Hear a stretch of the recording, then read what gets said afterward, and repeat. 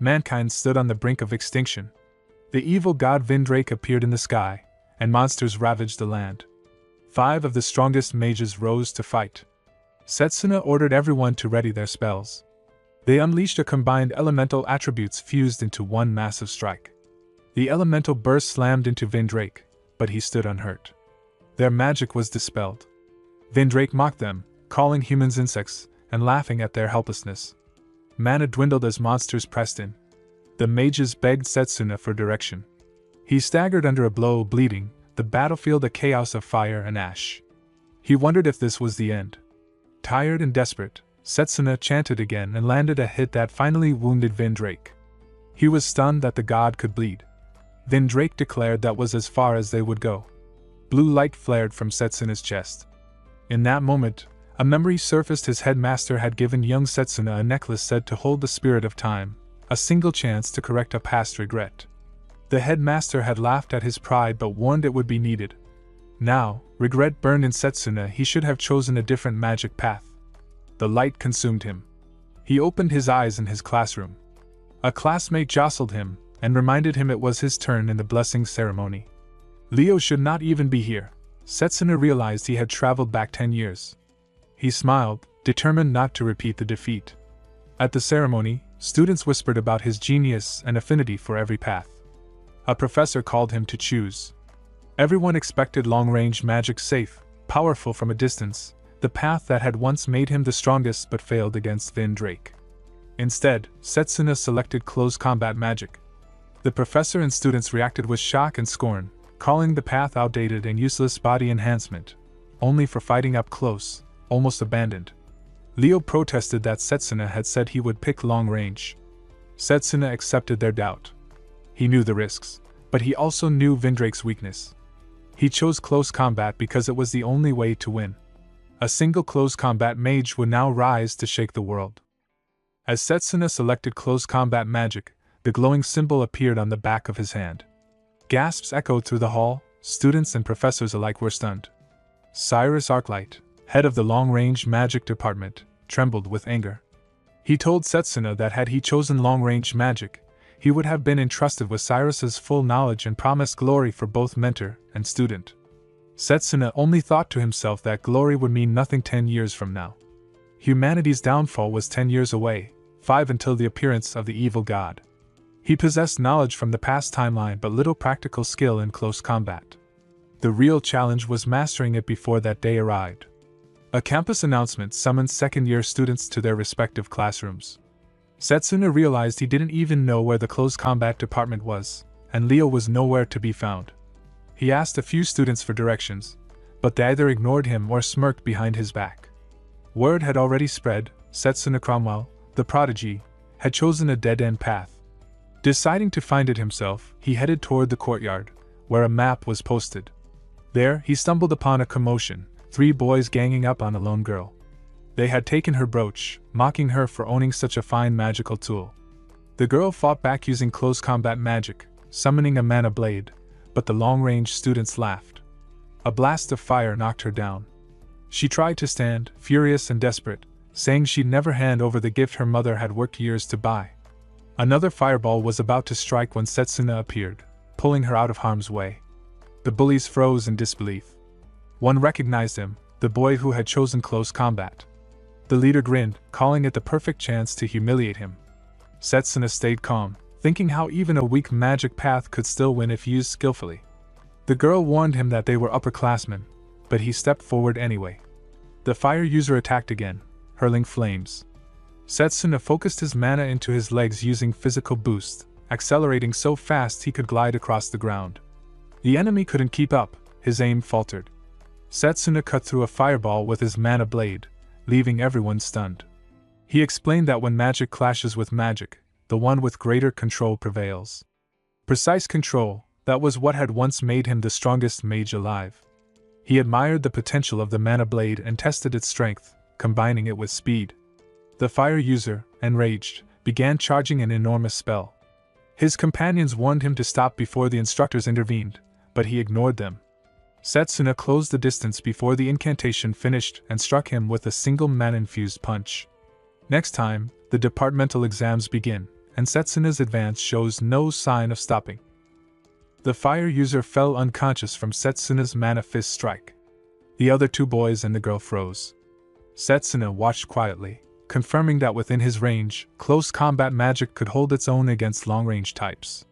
One of the boys, shaken, could hardly understand what he had seen. Close combat was supposed to be weak, yet this power was real. Setsuna stepped toward him and extended a hand. The boy handed over the brooch without protest, gathered his fallen friend, and left with the others. Setsuna turned to the girl and returned the brooch. She accepted it with relief and introduced herself as Layla Rosewill. He gave his name in return. She seemed surprised to meet someone known for mastering every magic path, and wondered why he would choose the least respected one. Setsuna kept his reasons to himself.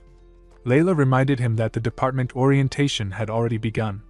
They started moving across the quiet outskirts of the academy toward the close combat building. The path was empty, fitting for a field so unpopular. On the way, Layla asked about the blade he had formed earlier. Setsuna said it depended on control, not power. She listened, trying to follow, while he considered how versatile close combat spells could be. If mastered, they might one day counter the evil god's magic. A memory came to him, his headmaster removing his gloves to reveal two glowing seals, one on each hand. It was unheard of for anyone to hold two different magic paths. The headmaster had promised to explain the secret when the time came but died before that day, assassinated after the evil god's rise. Setsuna had since vowed to uncover the meaning of that second seal and the strength it hid. Layla pointed ahead. The small training hall of the close combat department stood at the campus edge. A professor waited at the entrance, irritation already visible. Their lateness drew his attention immediately. He mocked Setsuna's arrival, brushing aside Layla's attempt to explain. Whatever fame Setsuna carried meant nothing here. Setsuna met the hostility without reaction. He asked if a teacher of close combat magic should not have pride in the field he taught. The question only deepened the professor's annoyance. He turned sharply and ordered Setsuna to follow. Inside, students struggled with heavy black steel boulders, each containing a crystal core that had to be extracted using close combat magic. None had succeeded. The professor stopped before an empty station where a larger rock waited and told Setsuna to prove the possibilities he had spoken of. 10 minutes, no more? Layla objected, saying the task was unfair, but the professor ignored her. Setsuna stepped forward, placing his hand on the rough surface. The professor offered him a chance to quit, smirking as if the result were certain. Setsuna stayed silent. He began to focus his mana. The noise of the training hall faded as energy gathered around him in controlled layers. He intended to earn recognition here and move one step closer to his goal. The professor muttered about density and difficulty, thinking even he had taken half an hour to break one. He reminded Setsuna that there would be no second attempt. Setsuna didn't respond. Mana condensed along his arm, forming the blade he had shaped earlier. The watching students paused their work, sensing the difference in his control. The aura around him shifted, sharp and measured. He adjusted his stance and prepared to strike. Each motion was deliberate. The episode opens with Setsuna striking the black steel rock with his mana blade.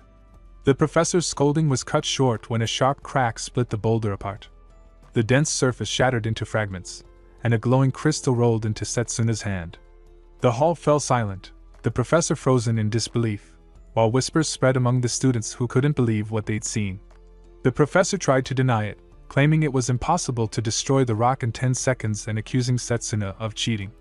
His anger flared, but before he could continue, a tall, broad-shouldered man appeared behind him and clamped a hand on his head. The room stiffened as the man spoke casually, calling the professor out for bullying students again. The name Lionel carried weight. He was the head professor of the department. Zachary, the instructor, stammered in surprise. Lionel yawned, irritated to have been disturbed from his nap, and mocked him for being unable to notice that Setsuna had simply read the rock's mana flow and struck its weakest point. He ordered the students to gather, announcing that Zachary would now demonstrate a mana guard. Before Zachary could protest, Lionel's fist met his chest with crushing force, sending him flying across the training hall. Setsuna watched closely, realizing that Lionel's mana control was far beyond normal. Lionel turned back, sizing him up with an approving grin. He said Setsuna had done well for someone in the lower-ranked close combat department, and encouraged him to keep at it. Setsuna replied that close combat magic was no reason to lose to any other department. He would use its strength to reach the top of his grade. Leonel, amused by the determination, said that if Setsuna ever wanted to learn magic, he would teach him personally.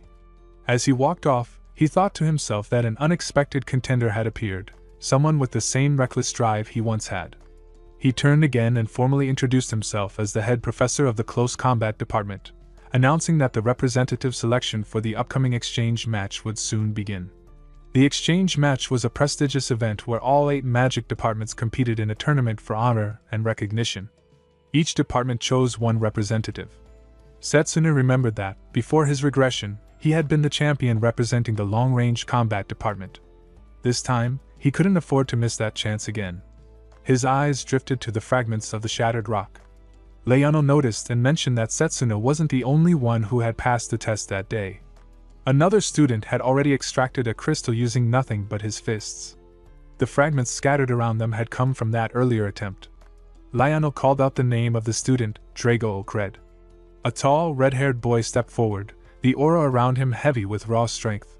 He recognized Setsuna immediately, and questioned his reason for joining close combat despite having affinity for every other magic path. Setsuna's answer was simple: there were things he needed to accomplish through close combat magic alone. Drago laughed off the reasoning and compared Setsuna's slight build to his own hardened physique, trained through 17 years of family tradition in close combat. As mana gathered around his arm, he swung a powerful punch, not aimed directly at Setsuna but close enough to send a violent wave across the room. He declared that he wouldn't allow someone like Setsuna to take the representative position for a joke. Setsuna assessed him quietly, remembering Drago's name from his previous life, the only close combat mage known across the academy back then. Accepting the challenge, he agreed to face him. Leonel stepped between them, saying their duel would take place in a week's time. Drago warned him not to think about running away. If he was a close combat mage, he should fight until the end. The surrounding students began speculating about who would win. Some placed bets in whispers, others simply watched with excitement. Layla approached Setsuna, asking if he could really win. He replied with calm honesty that he couldn't, not as he was now. The answer stunned her, but before she could question him further, he added that he had a plan. He turned and began walking away. Layla hurried after him, following through the back path of the campus until they reached a wide clearing marked by an enormous tree. She looked around, puzzled by the secluded place. Setsuna explained that it was a hidden training spot he had discovered long ago. It was here, away from the academy's eyes, that he intended to grow stronger, strong enough to surpass his limits. This was where his resolve hardened. Within a week, he vowed to become 3 times stronger. Layla looked up at the towering tree, struck by its size and ancient presence. It had to be sacred, centuries old, maybe even 1,000. Setsuna, watching the light shimmer across its bark, realized the tree was acknowledging him once again. Layla noticed a faint glow and asked what it was. Setsuna explained that the light was the tree's blessing, something granted only to those it recognized. With that holy mana, he could restore his energy completely. He remembered finding this place before his regression and felt a quiet satisfaction. As long as he remained here, he could train without the fear of running out of mana. Layla admired his determination. She thought about how Setsuna had helped her before. This time, she wanted to return the favor by helping Setsuna. Deciding to scout the training grounds, she made her way to the close combat department. Inside, the atmosphere buzzed with disbelief. Drago was in the middle of training, lifting a dumbbell so heavy that most wouldn't have dared to touch it. Students stared in awe. He called out to Professor Lionel, asking if the black steel rocks were still in the yard. Lionel, cigarette dangling from his lips, gave him a lazy look and joked that he hoped Drago didn't plan to crush them all. Drago, walking past, said he only intended to borrow them. Moments later, he was seen doing push-ups with 5 of those dense rocks stacked on his back. Layla couldn't believe what she was seeing. A punch from someone like that could probably kill a man. She grew anxious, wondering if Setsuna could really stand against such power. Back at the sacred tree, Setsuna sat calmly, absorbed in a martial arts manual. Layla arrived, frustrated that he seemed so relaxed, and told him what Drago was doing. Setsuna only nodded, saying it was expected. Drago trained his body relentlessly. But this, too, was part of his plan. He gathered mana in his eyes and began analyzing the text in front of him. Layla asked what he meant, and he explained that a physical boost was about channeling mana into specific body parts: legs for speed, hands for strength, head for memory. As he spoke, his eyes moved rapidly over the pages, memorizing entire techniques in moments. Once finished, he placed the book aside, joining a small stack beside him, and said that memorization was only the first step, practice would make it real. Setsuna began to move, channeling mana through his body as he glided and struck with precision. Layla watched, amazed by his speed of learning, but he was not satisfied. Breath heavy, he admitted that it still wasn't enough. Suddenly, his body convulsed, and he staggered. Layla rushed to his side and noticed his hand turning purple. He assured her it was fine, he was only pushing his muscles to their limit. Now, he would focus on using mana to heal, reinforcing his body through cycles of destruction and recovery. Layla protested, begging him to slow down, but he refused. Competing with Drago required more than half measures. He planned to repeat this painful cycle 1,000 more times before the week ended. She was shocked, unable to imagine enduring even one round of such strain. But Setsuna only smiled to himself, remembering his past. As a child in the orphanage, he had struggled to use even the simplest magic. Day after day, he practiced alone, failing repeatedly. Yet with each failure, his control improved, just a little. The memory strengthened his resolve. If he could endure that time, he could endure anything now. Back in the present, he pushed through the pain with renewed focus. Layla, moved by his determination, began to train alongside him. She realized that people called Setsuna talented, but in truth, his strength came from relentless effort. Days later, the day of the match arrived. Drago greeted him with his usual confidence, remarking that he hadn't expected Setsuna to show up. Setsuna stood firm, declaring that he wouldn't run, he was representing the close combat department, and had no intention of backing down. Liano stepped between them, cigar in hand, and asked if they were ready. Both nodded. The match began. The match began with Setsuna's swift strike, his mana blade flashing toward Drago, who blocked it with solid precision. Setsuna quickly realized his opponent absorbed every blow through a dense mana guard. When Drago shifted to offense, Setsuna dodged and deflected, his movements fluid under pressure. The clash of their auras sent shockwaves across the arena, leaving the audience murmuring in disbelief. He deflected another heavy hit, knowing a direct one would finish him. Remaining calm, he focused on defense while Drago's strikes grew more aggressive. To the crowd, it looked like Setsuna was on the verge of defeat, but Liano saw otherwise. Each movement from Setsuna redirected the attack perfectly through controlled mana flow. Drago's frustration mounted. Every swing met resistance, never weakness. His voice carried his anger. The silence from Setsuna's side felt like mockery. He fought harder, pushing his body, while Setsuna stayed steady, reading every motion. Layla's worry grew. After all that training, was he still no match for Drago? But Setsuna understood the fury behind each blow. Drago was fighting for pride, the pride of a close combat lineage looked down upon for generations. Both warriors summoned mana blades, light scattering across the arena. Their strikes collided in flashes of blue and white. Between the clashes, old memories surfaced for Setsuna, the ridicule he'd faced for choosing close combat magic, the quiet determination that followed. Then, at last, his blade connected. The impact sent a sharp crack through the air as Drago's mana blade fractured. Shock crossed his face, disbelief burning into anger. He rushed forward again, abandoning precision for power. Setsuna focused, channeling mana through his body. His movements blurred, faster and lighter, as he activated physical boost acceleration. Layla realized what was happening and felt her pulse quicken. His training was paying off. Liano watched silently. Drago's brute strength and endurance were unmatched, but Setsuna's control and timing were something else entirely. Drago sensed he was losing ground. He forged another mana blade, gathering every ounce of his energy into one attack. His aura expanded, raw and unstable, shaking the floor beneath him. Setsuna stayed composed, tracking every shift in his opponent's stance. Drago lunged. The flurry of strikes forced Setsuna back toward the corner.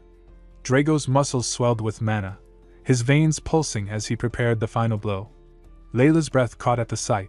The sheer power was overwhelming. The punch tore through the air, then through nothing. Drago froze, confusion flashing in his eyes. Setsuna's figure still stood before him for a split second, then flickered out. The image dissolved into light. He realized too late, it was an afterimage, left behind by a surge of mana. Setsuna had already moved. Before Drago could react, Setsuna appeared behind him, silent and focused. The mana in his blade shimmered faintly as he gathered his strength. The arena fell still. One decisive motion followed, a clean, sharp slash that cut through Drago's aura and ended the fight. Liano watched closely as the match reached its climax. Setsuna took advantage of Drago's relentless attacks, countering with perfect timing. Both had fought fiercely, but Liano finally declared the result. The match was over, and the winner was Setsuna Cromwell. The crowd erupted into cheers. Drago, struggling to stand, drew gasps from the audience. Some doubted he could rise again after that hit, others admired his endurance. Drago knew the final strike hadn't been fatal, the mana blade had been restrained just enough. When Setsuna offered his hand, Drago accepted it, still breathing heavily. He asked what drove Setsuna to fight. Setsuna's answer was simple: to never lose, to protect what mattered, and to become stronger than anyone else. Drago smiled, admitting defeat and acknowledging Setsuna's strength. Setsuna returned the gesture, recognizing Drago's power as something that might one day aid humanity against the evil god. Liano approached, amused at Setsuna's reckless courage in facing Drago head-on. Raising Setsuna's hand, he announced him as the official representative of the close combat department. The cheers grew louder, echoing through the arena. A few days later, Liano reminded Setsuna to behave before meeting the other representatives for the exchange match. Setsuna simply nodded and entered the hall. The moment he stepped in, someone mocked him, surprised that the close combat department even had a representative. The student's smirk deepened as he added that Setsuna's department hadn't won a single match in 100 years. He pressed his foot down on Setsuna's, taunting him further. Setsuna stayed calm, recognizing the emblem of the enchantment magic department. Then he pushed back, stepping hard in return, remarking that maybe this was how the enchantment department greeted others. With quiet determination, he said that history didn't matter this year, the close combat department would win. The taunter stumbled as Setsuna withdrew his foot, glaring but saying nothing. Before tension could rise further, a tall man with long hair passed by, suggesting that they let the match decide who was superior. His presence silenced everyone.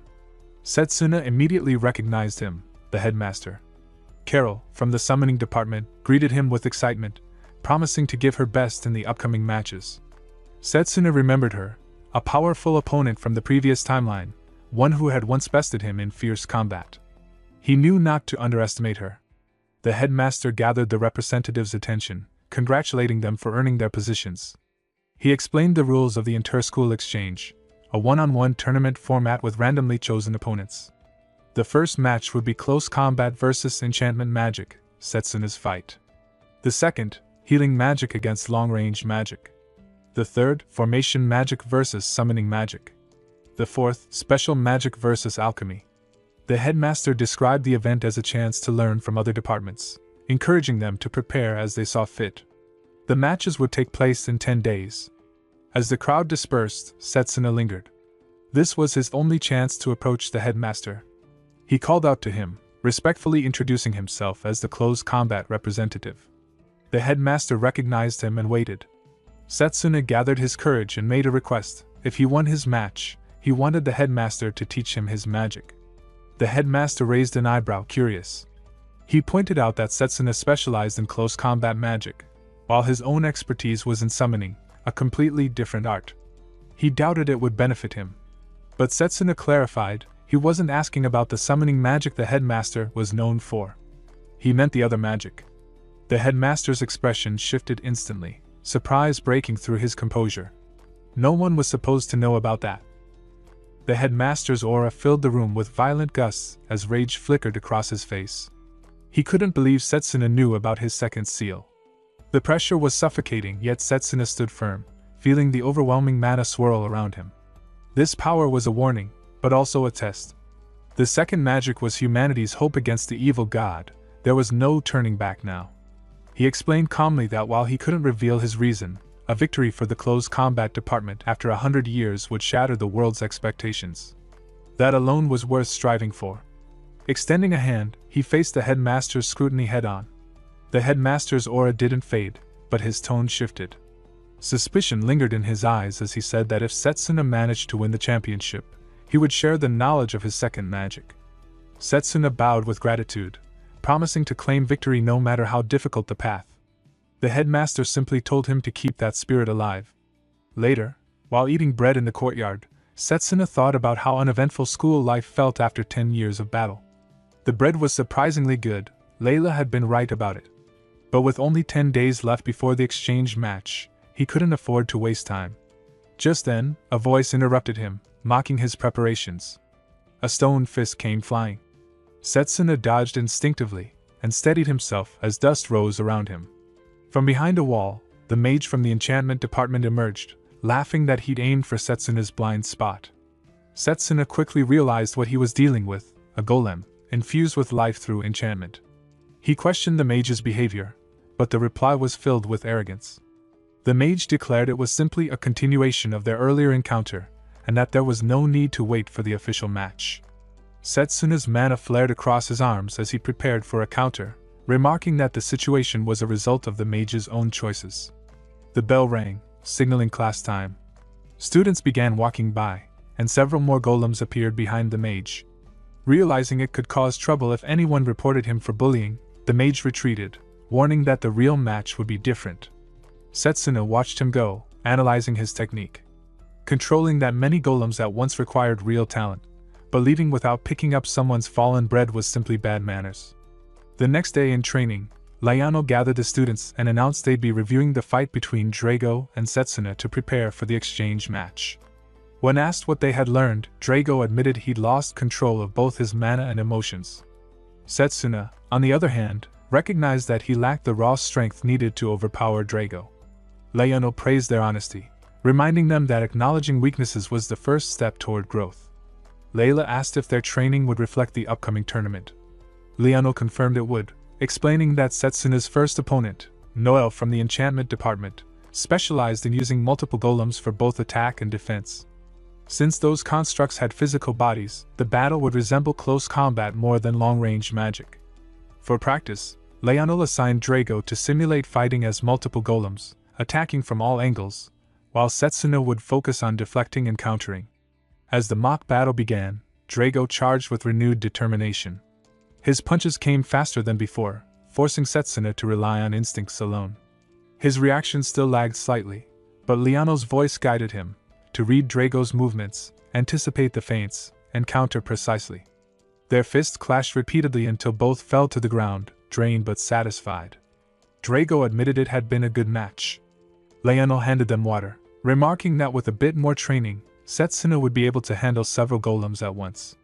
Setsuna agreed, reminding himself never to lower his guard no matter how confident he felt. Watching him, Layano couldn't help but notice how fast Setsuna adapted. Drago had solid fundamentals, but Setsuna's combat sense was on another level entirely. As days passed, the long-awaited event arrived, the 78th Elmridge Magic Academy exchange match. The crowd buzzed with excitement as names and departments flashed across the arena. Some spectators scoffed at the close combat department, calling it a lost cause. Among the crowd, the blonde-haired bully from earlier smirked and said he was betting on Setsuna this time, the dark horse of the tournament. From another section, students pointed out actor from the long-range magic department, relaxed and confident before his match. He was set to face the winner of the opening round. The announcer's voice boomed as the arena's terrain shifted into a vast desert, a randomized stage. Noel's eyes gleamed. The sandy ground favored his style. The audience cheered his name, confident he'd crushed the close combat representative. Layla, unimpressed, shouted back for them to watch carefully. Underdog or not, they'd see who would really fall. The arena went silent as the announcer declared the start of the first match. Paired in anticipation. The first match was about to begin. Noel stepped forward, holding a small black steel fragment in his hand, proudly displaying it for everyone to see. He explained that it was a special mineral used to create golems by fusing it with sand. Dropping the fragment onto the ground, he activated his spell, and from beneath the surface, a massive golem made entirely of black steel rose up. He then revealed a pouch filled with more fragments, boasting that Setsuna's chances of victory were nearly impossible. Moments later, Noel scattered multiple fragments across the desert floor, summoning a small army of golems. The crowd gasped in disbelief at their sheer number. Layla tried to count them, but Noel cut her off, declaring that the golems could be created endlessly on this terrain, making it impossible for Setsuna to even approach him. Spectators whispered that the outcome was already decided. It was foolish for a close combat mage to even stand there. Confident in his advantage, Noel offered Setsuna a chance to say his last words. Setsuna only muttered that the whole thing seemed disappointingly predictable, not the trump card he expected. That remark sent Noel into a rage, and he ordered his golems to crush him. As a wall of sand rose and the air filled with dust, visibility vanished. The audience could only hear the sound of thunderous footsteps and crashing stone. Some thought it was over already, while others strained to see through the cloud. Noel laughed, convinced of his victory, until dark silhouettes began collapsing one by one. When the dust began to settle, several shattered golems lay motionless on the ground. In their midst stood Setsuna, his mana blade humming faintly. He had already adapted to the black steel's properties and carved through the constructs effortlessly. Noel's eyes widened in disbelief as he tried to summon more, but before he could complete the spell, Setsuna had already closed the distance. Noel barely registered the blur of movement before a solid punch struck him across the face, sending him tumbling through the sand. As the dust cleared completely, only one figure remained standing. The announcer's voice trembled as he declared Setsuna Cromwell the winner of the first match. The arena erupted into stunned silence before bursting into disbelief. Layla cheered proudly, her voice cutting through the noise. Some spectators couldn't accept the result, claiming it was pure luck or that Noel had overexerted himself. Others were simply amazed. After 100 years, the close combat department had finally won a match. Among the staff, Professor Cyrus Arclight scowled at the conclusion, muttering Setsuna's name under his breath. From the stands, actor of the long-range magic department observed the scene with a cold, calculating look, already planning countermeasures. As the announcer prepared for the next round, Layla called out to Setsuna, waving for him to sit beside her. He joined her, deciding to observe the upcoming battles to pick up strategies for later matches. On the field, Carol from the summoning department battled fiercely atop her summoned beast. Her opponent from the formation department struggled to close the distance, yet even under pressure, their movements were sharp and disciplined. Watching them, Setsuna noted how their coordination and timing could be applied even in close combat situations. Layla commented that other types of magic always look so flashy, but she still wanted to grow stronger as a close combat mage. When Setsuna asked her why she'd chosen such a path, she recalled a childhood memory, how she and her younger brother had once been attacked in the forest, and were saved by a close combat mage. Since then, she'd wanted to protect others the same way. Setsuna told her that dreams born from such moments weren't childish at all. If she held on to that goal, she would definitely grow stronger. Their conversation was interrupted when a familiar voice called out to Setsuna. Turning around, he saw Leo Foray Elmcrest, the second strongest mage of the long-range department back in their academy days. Leo greeted him warmly, teasing him about the girl beside him, which caused Layla to turn red and quickly excuse herself. Once she left, Setsuna asked why Leo wasn't representing his department this time. Leo admitted that he'd been tricked. The current representative, actor, had used underhanded tactics to win the spot. He warned Setsuna to stay cautious. Actor would do anything to claim victory. Setsuna quietly absorbed the warning, realizing he'd be facing not just power but deceit in the rounds ahead. Elsewhere, shadows moved through the corridors. 3 kids chatted idly nearby, unaware of a presence watching them. Hidden in the dark, actor knelt beside an ornate box. As he opened it, soft light spilled over the delicate flowers inside. A grin spread across his face. Something sinister was already in motion. The second round began with an announcement echoing through the arena. The next match was between the long-range and close combat departments, set on the stage known as the Scorching Hell, a blazing field suspended over molten chasms where a single misstep meant instant defeat. Spectators murmured nervously. Even approaching the opponent would be nearly impossible under such conditions. Once again, luck favored the long-range mage. In the shadows near the control station, actor and Professor Cyrus stood together. The professor smirked as the stage shimmered into existence. Actor praised the effortless manipulation of the stage setup, calling it an impressive display of underhanded skill. Cyrus replied that he would personally ensure the insolent close combat mage learned regret the hard way. Meanwhile, far from the arena, Setsuna warned Layla not to touch a strange vase placed on the table. He recognized it immediately as a contact-triggered magic tool, likely designed to drain mana from anyone nearby. Layla was startled, demanding to know why such an object was even there. Setsuna explained calmly that it was another trap meant for him, the seventh one so far. When she asked if he was alright, he said he had been careful enough not to trigger any of them. Inwardly, he was certain of the culprit. Actor had grown bold, setting traps without leaving even a trace of evidence. A knock interrupted their thoughts. When Layla opened the door, 3 young children stood outside, smiling shyly and holding a bouquet of flowers.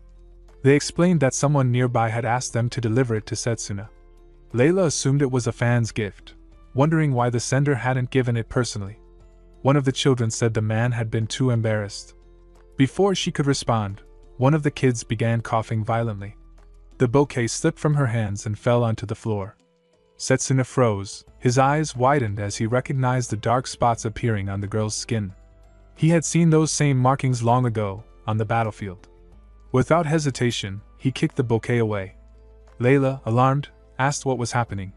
Setsuna replied that the flowers were veninum, a poisonous plant notorious for its deadly toxins. Within seconds, all 3 children began coughing and collapsed to the floor, their breathing shallow. Rage flickered through Setsuna's eyes. Using innocent children as weapons was beyond cruelty. He quickly examined them and muttered that they wouldn't survive without immediate treatment. Only a skilled healing mage could neutralize the toxin. Layla asked if their lives were truly in danger. Setsuna nodded gravely and told her to stay back, warning that the poison was contagious through mana flow. But Layla refused to retreat. Instead, she took off her mana brooch and held it close, her voice steady as she told Setsuna to trust her this time. Setsuna's eyes widened slightly. He recognized that brooch. A rare magical artifact capable of storing mana. As she activated it, a soft light enveloped the children. Layla explained that her mother had embedded a healing spell into the brooch long ago, to be used in emergencies. Under the glow, the dark spots on the children's bodies began to fade. Relief washed over Setsuna.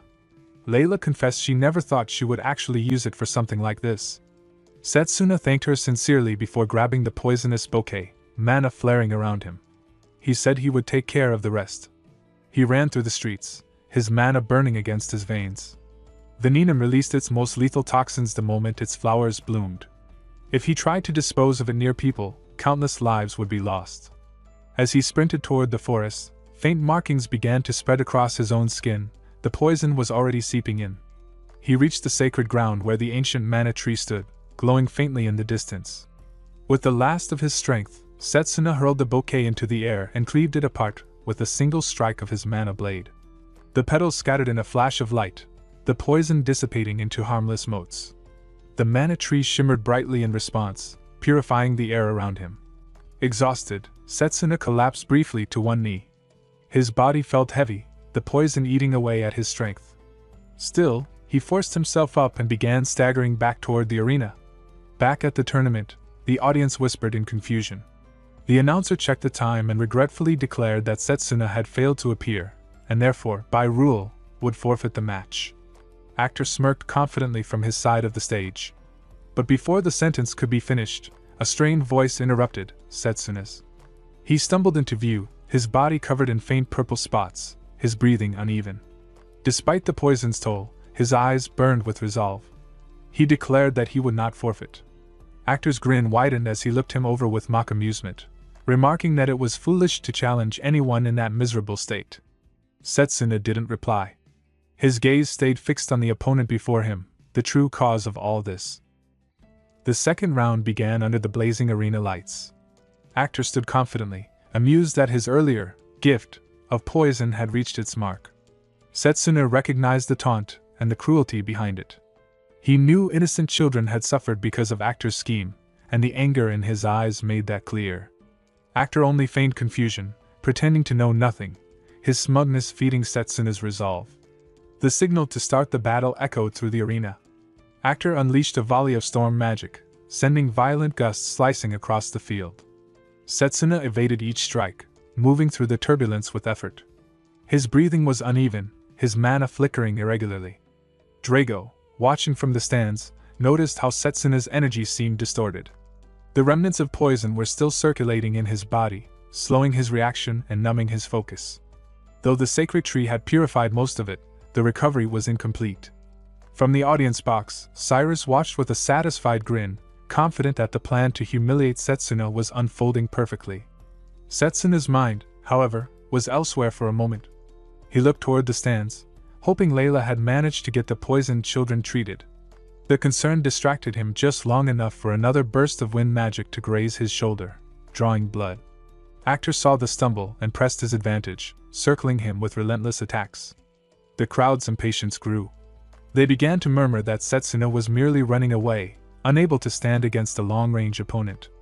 Their mockery reached Actor, who taunted him further, trying to push him into despair. But Setsuna could sense the arrogance in his attacks.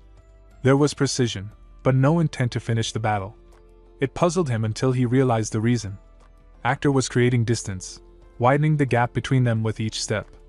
When Setsuna finally halted and looked around, he saw the battlefield had transformed. Streams of molten lava now divided the ground, leaving him isolated on a crumbling platform. Actor stood safely across the chasm, a faint smirk on his face, pleased by the perfect trap he had constructed. The spell had been cast quietly during their exchange, a slow manipulation of terrain disguised within his wind magic. With the advantage now absolute, Actor summoned another powerful storm spell, his magic flaring across the arena. Cyrus watched in satisfaction, convinced that Setsuna would not withstand the next barrage. But just as the attack built up, a familiar voice from the stands broke through the noise. Layla had returned and shouted that the children were safe. The moment her words reached him, Setsuna's expression shifted from exhaustion to focus. His movement steadied, and the light of determination flared again. The change startled Actor, who realized that Setsuna's aura was no longer fading but strengthening. Setsuna had been activating his own cells throughout the fight, using his physical boost to burn away the poison within him. While Actor was busy manipulating the battlefield, Setsuna had been enduring, waiting for the right moment. Now that his body was freed from the toxin, his movements regained their sharpness. He saw through Actor's remaining spell preparations and understood the rhythm of his casting. The lava between them was still dangerous, but not impossible to cross. Actor unleashed another strike, confident that Setsuna had no footing left to counter. But Setsuna used the surge of his mana blade to repel the storm itself, forcing the energy back in a violent flash. The crowd gasped, stunned by the reversal. Even Drago could not hide his shock at the precision behind that counter. Actor attempted to nullify his own magic to prevent backlash, thinking that would end the exchange. Yet, in that same instant, Setsuna moved, closing the impossible distance in one motion. His leap was fast enough to blur the air. Before Actor could react, Setsuna's blade stopped inches from his neck. The wind died, the arena fell silent. Actor collapsed, defeated. Setsuna stood tall, his breathing heavy but steady, and looked down at his fallen opponent. There was no triumph in his gaze, only quiet anger for the harm done to the innocent. He left Actor with a single thought, to seek forgiveness from the children he had endangered. The crowd erupted as the announcement declared Setsuna Cromwell the winner. The stage trembled, the rocks beneath their feet beginning to crumble, marking the end of another fierce battle. The rocks beneath their feet began to crumble as Setsuna and Actor teetered on the edge of the arena, moments from plunging into the lava. Setsuna realized Actor was unconscious and leapt from boulder to boulder, managing to catch him before he fell. Carol's summoning magic intervened just in time, lifting them both to safety. The audience erupted in relief as Carol praised her summoned beast for a job well done, while Setsuna received first aid. Carol remarked that he would have been fine even without her help, and Setsuna acknowledged her timely rescue. He recalled Carol from the summoning department, one of the strongest contenders for companionship, talented and composed. If she continued to win, he knew he'd face a fierce opponent ahead. In the stands, murmurs spread about the close combat representative's victory. Many doubted him before, but if this continued, it would be an unprecedented streak. Watching from afar, Cyrus seethed with rage, vowing never to forget the humiliation dealt by Setsuna Cromwell. Rejoining his companions, Setsuna was welcomed by Layla, who congratulated him on his performance. Drago, having heard from Layla, noted how hard the battle had been. Setsuna asked about the children affected by the poison, and Layla reassured him they were resting in the infirmary and would recover soon. Relieved, Setsuna thanked her, until a chill ran down his spine. He sensed an ominous, cold presence filled with killing intent.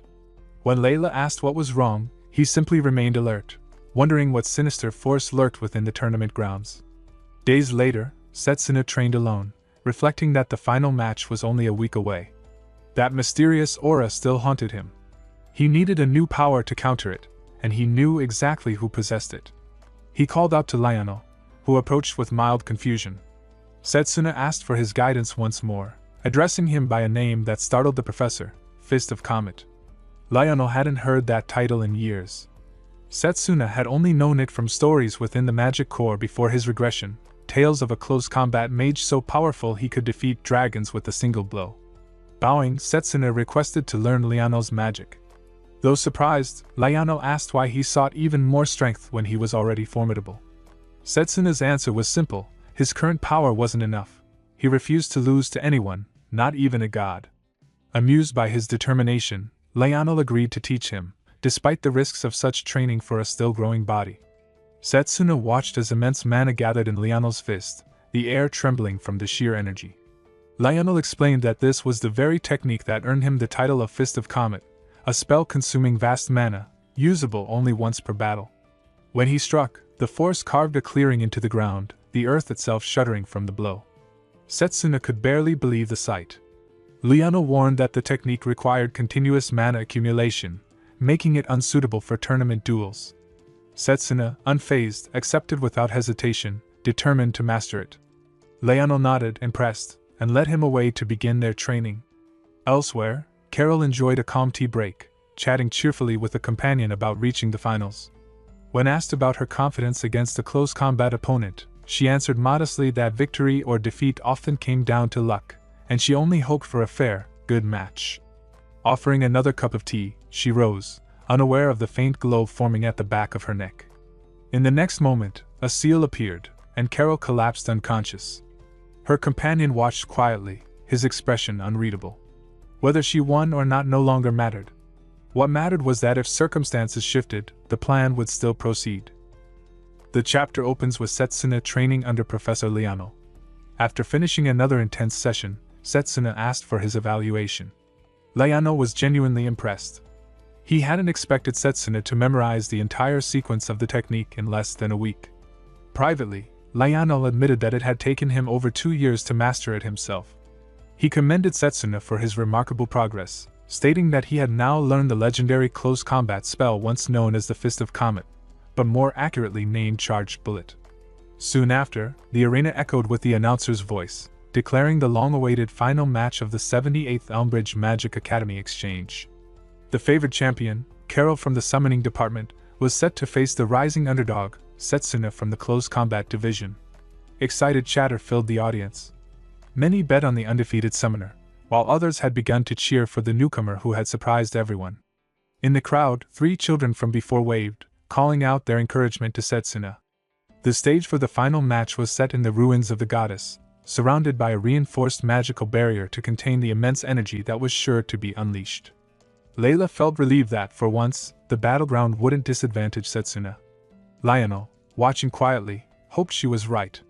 Setsuna glanced toward the headmaster, thinking that if he won today, the promised lesson on a second magic must be fulfilled. Carol, facing him with composed determination, shared a polite wish for a fair match. The battle began. Carol immediately summoned Fenrir, a beast embodying the essence of a raging blizzard. Setsuna sensed a biting chill in the air and braced himself. Fenrir lunged forward, its icy breath freezing the ground beneath them. Carol's precise command kept the pressure constant, giving Setsuna little time to react. With a burst of power, Setsuna activated his physical boost tenfold and dashed through the frost. In a blur, he struck Fenrir cleanly, drawing gasps from the audience. Layla cheered, believing he had gained the upper hand, but Lionel explained calmly that summoned beasts, being condensed mana, could heal rapidly. Carol smiled as Fenrir recovered, praising its resilience before amplifying the creature's strength. Setsuna quickly analyzed the battlefield, realizing that the frozen air was trapped by the barrier, reinforcing Fenrir's ice attacks. Meanwhile, the mysterious man who had earlier marked Carol with a seal observed the match from afar. He murmured that in this frozen domain, Fenrir's strength would only grow, curious to see how Setsuna would respond. Setsuna knew that a prolonged fight would only worsen his chances. Against 2 long-range summons, endurance meant defeat. He decided that the battle had to end swiftly, with charged bullet. The audience murmured that the close combat representative was on the defensive and had little hope of defeating the summoner. Lionel, however, remained silent. He knew that the charged bullet required time to charge and wasn't meant for one-on-one battles. Yet, with Setsuna's precise mana control, there was a chance he could gather energy mid-fight without pause. Even so, it was a nearly impossible feat. Carol sensed something unusual in Setsuna's stance, and decided not to give him time to prepare. She summoned another creature, Garuda, a majestic aerial beast, to fight alongside Fenrir. The audience erupted in awe at the simultaneous summoning, and Lionel acknowledged Carol's immense skill. Both beasts launched their attacks in unison, wind and frost tearing across the arena. Setsuna held his ground, gathering mana into both fists. When the collision came, he released the energy outward, repelling both summons and stunning everyone watching. He acknowledged Carol's strength and the skill that had brought her this far, but warned that it was now his turn to strike. Mana swirled violently around his hand as he prepared to unleash Charged Bullet. At that moment, far away, the suspicious man snapped his fingers. The hidden seal on Carol's neck ignited, and she screamed as the spell forcibly activated. Setsuna froze, alarmed by the surge of unfamiliar energy radiating from her. The magic felt overwhelming, dark and unnatural. Watching her lose control, he could sense that this wasn't ordinary summoning magic. Setsuna's expression hardened as realization struck him. The mana signature, ominous, chaotic, and divine, could only belong to one source. He wondered in dread whether this was the same dark power of the evil god's magic making its return. The arena trembled as Carol, under the mysterious man's control, began summoning one creature after another. The air warped under the pressure of immense mana. Shocked gasps rippled through the stands. No ordinary summoner could sustain this many callings at once. Lionel immediately sensed the anomaly. The mana flooding the field wasn't coming from Carol at all. Realizing the danger, he called for the match to be stopped and the barrier removed, anger flaring as he demanded to know what the formation mages were doing. Hidden in the shadows, the suspicious man watched with amusement. He whispered that the barrier could only be broken by the one who cast it. Somewhere nearby, the formation mage trembled, his neck marked with the same dark seal of control. Within the sealed arena, Setsuna fought desperately against the countless summoned beasts. Between attacks, he tried to trace the flow of mana back to its source, convinced the true manipulator was close. But the enemy seemed to read his thoughts. The man mocking his attempt to search amidst chaos. An eagle-like beast swooped down, striking Setsuna with its talons. The impact sent him crashing into a stone pillar, shattering it in two. Blood poured from his arms as he struggled back to his feet. Layla cried out in panic from the stands. The mysterious man smirked from the shadows, confident of his victory. He mused that locating the source of this magic while surrounded by so many beasts would be impossible. With his arms wounded and stamina fading, Setsuna's defeat was only a matter of time. Lionel, scanning the field, grimly assessed the situation. Setsuna had no time to prepare his charged bullet. Carol, meanwhile, was nearing her limit. If the spell wasn't stopped soon, her mana could collapse entirely, and she might not survive. Through the haze of battle, Carol's eyes briefly cleared. She cried out for Setsuna to flee. He called back to her, realizing at last that she was being controlled. A single tear slid down her cheek and landed on one of her own summoned beasts, as she whispered for him to escape before she was forced to kill him. But Setsuna refused to retreat. He faced the raging monsters head-on. The headmaster observed silently from afar while Lionel searched frantically for the cursed formation mage, knowing that Setsuna's mana reserves were already more than half drained. Time was running out. A smaller beast lunged forward, its horn piercing Setsuna's thigh. Pain shot through his leg, and he staggered. The audience murmured uneasily, some whispering that Carol's assault had gone too far. The hidden man watched with a satisfied grin. With Setsuna immobilized, he commanded the beasts to finish him. Fenrir lunged, its massive jaws clamping down on Setsuna's left arm. A scream tore through the air. At that instant, fragments of memory surfaced, Lionel's lesson during training. He had once asked his students what mattered most in battle. Drago had answered strength, while Setsuna had said minimizing damage while closing distance. Lionel had corrected them both, saying the true core of close combat was unwavering fighting spirit, the will to strike back, no matter the pain. Now, with his arm trapped in Fenrir's fangs, Setsuna finally understood. Through gritted teeth and fading strength, he focused his mana into his remaining arm. The hidden man's expression turned to horror as he realized what was happening. Setsuna had been charging his attack all along, disguising the buildup behind his injuries. The man shouted in disbelief, recognizing too late that Setsuna had endured the damage intentionally to mask his preparation. Setsuna's thoughts sharpened. The beasts were berserk, their movements wild and unstable. If he could strike at their shared mana core, the link that tied them together, he could end this in one blow. From the stands, Drago and Layla watched in breathless silence.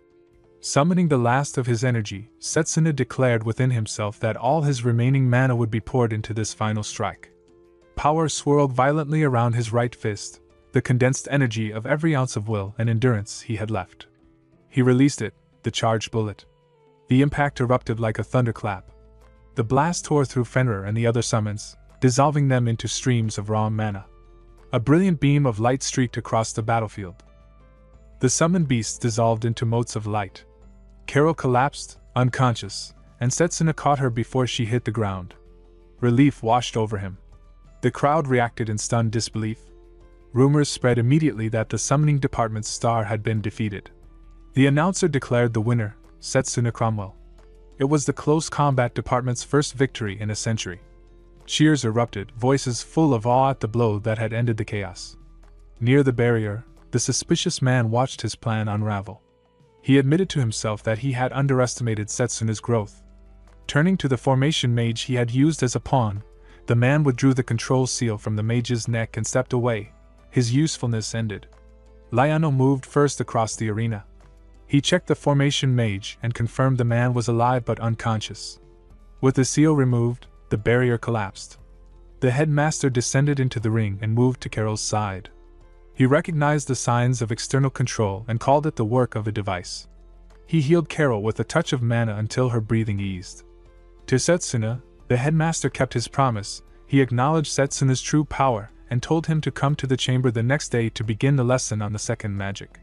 Later in the infirmary, a doctor scanned Setsuna with mana. Externally his wounds were stabilizing. Internally he still carried damage from the fight and the poison. Bandages wrapped his chest and arms. Visitors came in a steady stream: Layla, Drago, the 3 children who had been poisoned, and Professor Liano. The kids praised him with shy excitement. Layla and Drago offered respectful congratulations. Setsuna greeted them with a tired smile and said he'd recover. When the others left, Liano sat by the bedside and spoke plainly. The formation mage had been found with the seal removed. Someone had attacked and knocked him out. Carol would be questioned once she woke. Liano asked if Setsuna had any idea why he'd been targeted. Setsuna had no certain answer, only a sharper suspicion that the tournament had been manipulated from the shadows. That night, a figure approached Carol's door in the dark. A ward shimmered on the frame, meant to block intruders. The man behind the seal had the means to bypass protections. His intent was clear: eliminate Carol first, then erase every trace linking him to the deed. As the intruder raised his hand to strike the sleeping summoner, Setsuna intervened. He manifested a mana blade in a single motion and deflected the hostile spell. Setsuna's expression hardened, his mana blade glowing faintly in the dim light. His words carried both disappointment and resolve. He did not like meeting Leo like this. Leo laughed, admitting that he was surprised to be exposed so soon. He had been sure no traces were left behind. Setsuna, though, was already convinced after witnessing his actions moments earlier. Suggesting they talk elsewhere, Leo led him out of the infirmary, away from the scent of medicine. Outside, Setsuna felt the strain in his body. His internal wounds had yet to heal. Leo turned to him, remarking on the cold intensity in his expression before asking how long he had known the truth. Setsuna recalled the day of the blessing ceremony, how Leo had vanished suddenly, and how the loss of his position as the long-range department representative never made sense. Actors' tricks alone couldn't have caused it. From that moment, unease had taken root. What he saw today only confirmed it. The same mana from the final match now flowed through Leo's attacks. Leo's composure faltered as faint red lines spread across his face. He demanded to know who Setsuna was referring to, the so-called Great Being. The sinister mana twisting around him left no doubt in Setsuna's mind. Leo was a subordinate of the evil god. Setsuna readied his mana blade, determined to stop him. Leo, however, spoke with unsettling calm, declaring that he could no longer allow interference. His body shimmered faintly as Setsuna charged forward. The mana blade cut through him without resistance, leaving Leo untouched. The sensation was eerily familiar. Setsuna realized Leo's body was protected by a form of mana nullification granted by the evil god. Leo boasted that no attack could reach him. Setsuna thought quickly. If the nullification only activated upon contact, then striking from a blind spot might work. He moved behind Leo, but before he could strike, Leo's detection magic flared faster than his movement. A burst of yellow-orange mana struck Setsuna squarely, throwing him back. Leo admitted he had wanted to face Setsuna at full strength, praising his growth before remarking that close combat magic rarely reached such heights. It didn't matter anymore, he said, Setsuna would die here. Setsuna staggered to his feet, pain shooting through his injured thigh as blood seeped from the reopened wound. He demanded to know why Leo was doing this. Leo answered flatly, claiming he was simply tired of the world, likening his actions to destroying a sandcastle built by another. Setsuna's anger flared. Memories of burning fields and fallen comrades flooded his mind. He shouted for Leo to stop, questioning if the man before him was truly the same friend he once knew. Leo's expression twisted as he struck again and again, forcing Setsuna to defend desperately. He reminded himself that his mana blade wasn't ready for long combat, it had to be used at point-blank range. He steadied his breathing, recalling the feeling of his strike from before. There was still a chance. As he prepared to move, Leo's next spell came too fast, his casting almost instantaneous.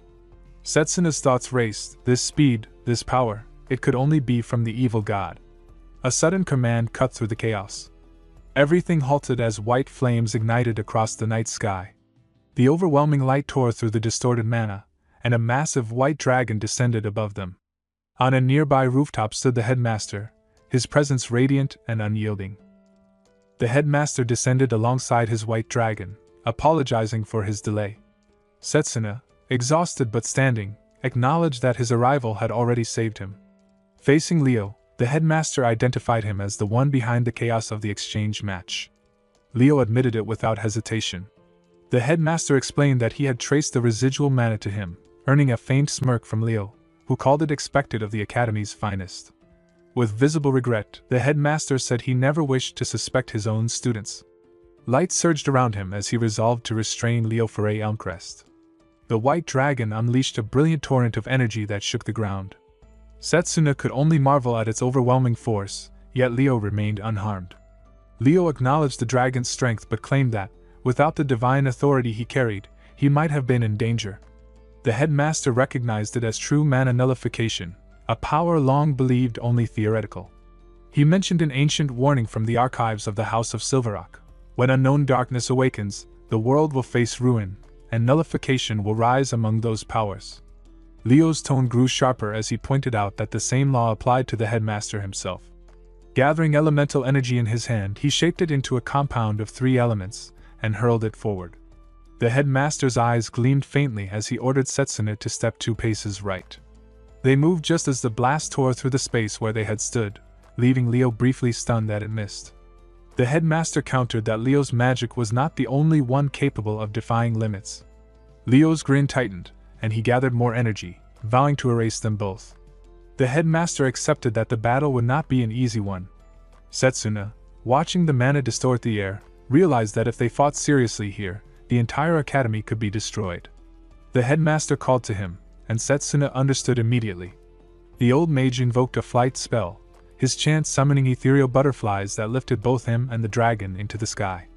Leo quickly realized the intent, to move the fight away from the academy, and followed, amused that the headmaster still clung to duty. High above, the white dragon unleashed another brilliant blast. Leo answered with his own, the impact pushing the dragon's energy back. He taunted the headmaster, suggesting he yield and let his student have the victory. The headmaster replied that his retirement would come only when the academy was safe. Setsuna, concealed behind the dragon's wings, took advantage of the clash. As Leo focused forward, Setsuna descended at high speed. Leo noticed at the last instant and conjured a barrier, confident in its protection. Setsuna's mind was calm, choosing close combat magic had been the right path after all. As he fell toward Leo, his mana condensed around his fist, forming a spiraling aura of light. The impact came with a thunderous crack. Leo's barrier shattered into fragments, the divine energy dispersing in sparks as Setsuna's strike landed clean. The blow sent Leo crashing down, his earlier smile fading into disbelief. The headmaster acknowledged Setsuna's performance, remarking that even magic nullification had its limits, and that his timing had been exceptional. Setsuna, steadying his breath, reflected that his decision to pursue the path of direct attack magic had paid off, bypassing the reaction delay of nullification spells. Confident in the result, he informed the headmaster that the issue had been resolved. The headmaster praised his technique and urged him to rest and treat his wounds. Leo, who had been watching, slowly rose to his feet. His tone carried admiration and challenge as he admitted that Setsuna had once again exceeded expectations. Setsuna, surprised that Leo could still stand after taking that hit, realized the duel wasn't over. Leo gathered a tremendous surge of mana, channeling it into a devastating spell. Setsuna drew his mana blade in response, but the weapon proved ineffective. The next moment, the spell struck him directly, hurling him against the wall. The impact left him dazed, his consciousness slipping away. In his fading awareness, he recognized the nature of Leo's attack, an advanced fusion of long-range magic and nullification. Before darkness took him, Leo's laughter echoed faintly, proud of his accomplishment. Setsuna's mind spiraled into a dream from the past, a time when he and Leo had trained together as students. Back then, Setsuna had effortlessly demonstrated his long-range precision, drawing playful remarks from Leo, who jokingly aimed at him in return. But the memory darkened. The scene shifted, and Setsuna saw his fallen comrades. Their faces twisted with blame and sorrow as they accused him of failing them, of being a leader who couldn't protect anyone. The guilt and pain of their voices echoed until everything dissolved into silence. He awoke suddenly, gasping for air. Layla was beside him, her expression a mix of relief and concern. She explained that he was in the academy infirmary and had been unconscious for 3 days. Setsuna processed the information with quiet disbelief, defeated twice now, once by Leo and again by the power of the unknown entity behind him. When he asked about the headmaster, Layla mentioned that he was likely in his chamber after a meeting with Leonel. Despite his injuries, Setsuna insisted on going to see him. Layla tried to stop him, worried about his condition, but he apologized softly and left. At the headmaster's chamber, the meeting was just concluding. The professors departed with brief words, some feeling uneasy about the burden they were now expected to bear. Leonel, on his way out, patted Setsuna on the shoulder, half amused and half sympathetic about his recent defeat, before leaving him with a reminder that Layla and Drago had been worried.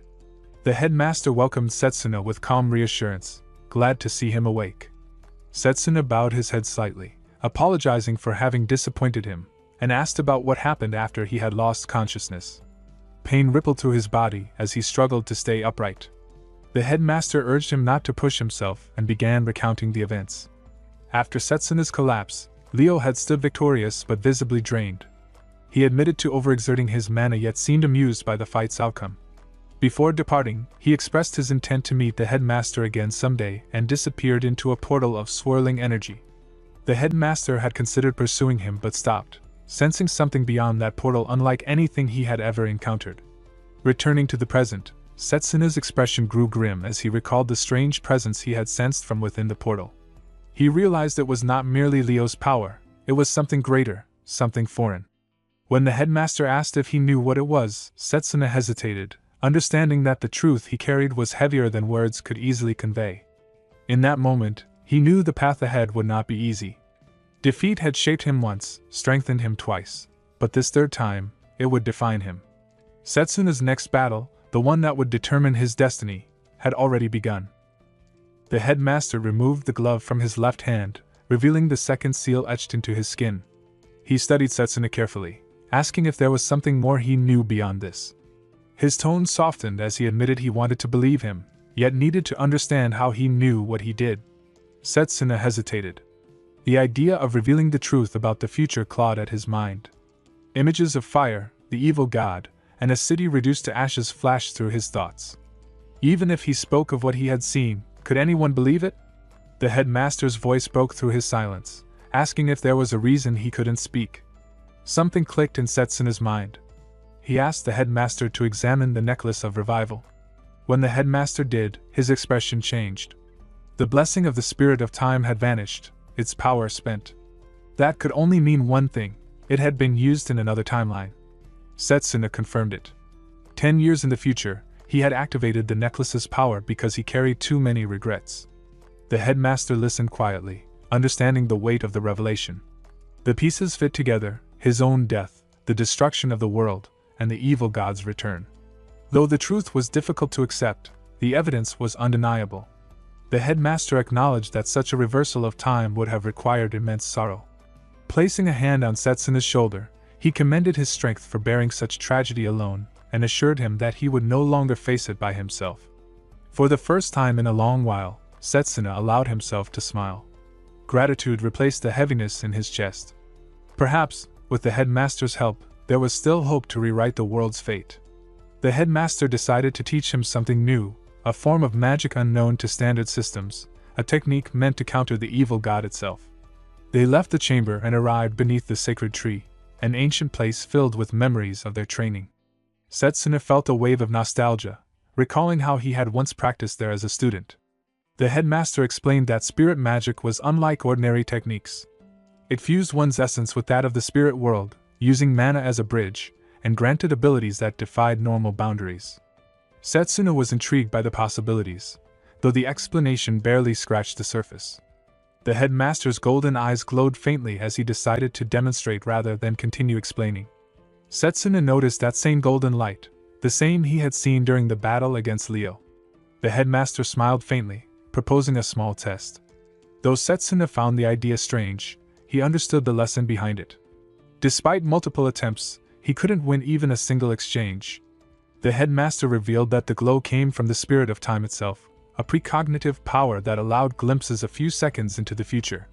He spoke of other spirits as well, each granting unique gifts: the spirit of wind enabling flight, the spirit of water allowing passage through solid matter. Setsuna was stunned. If he could master such a system, he could blend it with his combat magic to create something far beyond his current skill. Yet there was a condition. Spirit magic required forming a contract with a spirit, and that process began with a preliminary step. The headmaster decided to let him try immediately. Closing his eyes, he merged his mana with the surrounding air, his body glowing faintly. He instructed Setsuna to quiet his mind, to feel rather than think, and to let his awareness blend with the world around him. Setsuna obeyed, reaching out with his senses. He called out inwardly for the spirit's power, but felt nothing. The headmaster observed quietly, then noted that the failure likely stemmed from the turmoil within Setsuna's heart. To become one with nature, he needed to achieve stillness. Setsuna realized his thoughts were clouded by constant urgency, always striving to grow faster, stronger, more capable. He tried again, attempting to empty his mind. The headmaster reassured him that it had taken him years to achieve harmony, but that Setsuna had time before the evil god's return. Setsuna disagreed. Time was no longer a luxury. The apostles could strike at any moment. At the mention of apostles, the headmaster grew serious. Setsuna explained that they were beings from the same realm as the evil god, each wielding powers unlike any known form of magic. Leo's ability to disintegrate spells was proof of that. He had faced only one apostle before returning through time, and even with his strongest long-range magic, victory had been narrow. The headmaster recognized the connection to the 12 dark powers once recorded in the Silverrock family's ledger. There were likely others hiding within their world, unseen but dangerous. He cautioned Setsuna to remain calm. Strong emotions could easily lead to disaster. Before dismissing him, the headmaster mentioned the upcoming joint training in the dungeon, where Liano would explain further. It would be a chance for Setsuna to push beyond his limits, though the path would be brutal. For now, he urged him to rest. Distant echoes of monsters stirred in the shadows, a sign that the coming storm was already beginning. Leo entered a shadowed chamber beyond a heavy iron door. Dark creatures stirred in the dimness as he greeted them casually. One of the monsters sneered at his late arrival, but before Leo could respond, a massive, horned figure stepped forward, the 10th Dark Apostle, Zagan, radiating killing intent as he warned him not to test his patience. From above, a clownish man hanging upside down from the ceiling, the 9th Dark Apostle, Puka, mocked Leo's failure. He reminded everyone that Leo had acted without orders, failed to kill even a single student, and returned injured. He demanded to know how Leo intended to take responsibility. Leo brushed it off, claiming he had simply lost his composure when facing his best friend. His tone was light, but the room tensed as the others recognized him, the 12th Dark Apostle, Leo Foray Elmcrest. Zagan ordered him to wipe the smirk off his face, his hand lifting for a strike, when a sudden voice halted the tension. A calm yet commanding tone filled the air, reminding them that as apostles of the Great Being, they should not waste time with petty squabbles. The presence belonged to the 2nd Dark Apostle, Satanakia. A gust of wind passed through the chamber, and even Leo was impressed by the weight of that aura. Satanakia redirected their focus, demanding personal reports. Zagan still bristled with hostility, offering to handle Leo personally if he interfered again. Pooker volunteered to assassinate him instead, claiming it would be more entertaining. Satanakia dismissed them both, saying the task had already been assigned, and that the one chosen would not fail. Days later, after the exchange matches, life at the academy resumed quietly. Layla approached Setsuna during class, surprised to see him attending so soon after his injuries. He assured her he was fine for theory lessons, though she doubted it, sensing that something heavier lingered behind his calm. In his mind, the words of the headmaster echoed, a private conversation after the battle.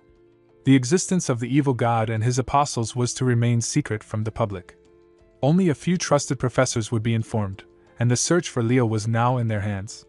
Training in spirit magic would have to wait. Returning to the present, Setsuna apologized for worrying Layla, though his thoughts were already elsewhere.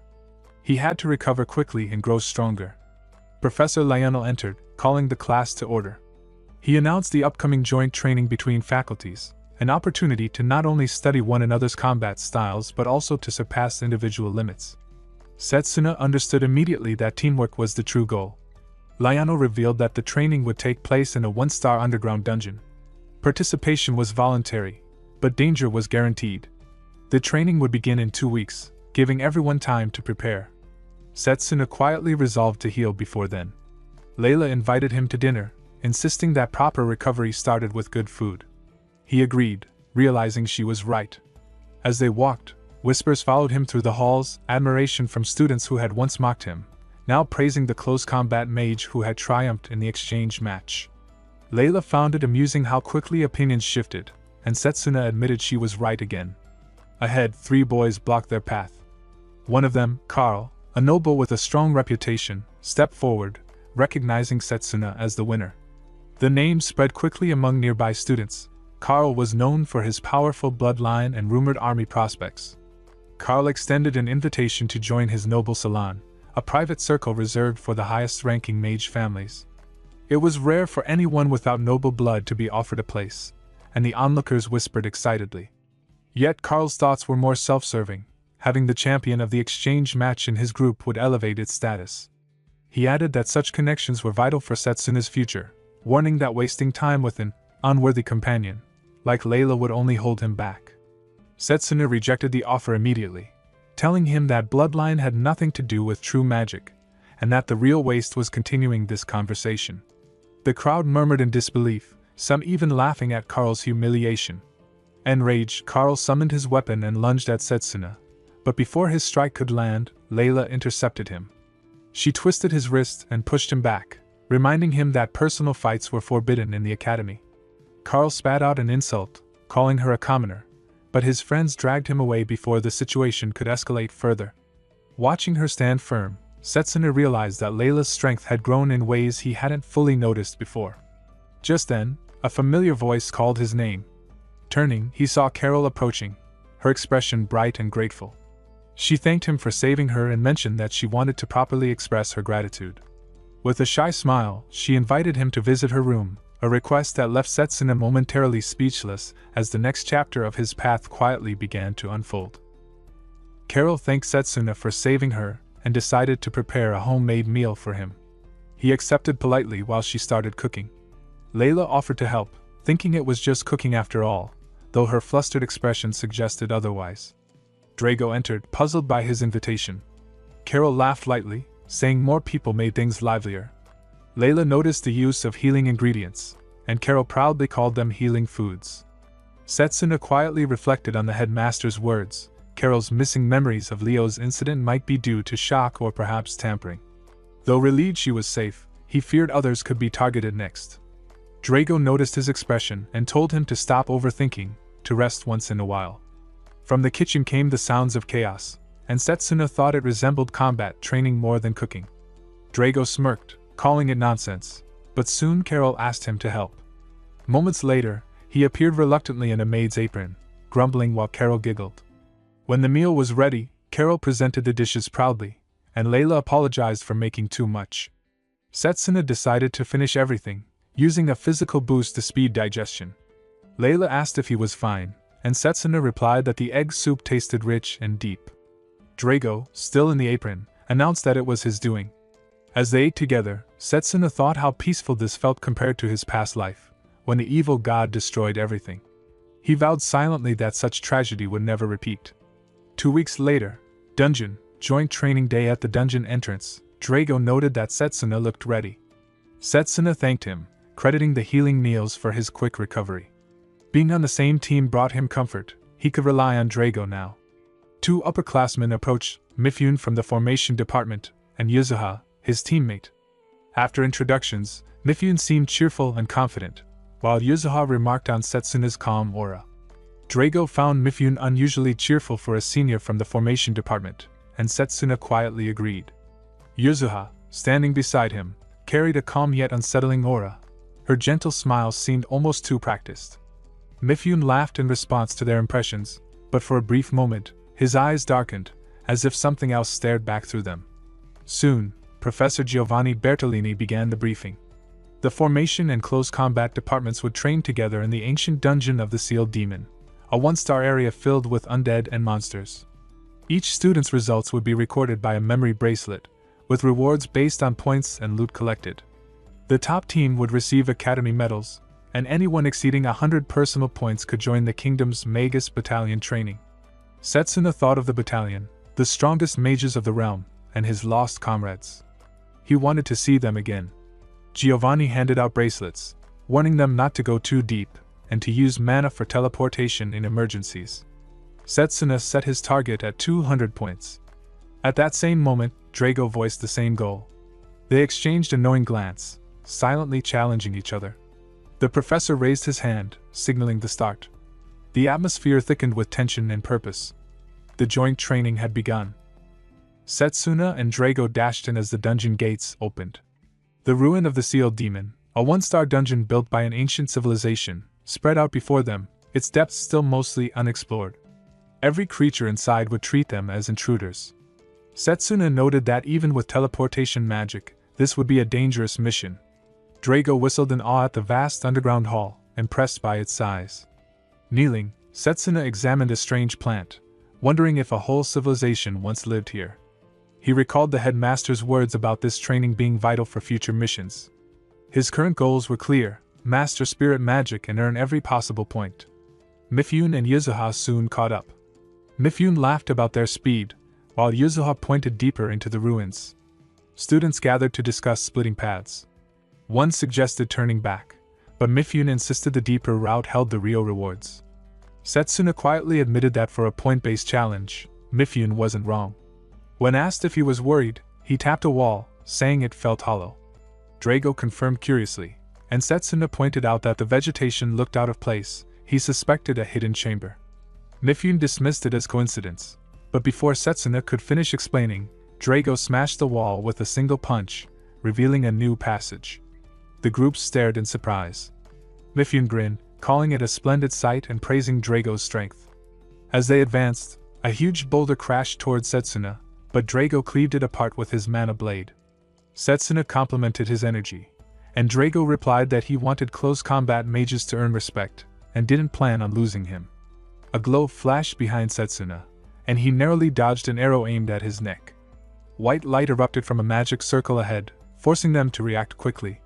Drago admired Setsuna's sharp response and suggested clearing traps to ease the senior's path. They spotted a treasure chest. Just as Drago reached for it, Mifune fired a mana arrow, claiming it for himself with a smirk. His bracelet glowed, 15 points. Drago gritted his teeth. The same thing happened twice more, with Mifune outpacing him each time, earning 30 and 40 points while Drago stayed at 0. Even when Drago battled an armored demon, Mifune stepped in at the last second, landing the final blow and stealing the credit. Nearby, Yuzuha calmly fought demons beside Drago, collecting 30 points to his 10. Another chest appeared. Mifune reached it first again, raising his total to 55. Breathing hard, Drago heard Mifune remark that while he was strong, he lacked vision, and would never catch up that way. Their current points stood at Mifune 55, Yuzuha 30, Setsuna 25, Drago 10. Setsuna frowned, calling out Mifune's behavior. Dungeon exploration, he said, required fairness and sharing rewards, yet Mifune was robbing his juniors. Feigning innocence, Yuzuha turned to Mifune, who only chuckled. He said using others was part of human nature, and if Setsuna disliked it, he could try to stop him. Setsuna studied Mifune carefully. The man's dual formation circles gave him teleportation ability and a tactical edge, but even that had limits. Yuzuha, too, remained oddly detached from earning points. Her calm expression hid something deeper, something Setsuna couldn't yet name. Mifune smiled as he strode ahead. Their scores climbed, Mifune 80, Yuzuha 50, Setsuna 35, Drago 10. Then Setsuna paused. The air in the next chamber felt wrong, heavier than before. Mifune spotted another chest radiating faint dark energy and approached eagerly, declaring it his. Setsuna tried to warn him, but Mifune ignored it, claiming that only fools hesitated. The chest snapped open, unleashing a surge of corrupted mana. A massive shadow took form before them, far beyond the level of a one-star dungeon. Setsuna's heart sank. Whatever this creature was, it didn't belong in ordinary training. Setsuna froze when he saw the figure emerging from the shadows, a skeletal face crowned with twisted gold, snakes slithering between its jagged teeth. It was the King of Death. His dark flames radiated a nightmare-like aura that chilled the air. Setsuna could barely believe a being like this existed in a one-star dungeon. The creature's gaze burned through them, its voice cold and ancient as it cursed the intruders who had disturbed its rest. Drago, still trying to process the situation, glanced towards Setsuna. He understood the danger immediately, and told Drago to take Mifune and escape while he held the monster back. Drago, ever confident, simply wondered how many points a monster like that would be worth. The thought made Setsuna smirk for a moment, finding his friend's spirit reassuring even in a crisis. A massive magic circle formed around them. The King of Death began his assault, releasing volleys of black fire that shattered the floor. Drago noticed the creature's strategy, magic circles hidden across the room, each ready to strike. If not for his mana guard, he would have been caught in the first blast. Setsuna analyzed the spell structure and quickly realized this enemy's intelligence and magic level were equivalent to a 4-star mage. The danger was beyond what they had trained for. When another magic circle appeared near Mifune, Setsuna called out, warning him just in time. Together, Drago and Setsuna attacked, their movements sharp and instinctive. Drago reached Mifune and extended a hand. Though hesitant, Mifune took it. Their brief truce was uneasy but necessary. Across the chamber, 2 glowing circles formed above Yuzuha, who seemed distracted by something unseen. Setsuna rushed to her side, blocking the attack. She smiled faintly, her calmness strangely out of place in such chaos. Something about her composure bothered him, but he pushed the thought aside. Realizing they needed to end it quickly, Setsuna called for Drago's attention. Without needing words, both knew what to do. Drago grinned, already anticipating their next move. Mifune, standing at a distance, watched them with thinly veiled envy, thinking about how he could still turn this to his advantage. His smile hid his greed as he pretended cooperation, while secretly plotting to steal the points once the battle ended. Drago sensed his deceit but ignored it for the moment, focusing on the real enemy. Setsuna, meanwhile, thought back to his unfinished training with Liano. He remembered struggling with a charged bullet technique that had failed against Leo in their previous mission. That failure had driven him to push harder. He recalled how Liano had given them magic-infused weight bands, an old but effective method to build strength, and how he had worn them ever since, despite the strain. Now was the moment to release them. The bands dropped to the ground, heavy and clattering against the stone floor. Setsuna felt the surge of power rush through his limbs. Mifune, confused, wondered what kind of training they had undergone. Setsuna's aura flared as he enhanced his body with physical boost magic. Drago seized the opening, delivering a powerful kick to the King of Death's skull. The monster tried to summon one last spell, but it was too late. Their combined strength overwhelmed it completely. The King of Death collapsed, his flames flickering out like dying embers. Silence filled the chamber. Both Setsuna and Drago checked their bands and saw the result of their teamwork. Each had gained 50 points. Setsuna noted that their strikes must have landed simultaneously, splitting the reward evenly. Mifune could hardly believe what he had witnessed. He had underestimated them, assuming they were holding back. Now he realized their true strength and understood why they were feared among the close combat mages.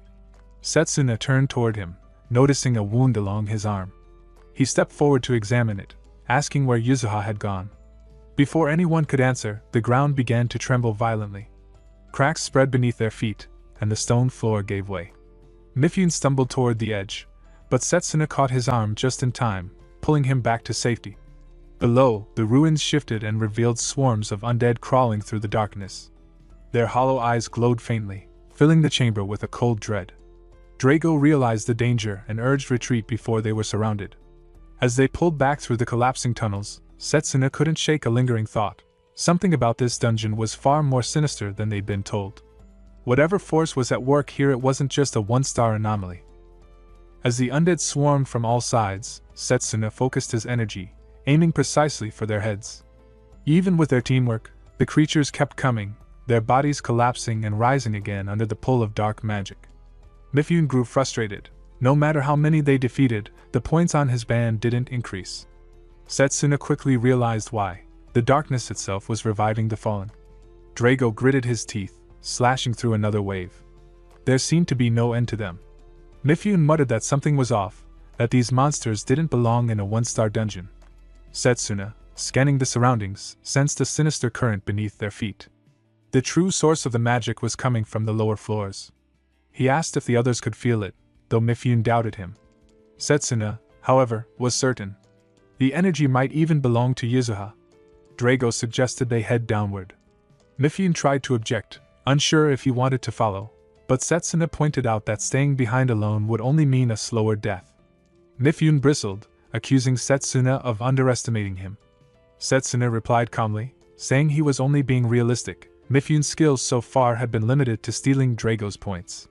Mifune scoffed that such tactics were simply part of his strategy, cursing the undead and the dungeon but reluctantly agreeing to follow.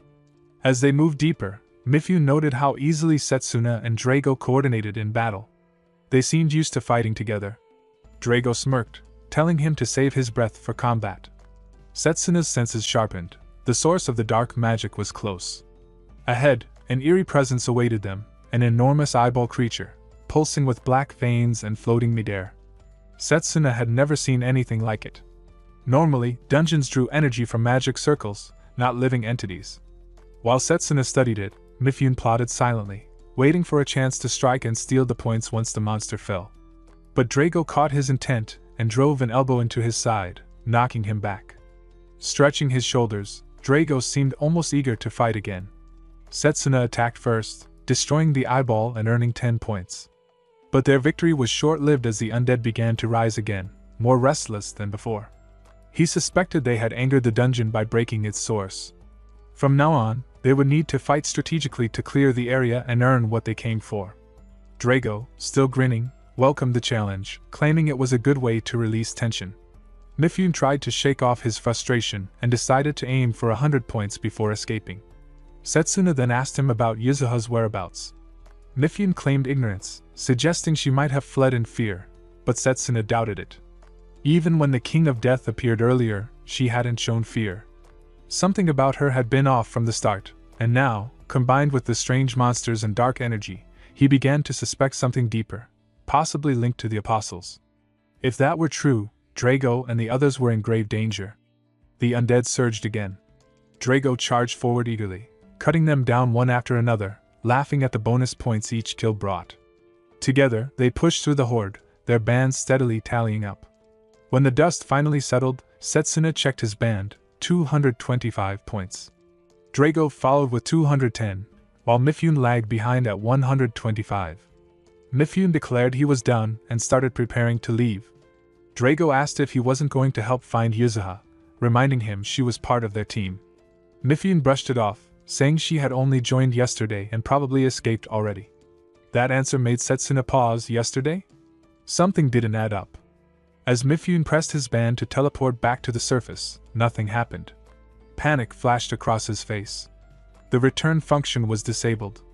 Setsuna concluded they would have to find another way out.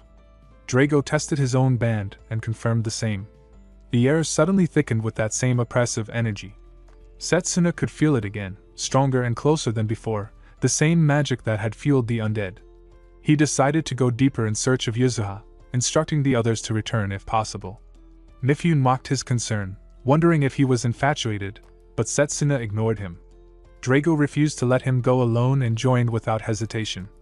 Mifune protested that they should inform Professor Giovanni first, but Setsuna told him to handle the report himself. He could still sense Yuzuha's mana faintly. As the two advanced, Mifune hesitated before following. His fear battled with curiosity, and the dread of being left alone. Drago caught up and patted his shoulder, telling him to come along so they could all make it out together. Mifune reluctantly agreed, grumbling that neither he nor Drago could sense Yuzuha's mana anyway. Setsuna simply replied that experience had sharpened his detection. The air grew colder as they descended, the atmosphere heavy and suffocating. Somewhere ahead, a faint sound echoed, a low, haunting hum. They turned a corner and froze. There, sitting at the center of a glowing magic circle, was Yuzuha. Her left eye was pale white, veins spreading unnaturally across the left side of her face. She looked up at them, her voice trembling as she begged for help. Drago looked toward Yuzuha, as he asked if she was all right. Mifune glanced around, his expression tense, wondering aloud what was happening. Setsuna raised a hand, stopping them from getting closer to Yuzuha, his voice calm but commanding as he warned that this was no ordinary situation, it was an ancient trap. While the others hesitated, Setsuna's mind raced. He sensed no signs of activation within the dungeon itself, which could only mean the trap came from an external source, perhaps an item imbued with dark magic. The pattern was disturbingly familiar. He remembered seeing something similar in his previous life, a cursed relic once sold on the black market. He was certain Yuzuha hadn't triggered it willingly. Someone else was pulling the strings. He quickly concluded that the only way to nullify the trap was through a specialized magic weapon. Taking charge, he stepped forward and prepared his mana blade, murmuring a series of incantations. Drago, without hesitation, gave him the go-ahead. Setsuna's mana surged, his blade glowing as the enchantment took effect. He brought it down against the magic circle, shattering its dark pattern in a single strike. The circle dissolved, vanishing into the ground. Yuzuha stirred, her consciousness returning, but the left side of her body convulsed as though crushed by unseen force.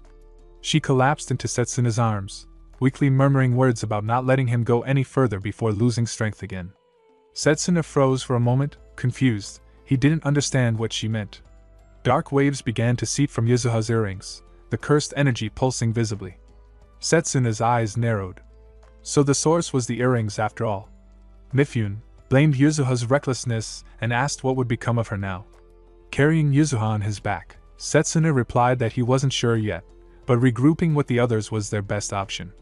They could report everything to the professors later. Even as he spoke, he couldn't shake the feeling that this incident was too unnatural. It had the Apostle's shadow written all over it. Drago cut in, saying they should focus on getting out first. Setsuna agreed and asked Mifune to use his bracelet for teleportation. He tapped it, but nothing happened.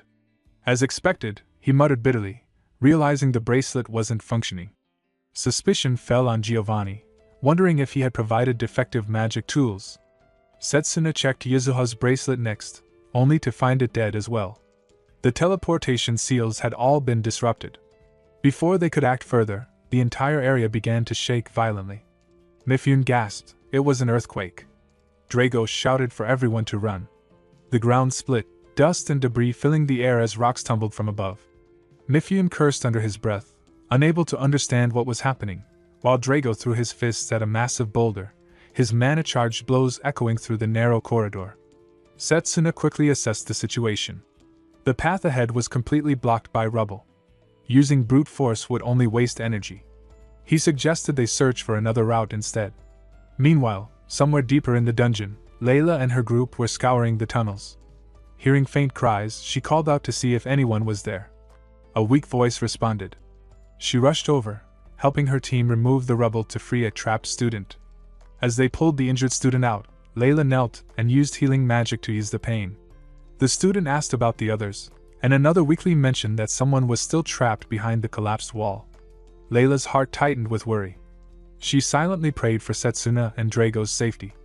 Back in the buried section, Mifune murmured in disbelief, unable to process how everything had spiraled so quickly. Drago asked if Setsuna could use his charged bullet technique to clear a path. Setsuna replied that he had thought of it, but the risk was too great, it could trigger another collapse. They were exhausted, and the air was growing thin. When Drago asked for alternatives, Setsuna admitted there was one way, but it required going deeper underground. With their condition, he couldn't bring everyone along. He decided to go alone. Mifune protested, reminding him that the lower floors were filled with powerful monsters. Setsuna acknowledged the danger but explained that the earthquake was likely caused by the dungeon boss awakening. The interference in their teleportation magic confirmed that a stronger mana presence was suppressing their own. This was no longer a one-star dungeon. Drago, despite the dire situation, couldn't help but admire Setsuna's calm deduction, calling him as knowledgeable as ever. Setsuna only nodded to himself. Years of dungeon exploration had taught him how to read mana patterns like this. Mifune told him that he and Drago would hold their ground and wait for good news. Setsuna promised he would return, determined to save them all. Drago reminded him to mark his path along the way, and Setsuna agreed before setting off into the dark passage. As he descended further, the air grew heavier and colder. He could feel the thick aura of death surrounding him. While fighting off waves of undead, his mind wandered briefly. He wondered how far the limits of close combat magic could reach. If only he had a fire or purification element, dealing with these creatures would be much easier.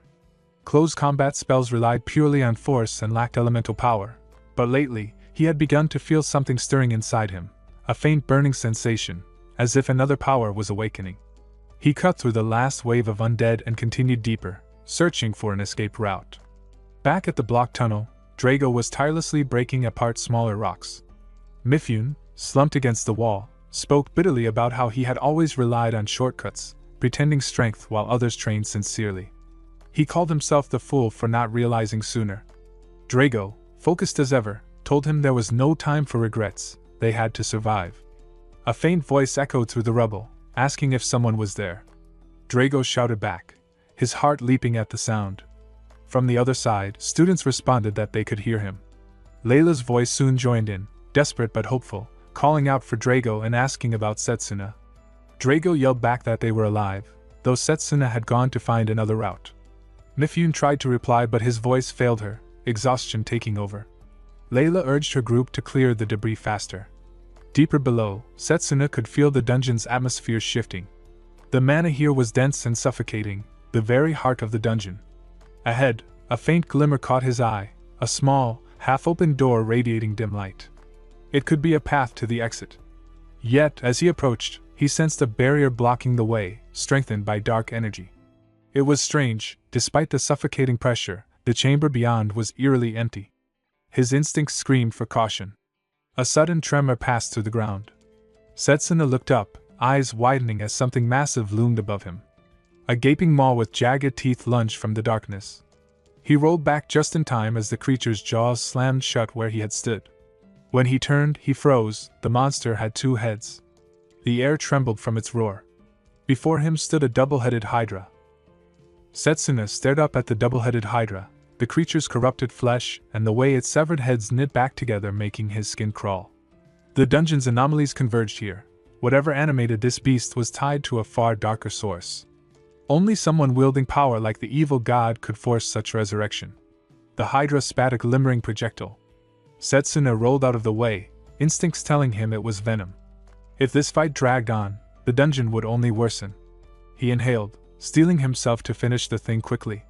He drew his mana blade and moved in.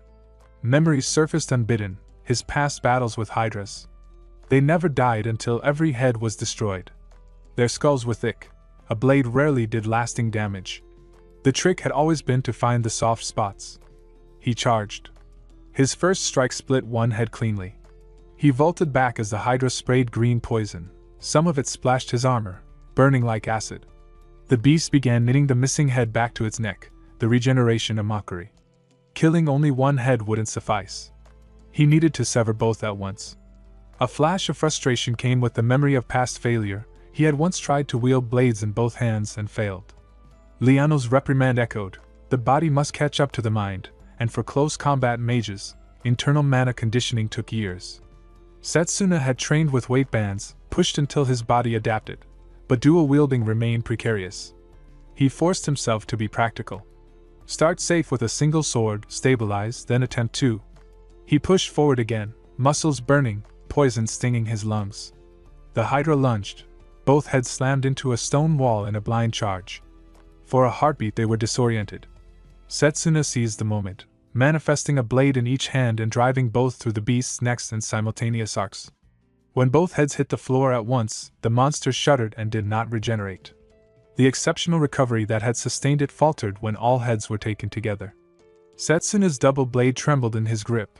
The technique was far from perfect, but it had worked. A slow clap echoed from the shadowed corridor. A man stepped forward, wiping his palms, eyes bright with cruel amusement. Professor Giovanni Bertolini, applauded Setsuna's victory as if inspecting a finished product. Setsuna glanced up, breath ragged, and named him aloud. Giovanni noted Setsuna's calm, suggesting the student had expected him to appear. Setsuna kept his voice steady, asking the questions that mattered. Was Giovanni an apostle, and why push so far to turn students into puppets? Giovanni's smile twitched. Watching Setsuna in the exchange matches had sparked something in him, an idea that thrilled his darker curiosity. He admitted to wanting an undead body as a plaything, to fashion Yuzuha as a puppet. She had approached him naively. He had given her an earring that bound her will and turned her into what she was now. She should have been grateful to be remade, he scoffed, calling her foolish for not appreciating the gift.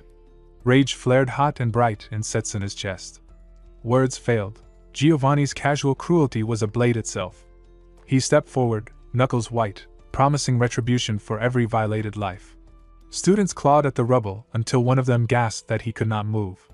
Drago yanked free the trapped youth and heaved him into the open, breathless and alive. Layla rushed over, relief breaking across her face as she checked the rescued student. Around them, others helped pry away fallen stone. Dust settled. For the first time in hours the earth seemed to quiet. Drago laughed hoarsely, grateful and exhausted, and thanked everyone for their effort. They had escaped to the surface at last. Layla scanned the horizon and noted that the tremors had subsided, and the red glow that had suffused the dungeon was dimming. Drago guessed that Setsuna must have defeated the boss.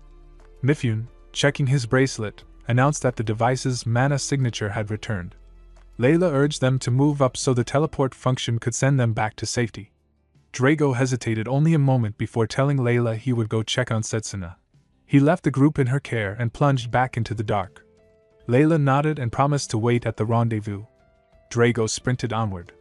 Deep in the collapsed chamber, Setsuna stood over Giovanni, blade still wet with Hydra ichor.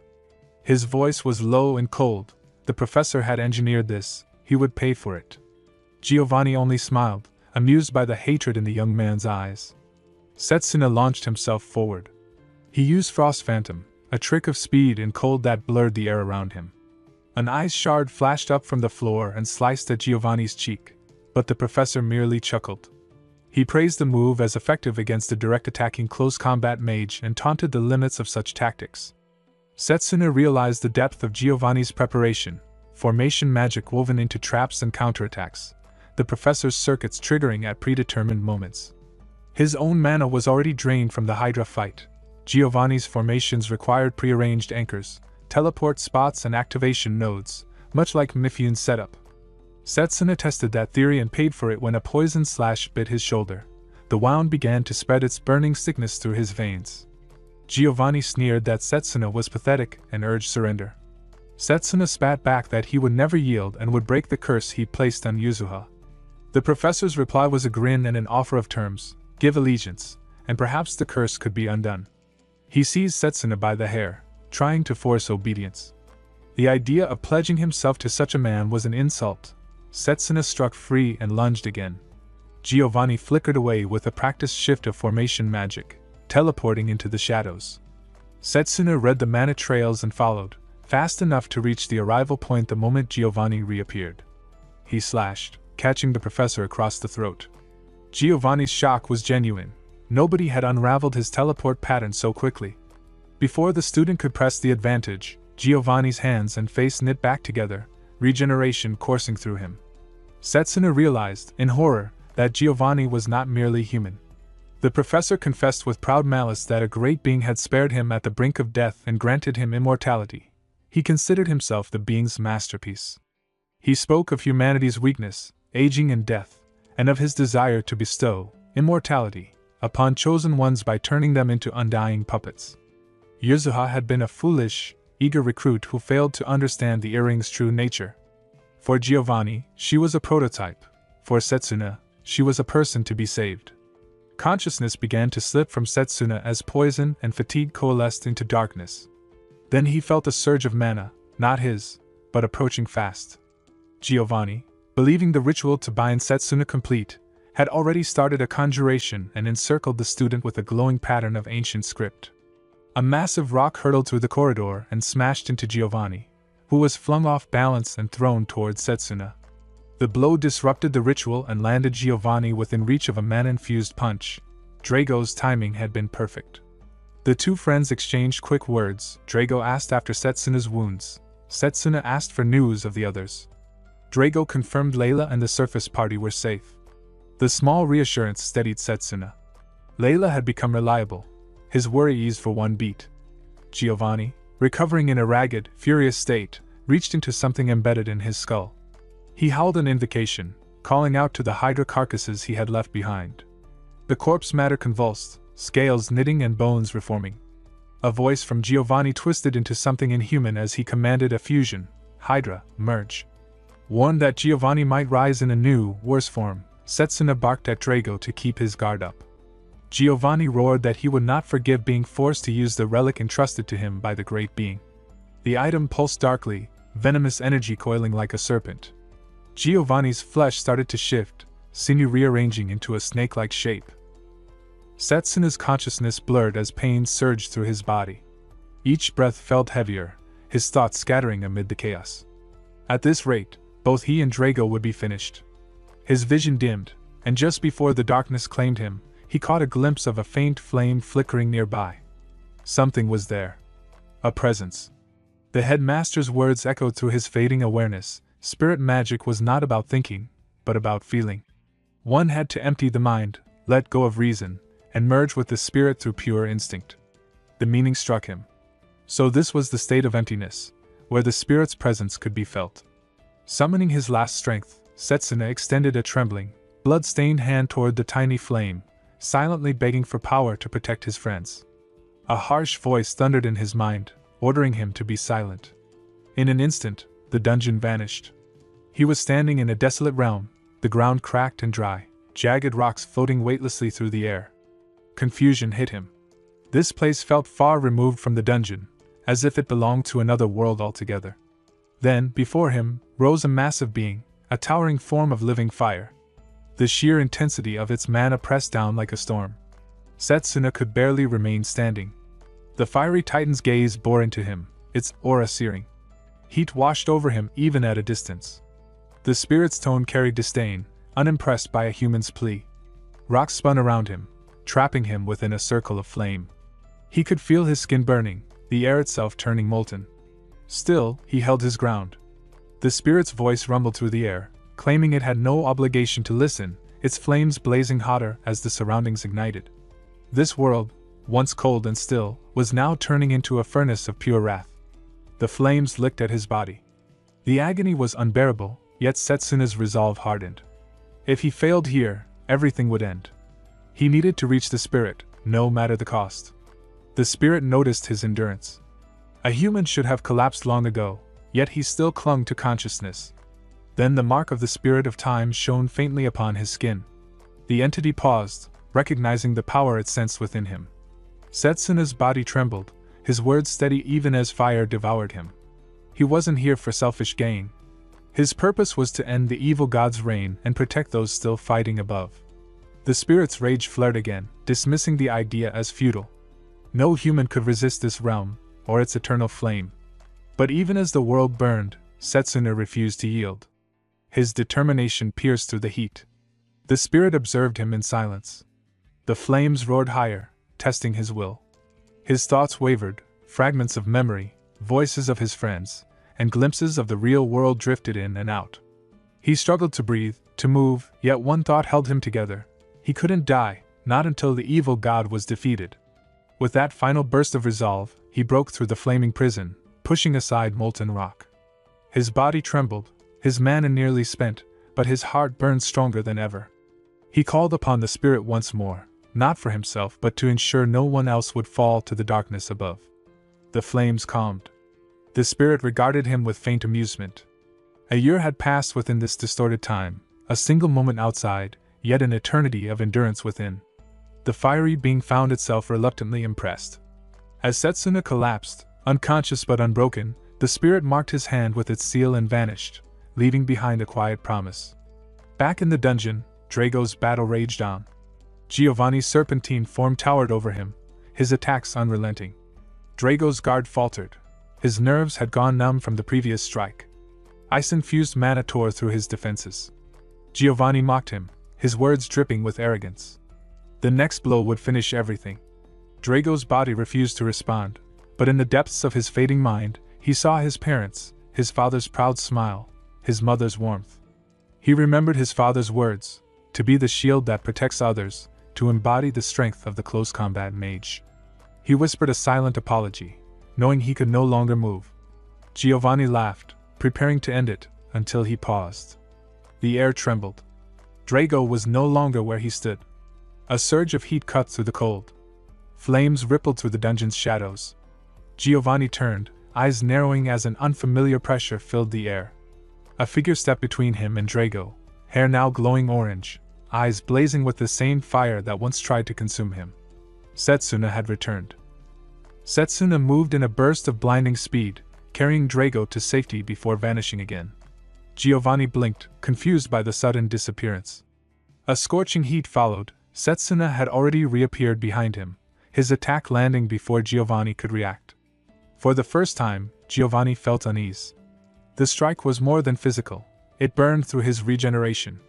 The flames clung to him, defying logic. This wasn't ordinary magic. A realization struck him: the human possessed two different magical crests, two lines of power etched into his very being. A tremor ran through Giovanni's frame. The thought of fear crept in, but he rejected it with rage. He was undead, a being beyond life and death. Poison surged through his veins as he unleashed a vortex of venomous mist, convinced that nothing living could withstand it. Yet Setsuna's mana flared, and the flames formed a shield around him. The poison evaporated on contact. Giovanni's composure faltered. The human had nullified his attack merely by releasing energy. It made no sense. He studied Setsuna more closely. The boy seemed half-conscious, his movements wild and instinctive, yet impossibly precise. It wasn't strategy, it was instinct guided by the spirit within him. Giovanni realized that if he could just restrain that body, he could end this battle. Ice blades surged from his hands, locking around Setsuna. He prepared the final strike, but a figure stepped between them.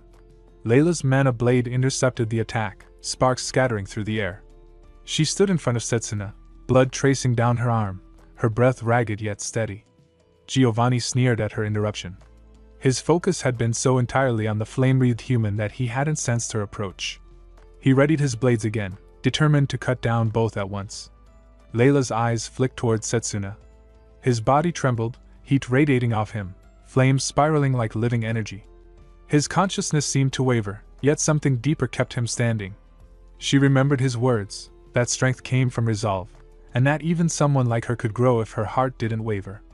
In another realm, Setsuna found himself once again standing before the spirit of flame. The fiery landscape pulsed with energy. The spirit regarded him with disdain, unimpressed that he had been consumed by such a small degree of its fire. Setsuna felt frustration rise. He thought their bond had already been forged. His eyes caught the faint image of Layla fighting within the dungeon, and desperation surged in his chest. He demanded to know how to control this power, how to return. The spirit's response was indifferent. It claimed no responsibility for guiding him. This was the first time it had ever shared its power with a human, and the rest, it said, was for him to discover. Back in the dungeon, Layla fought fiercely, her mana blade clashing against Giovanni's ice. Each strike left her weaker, yet she held firm. The memory of Setsuna's encouragement echoed within her, to trust her resolve, to never rush but to never give up. The spirit's voice rumbled through Setsuna's mind, challenging him to prove his will, to show whether he would perish with the woman he sought to protect, or rise above fate itself. The words reignited his strength. Setsuna's eyes snapped open. His body burned with renewed vitality as he surged forward, flames trailing behind. Giovanni barely had time to turn before the attack struck. The impact was devastating, a manifestation of spirit and human will fused into one. The flames roared, swallowing Giovanni whole. Setsuna's voice carried through the flames as Giovanni staggered before him. He spoke of immortality, of how humans, bound by time, are forced to grow and struggle. Only in the face of death, he thought, had he truly understood the meaning of the fire spirit's magic. Giovanni's expression twisted with disbelief. His body dissolved into ash before the words could reach completion. The battlefield fell silent. Layla rushed toward Setsuna, her eyes wide with concern. She asked if it was truly him, trembling at the sight of his now burning crest. Setsuna reassured her with a faint smile, thanking her for protecting him. He checked her injuries, his tone gentle despite his exhaustion. Layla brushed it off, relieved to see him safe. Drago joined them, surprised by Layla's arrival. She explained that their senior students had escaped through teleportation magic, but she had stayed behind, following her intuition. She had sent word to the professors, and reinforcements were likely on their way. Before Setsuna could respond, a wave of dizziness struck him. His body collapsed to the ground, his hair fading back to black as consciousness left him. Moments later, a group of students arrived, clearing debris and rushing to the injured trio. They found Setsuna, Drago, and Layla still breathing. The rescuers praised their survival and explained that they had come after hearing the situation from Mifune. Even in his weakened state, Setsuna urged them to tend to Layla and Drago first. When he next opened his eyes, the scent of disinfectant filled his nose. White curtains, soft light, the infirmary again. He thought wryly that he was becoming a regular patient here. The warmth of the battle's flame still lingered faintly inside him. Professor Liano entered with his usual calm presence. He told Setsuna that he had been unconscious for 3 days. Drago, Layla, and the other students were safe, and the aftermath of the incident had already been resolved under the headmaster's orders. Setsuna felt a quiet relief at the news, though uncertainty still clouded his heart. Liano grew solemn as he mentioned Leofere Elmcrest and the Academy's recent failures. There had been internal investigations ordered by the headmaster, but Giovanni's schemes had slipped through, endangering their students again. The professor bowed his head, apologizing for it. Setsuna asked him not to lower his head, insisting that he too bore responsibility. A twinge of pain ran through his body. Leonel explained that it was the after effect of overusing mana. The wounds were healed by magic, and someone had already treated him on the spot. Setsuna wondered who that might have been. A knock sounded at the door, and Leonel smiled knowingly. Professor Zachary entered, carrying a tray of peeled apples. Setsuna greeted him, still confused by the gesture, until Leonel nudged Zachary to speak his mind. Zachary apologized for how he had treated Setsuna during the orientation test. He admitted that his bitterness came from his own past, once a promising student, then abandoned after being placed in the close combat department. Seeing Setsuna, someone capable of any magical path, willingly choose the same field had stirred resentment in him. Yet now, after witnessing Setsuna's strength, he felt pride instead. The close combat department had earned the highest score in the joint training, and Setsuna himself had broken all previous records. The upcoming collaboration with the Magus battalion was cancelled, but Zachary found himself content, proud that Setsuna had proven their worth. Setsuna sensed a genuine change in him. He apologized in turn for his own behavior, and the two shook hands, the tension between them finally gone. After Zachary left, Liano handed Setsuna a small half-glove. He explained that it was to cover the crest on his hand, one unlike any other, a mark of the spirit's power. Spirit magic, he said, was an ancient art, forbidden since the Great Magic War a century ago. The church still regarded it as taboo. Setsuna was warned never to reveal it publicly. The words echoed in his mind. He remembered studying the war in history, never imagining that spirit magic itself had been its cause. He asked how Lionel knew such things. The professor replied that the headmaster had told him everything: the evil god, his apostles, the truth of spirit magic, and even Setsuna's regression from the future. Only the two of them knew the secret within the academy. Setsuna felt an odd comfort in that. For once, he didn't have to bear the truth alone. Lionel placed a hand on his shoulder, reminding him that regardless of his past life, he was still Setsuna Cromwell, a student of the close combat department. Grateful, Setsuna asked about the headmaster's whereabouts. Lionel said he had found traces of the apostles and was away following the lead. When Setsuna tried to rise, Lionel pressed him gently back down, promising to explain more once he recovered. After the room fell silent again, Setsuna stared at his left hand. The crest pulsed faintly beneath the glove. He thought of the battle, how close he'd come to losing everything without the spirit's aid. Though Layla's presence had steadied him, he doubted whether he could control such immense power again. He unwrapped the bandage, revealing the mark glowing softly against his skin. A familiar voice echoed in his mind, proud and sharp. The spirit mocked his weakness, reminding him that no human could command such power easily. Setsuna looked around, searching for the source, but saw no one. Then an orange light drifted through the room, swirling before him. It took form, a small, fiery creature with feline features, its fur shimmering like molten gold. It perched on his shoulder, tail flicking lazily, and announced its presence. The spirit of flame had manifested in the human world. Setsuna blinked at the small creature perched on his shoulder. He asked if it was really the spirit. The animal bristled at being addressed casually and introduced itself as Blazer, insisting the name be remembered. Even in this diminutive form, something about the spirit's presence felt off. The towering titan he'd faced earlier didn't match this playful feline. Blazer leapt from bed to bed and peered out the window, marveling at the sprawling human world below. He declared the city vast and fascinating. Setsuna noted that the spirit had shrunk to fit a human frame. Blazer explained that his true form demanded far more mana than a human could safely host, so he had chosen this compact shape for now. Setsuna seized the chance to ask about the great magic war a century ago, and whether Blazer had taken part. The spirit shrugged off the history lesson, claiming no interest in the past and preferring the present moment. Then, without warning, Blazer darted out of the infirmary and across the courtyard.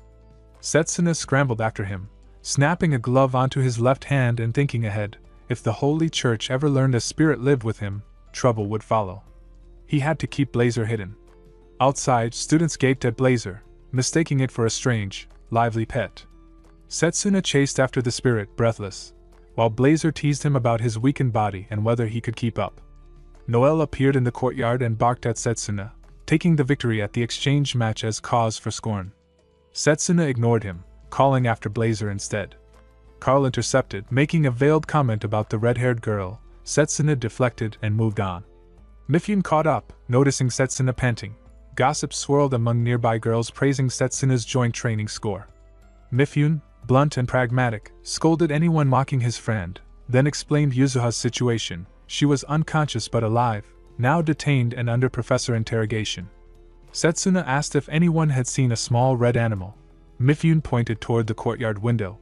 Blazer bounded into a flower bed, and students rushed forward, buzzing with curiosity at the unfamiliar magical beast. Actor spotted Blazer from the terrace and tensed. He suspected a magic creature, and still smarting from exposed underhanded tactics during the exchange, readied himself to seize it in the name of Academy safety. Blazer reacted before Actor could move, repelling the attempted capture with a sudden flare of flame that sent Actor stumbling back. The courtyard fell silent for a beat. Had that small creature really breathed fire? Blazer, tail flicking, took a haughty tone, scolding anyone who'd attacked him. The students muttered uneasily, agreeing it was best to leave the matter alone. Layla appeared, drawn by the commotion, and looked at the little flame beast with wary curiosity. Blazer, not missing a beat, offered a half-joke about burning anyone who bothered him, obviously teasing, but the warning carried an edge. Setsuna called down from the terrace to warn Layla, then moved at once, only to be stopped by a sharp stab of pain in his leg. He winced, thinking the little spirit would scorch anyone who threatened her. Layla sensed something in the air and turned just as Blazer, small and furious, announced that he was already on guard. She crossed the gap and softly thanked the creature for saving Setsuna in the dungeon, sitting down to offer the apple she'd brought. Blazer accepted the gift with a huff and a grudging compliment. Setsuna noticed the spirit's mood had shifted from savage to oddly domestic. At the cafeteria, Drago watched Setsuna eat with an amused grin and asked about the strange animal on Layla's lap. Setsuna kept Blazer's true nature private. If the Holy Church learned a spirit lived with him, trouble would follow, so he called it a magical beast and tried not to reveal too much. Layla brushed off thanks with modesty, saying she was only returning a favor. Around them, students buzzed about Setsuna's top score in the joint training and craned for a look at the odd creature. Blazer basked in the attention, teasing Layla that future gifts would earn her special treatment. Setsuna felt a brief, private relief that only he could hear the spirit's voice. Drago produced a letter from home, beaming that his parents were proud of the department's result and that he could finally boast about being a close combat mage. Conversation turned toward Giovanni. Layla wondered aloud about his true identity, and Setsuna admitted they'd learn more after Yuzuha's interrogation. He still suspected Giovanni's hydrofusion marked him as something worse than a mere rogue professor, but he lacked proof. Drago pointed at the speed and unfamiliar quality of the flame that had helped Setsuna. Layla and Blazer both noted the same conclusion. The power came from the tiny spirit more than from Setsuna's usual close combat techniques. Setsuna explained the state of emptiness he'd fallen into. It was hard to describe, but it had let him tap something other than brute strength. Blazer, now content, teased him about his domestication and dismissed the fuss around him. Cyrus Arclight approached, and the cafeteria's chatter fell thin with tension. Students muttered that the long-range professor was coming to admonish someone. Cyrus strode over, eyes sharp, and demanded to know what the animal was and whether it was a banned magical beast. Setsuna's heart sank. He had to keep Blazer hidden. Before he could answer, Zachary stepped forward and claimed responsibility for registering the creature, covering for him with an offhand apology. Cyrus snapped about proprieties and paperwork, scolding Zachary for lowering himself on account of a student. Zachary took the ribbing with a strained laugh. Drago, fed up with the theatrics, slammed his hand on the table to cut through the tension, and loudly praised Zachary for the close combat department's training success. Liano and Setsuna echoed thanks. Cyrus scoffed, told them to file the paperwork by morning, and stormed away. Setsuna let out a breath. Blazer's temper was on a knife edge and he needed another moment before the spirit's irritation flared. As the group dispersed, a blue bird flew in bearing a scroll and dropped it at Setsuna's feet. He unrolled it and read. The headmaster's letter congratulated him on acquiring spirit magic but warned of the danger of learning it while still injured. The headmaster regretted being away and entrusted Liano with finding a suitable teacher to train Setsuna in his absence. Setsuna's chest tightened with gratitude and a new, weighty responsibility. Elsewhere, an older figure read the same dispatch with furious eyes. He slammed the parchment down and muttered that the headmaster had no right to expose the location. An elder steeped in the academy's ancient archives declared that if Don and Silverox, the headmaster, chosen student proved incompetent, he would deal with Setsuna himself, by hand if necessary. The urgent magic conference had dissolved into chaos. Don and Silverox's report met scorn and disbelief. Some attendees laughed at the suggestion of apostles and the evil god, others demanded evidence that simply did not exist. When the headmaster left the chamber, his shoulders were heavy with the weight of dismissal. Liano fell and stepped beside him, polite and steady. The headmaster admitted the meeting had been tiring, and Liano answered with the restraint of a subordinate who knew how fragile certain truths could be. Reversing time with forbidden spirit magic was not something to mention lightly. Still, the danger of apostles acting in secret could not be ignored. The headmaster's proposal might at least buy the academy time. When the headmaster asked after Setsuna, Liano replied that the student was recovering, though still pushing himself. When Setsuna woke, Carol sat close by with a tray of food. She explained she had heard he was ill and wanted to help his recovery with a recipe Drago had taught her. She mentioned walking Blazer around the town with Layla and bringing fruit for the strange little spirit. Its chirp had sounded oddly like a small, contented cry. Setsuna listened, grateful and embarrassed by how easily the spirit adapted to human company. Carol admired Layla's calm way with Blazer. She sensed no hostility there, a rare and gentle quality. Setsuna's thoughts turned inward.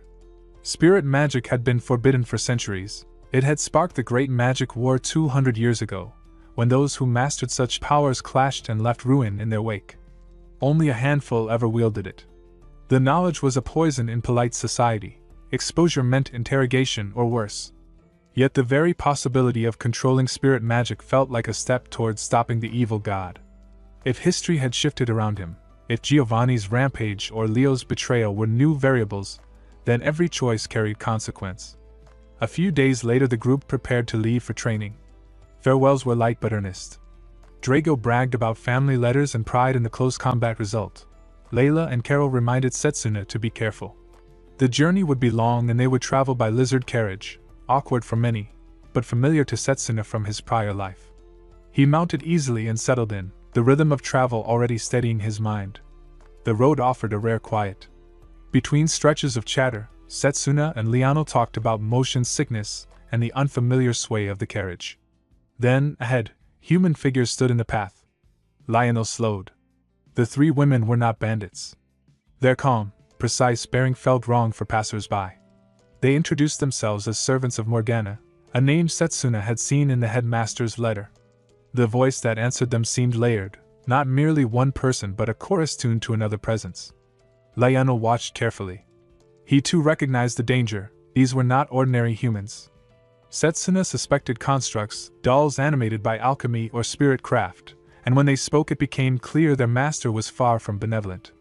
Their challenge hung in the air, testing whether Setsuna himself had been chosen by fate or by mere happenstance.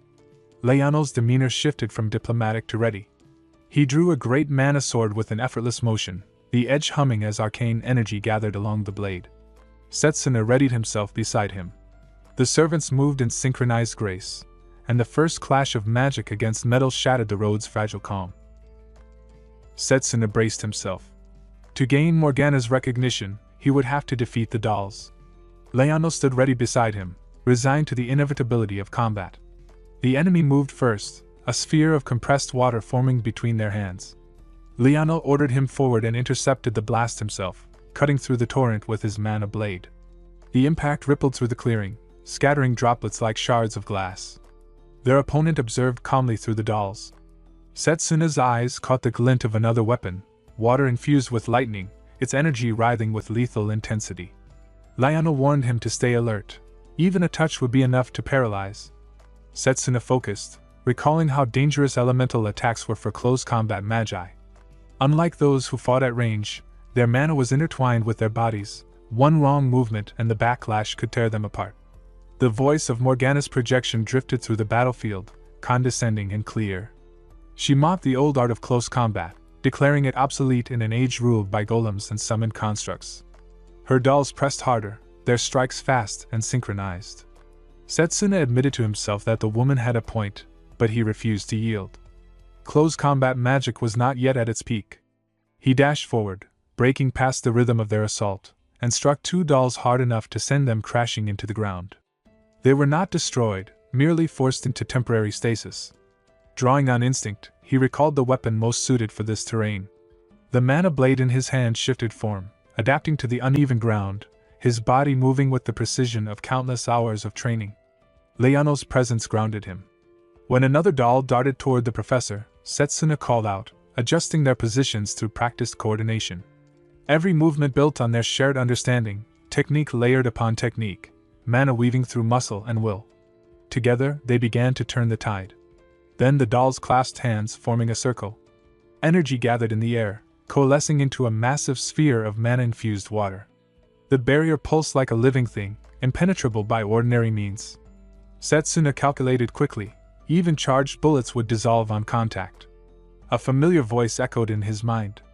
Blazer scoffed at the spectacle, dismissing it as a mere trick. Setsuna barely had time to react before the crest on his hand flared, his hair and eyes igniting in hues of amber flame.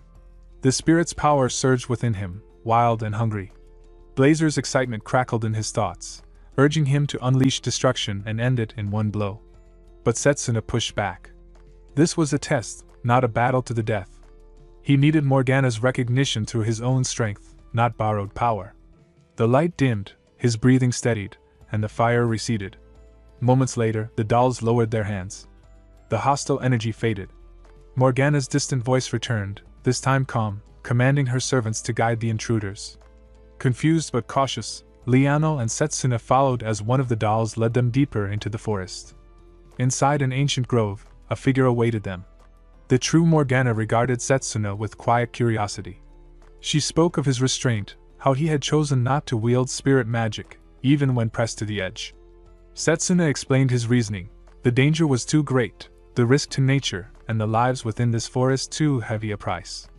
Morgana's eyes softened, a flicker of respect hidden beneath her sharp tone. She called him soft-hearted, but praised his discipline and judgment. Recklessness, she said, would have ended him before he reached her domain.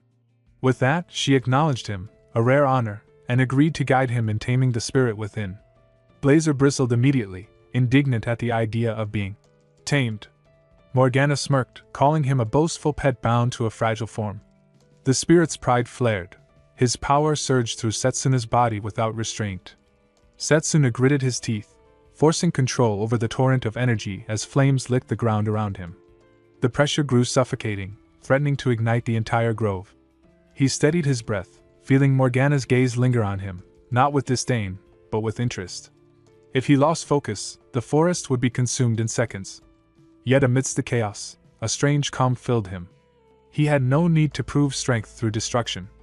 This moment would instead become the lesson that marked the beginning of his true mastery over the spirit's power. Blazer unleashed a surge of fire toward Morgana, the air twisting under the heat. Setsuna instinctively reached for balance, and before the flames could strike, Morgana raised her hand. The lake stirred, its still surface rippling to her call. Lionel, watching, realized she was drawing power from the water itself. The lake rose in a spiral, taking the form of a vast serpentine dragon that coiled above them, radiating raw, elemental energy. With one motion, she sent it crashing down. The fiery spirit was engulfed in a wave of blue, its flames smothered beneath her command. Setsuna, caught within the surge, felt the pressure of both fire and water clashing around him. Morgana's tone was steady as she explained that the spirit within him had yet to form a true bond. Its strength was wild, its nature untamed. Only through genuine recognition could he ever control its power.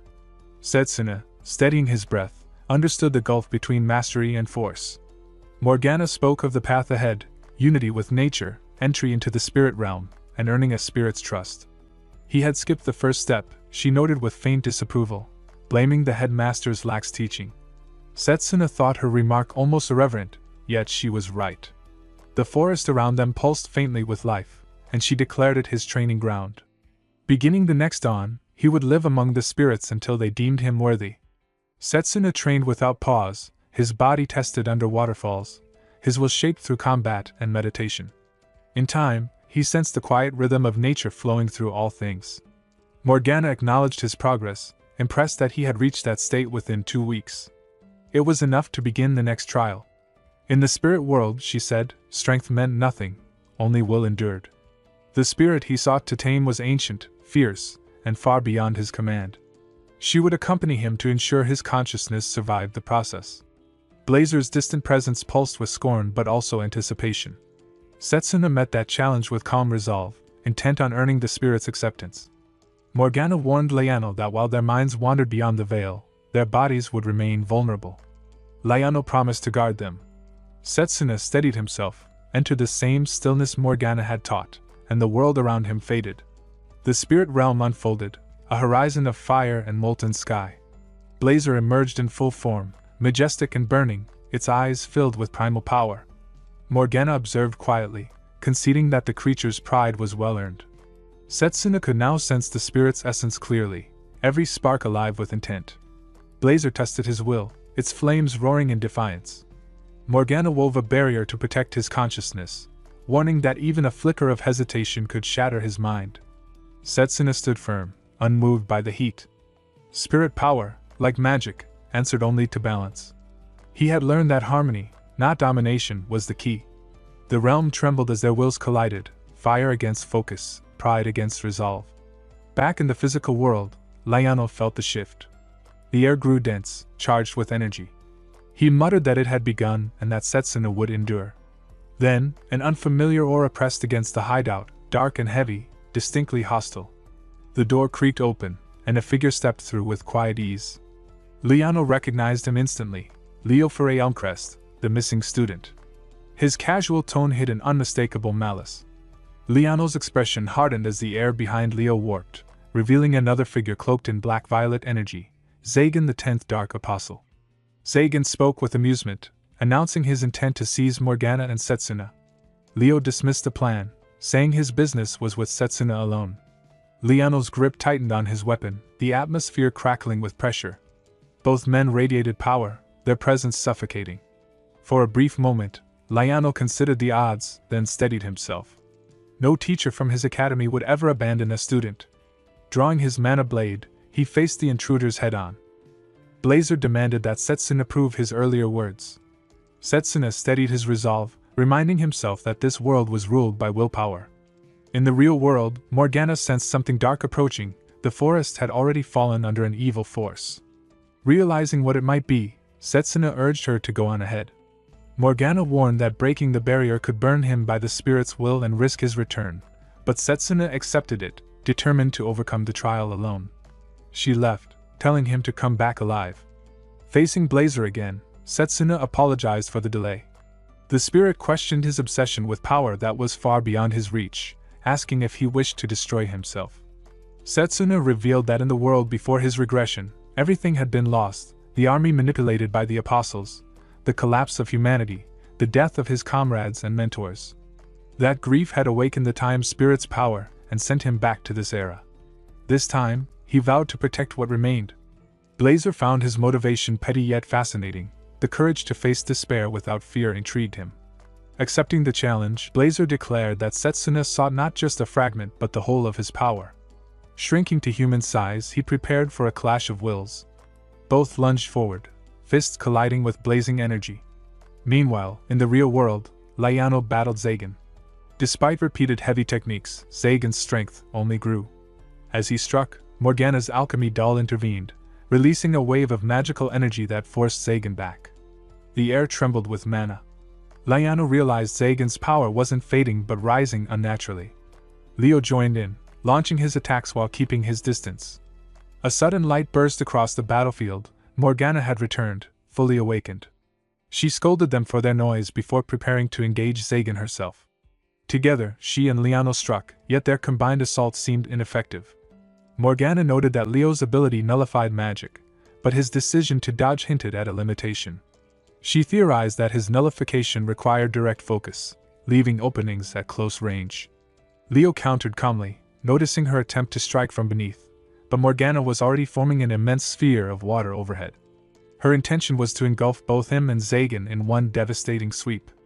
Leo admitted the scale was impressive but countered swiftly, shattering the sphere and turning the flood into a heavy downpour. He revealed that his disintegration extended even to long-range attacks. Realizing her tactics were failing, Morgana prepared her last resort.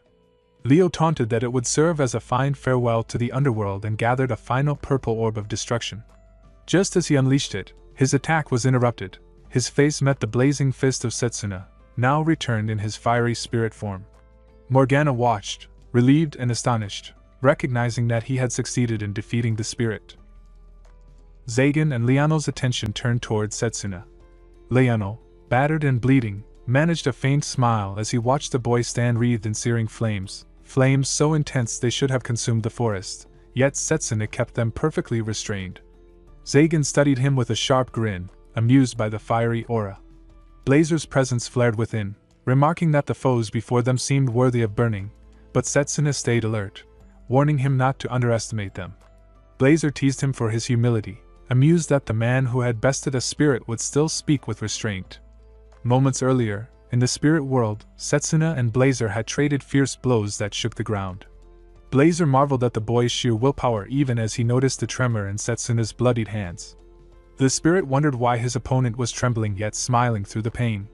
Setsuna's grin widened, battered but unbroken, declaring through his resolve that he would win.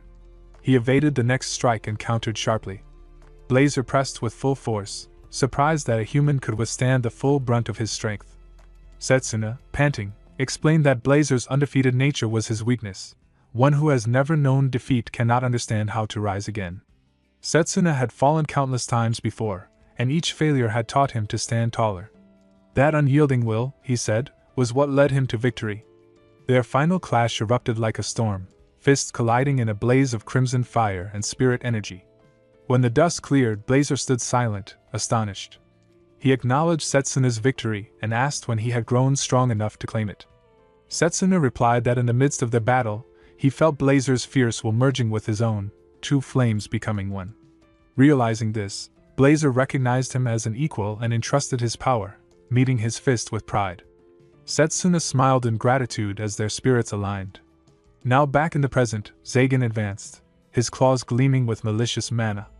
Liano tried to warn Setsuna about their danger, but Setsuna finished his thought, already aware that they could drain magic from anything they touched. He knew this enemy well, the same apostle he had faced before returning to this era. Zagan's authority, the devourer of all, allowed him to absorb the mana of whatever he slashed, a power that once obliterated the entire northern kingdom and its alchemical wonders. Zagan smirked, confident that Setsuna could not win even knowing his secret. Leo, rising painfully to his feet, admitted the earlier hit had been brutal but revealed he had lessened the impact with magic disintegration. Setsuna, surprised yet impressed, noted how far Leo had come. Zagan growled at Leo to stay back, and Leo reluctantly complied. Setsuna recalled the last time he fought this monster, how he had barely managed victory through long-range tactics. But Zagan had since honed his close combat ability. One wrong step could mean death. Still, Setsuna was different now. He struck first, each blow driving Zagan back. The apostle roared in disbelief as Setsuna's movements blurred faster than his eyes could follow. The fusion of Blazer's spirit power and his own combat skill elevated his strength beyond human limits. Liano recognized the blend of techniques instantly, smiling with pride, while Morgana observed the precision of his controlled flames, astonished that he could manage such restraint in the midst of battle. Zagan suddenly released a deafening shriek that split the air. Setsuna leapt back, flames rippling around him. The apostle's grin widened as he claimed to have absorbed the spirit's fire itself. His body radiated stolen energy, swelling with power as he declared himself the devourer of all creation. Setsuna's eyes narrowed, a faint smile forming on his face as he steadied his stance, the ground trembling beneath him. His answer came not in words but in quiet defiance, a glimmer of determination burning brighter than any flame Zagan could ever consume. Zagan lunged at Setsuna, who swiftly leapt back. A moment later, Zagan froze mid-motion, his expression twisting in confusion as his body began to smolder. He turned toward Morgana, shouting for her to lend him water magic, but his limbs refused to obey. Setsuna calmly revealed that spirit magic could not be fully devoured, even if absorbed, it would consume the devourer from within. Zagan realized in horror that Setsuna had deliberately allowed himself to be struck earlier, turning the apostle's ability against him. Panicking, he called for Leo to use disintegration magic to remove the energy. Leo mocked his desperation, reminding him that he had told him not to interfere before. With irritation, Zagan ordered him to act anyway, and Leo agreed, revealing a burn around his left eye, only to unleash a devastating attack that struck both Zagan and Morgana, shocking Liano and Setsuna. Zagan roared in fury, accusing Leo of betrayal. Leo smirked coldly, saying he had only followed his mission, eliminating his useless superior, along with Morgana. He mocked Zagan for his beast-like behavior but acknowledged his usefulness until now. Enraged, Zagan vowed to take everyone down with him for his master's cause, summoning his last strength for a suicidal attack. Before he could release it, Setsuna charged forward, his spirit-forged sword blazing with divine fire, and sliced the apostle in half. Zagan's body dissolved into nothing, leaving behind a single black gemstone that clattered to the ground. When Setsuna looked up, Leo had already vanished. Setsuna clenched his fist, vowing to find him again and defeat him without mercy. He and Liano rushed to Morgana's side. Half her body was missing from the blast, but instead of blood, shimmering water flowed from the wound. Setsuna desperately offered to heal her, but Morgana told him the attack had used disintegration magic. Her body could not be saved. Tears welled in his eyes as Liano placed a comforting hand on his shoulder. Morgana smiled faintly, telling Setsuna that he had been recognized by the spirit of flame, and that she wished to entrust him with something. From her hand, she produced a silver locket containing her spirit, Water Aina, explaining that it would aid him in forming a bond with water spirits. Setsuna refused to accept her death, insisting there must be a way to save her, but her light faded and she fell silent. He cried out, grief-stricken. Liano reminded him that even the strongest could not change fate, that what mattered was to never stop facing hardship, to continue living and fighting no matter how many times one failed. As Setsuna knelt, a young girl approached and gently patted his head, teasing that he had been tricked. Shocked, he turned to her. The girl grinned, saying he shouldn't talk about keepsakes because they brought bad luck, and assured him she was perfectly fine. Setsuna stared in disbelief as realization dawned. It was Morgana, but in a youthful form. She explained that the old woman had been an alchemical doll infused with her soul and memories, her greatest creation, crafted to deceive even apostles. Lionel was speechless as she revealed that the doll was only one of many, but unlike the others, it carried her consciousness. Setsuna, still confused, pointed out that she had appeared old even in the spirit world. Morgana laughed, saying that one's form there was only a reflection of will. Removing her cap, she revealed her pointed elven ears, confirming her true nature. Lionel hesitated, awkwardly glancing at Setsuna and muttering that he should guess her age. Setsuna, realizing the danger, refused, whispering that there was no right answer to such a question. Morgana chuckled and said the correct answer was over 300 years. Both men froze, stunned. Setsuna stammered, asking if that meant she had lived through the Great Magic War. Morgana smiled slyly, offering to share what she knew for a price. Setsuna, taking her words literally, reached for his pouch of coins, only for her to laugh and wave it off, saying she had been joking. Then her expression turned serious. She said it was not safe there any longer and suggested they move toward the lake, where she would tell them about the erased history of the world. Morgana, Lionel, and Setsuna stood by the quiet shore, watching ripples spread as Morgana tossed a stone into the water. She sighed, lamenting how close she had been to breaking a 90-year-old record. Setsuna could barely keep up with her shifting mood, and Lionel shared his confusion, assuming she must have been under heavy stress. Morgana soon turned serious, returning to the story of the Great Magic War. She spoke of the many races that inhabit the world, humans, dwarves, and beast men, and explained how elves, blessed with long lives and an affinity for nature, often forge deep bonds with spirits. This connection allowed them to master spirit magic, which led some to be worshipped by humans. But among them was one elf who strayed from the path, manipulating the king of a human nation and teaching spirit magic to his followers to wage war for domination. That war became known as the Great Magic War. Lionel remarked how dangerous blind faith and power could be when combined. Morgana continued, explaining that after countless sacrifices, the believers of elves and spirits were defeated, and since then, elves had been persecuted as beings who disturbed the hearts of men. Setsuna realized that the term, ancient magic, had been created to conceal the truth of spirit-handling arts, and Morgana confirmed it with quiet resignation. When Lionel asked if she resented humans, she admitted she once had, but that anger had long since faded. Even so, she still kept her distance, for centuries of hatred had not yet vanished. Her double had been a way to hide from those who hunted elves.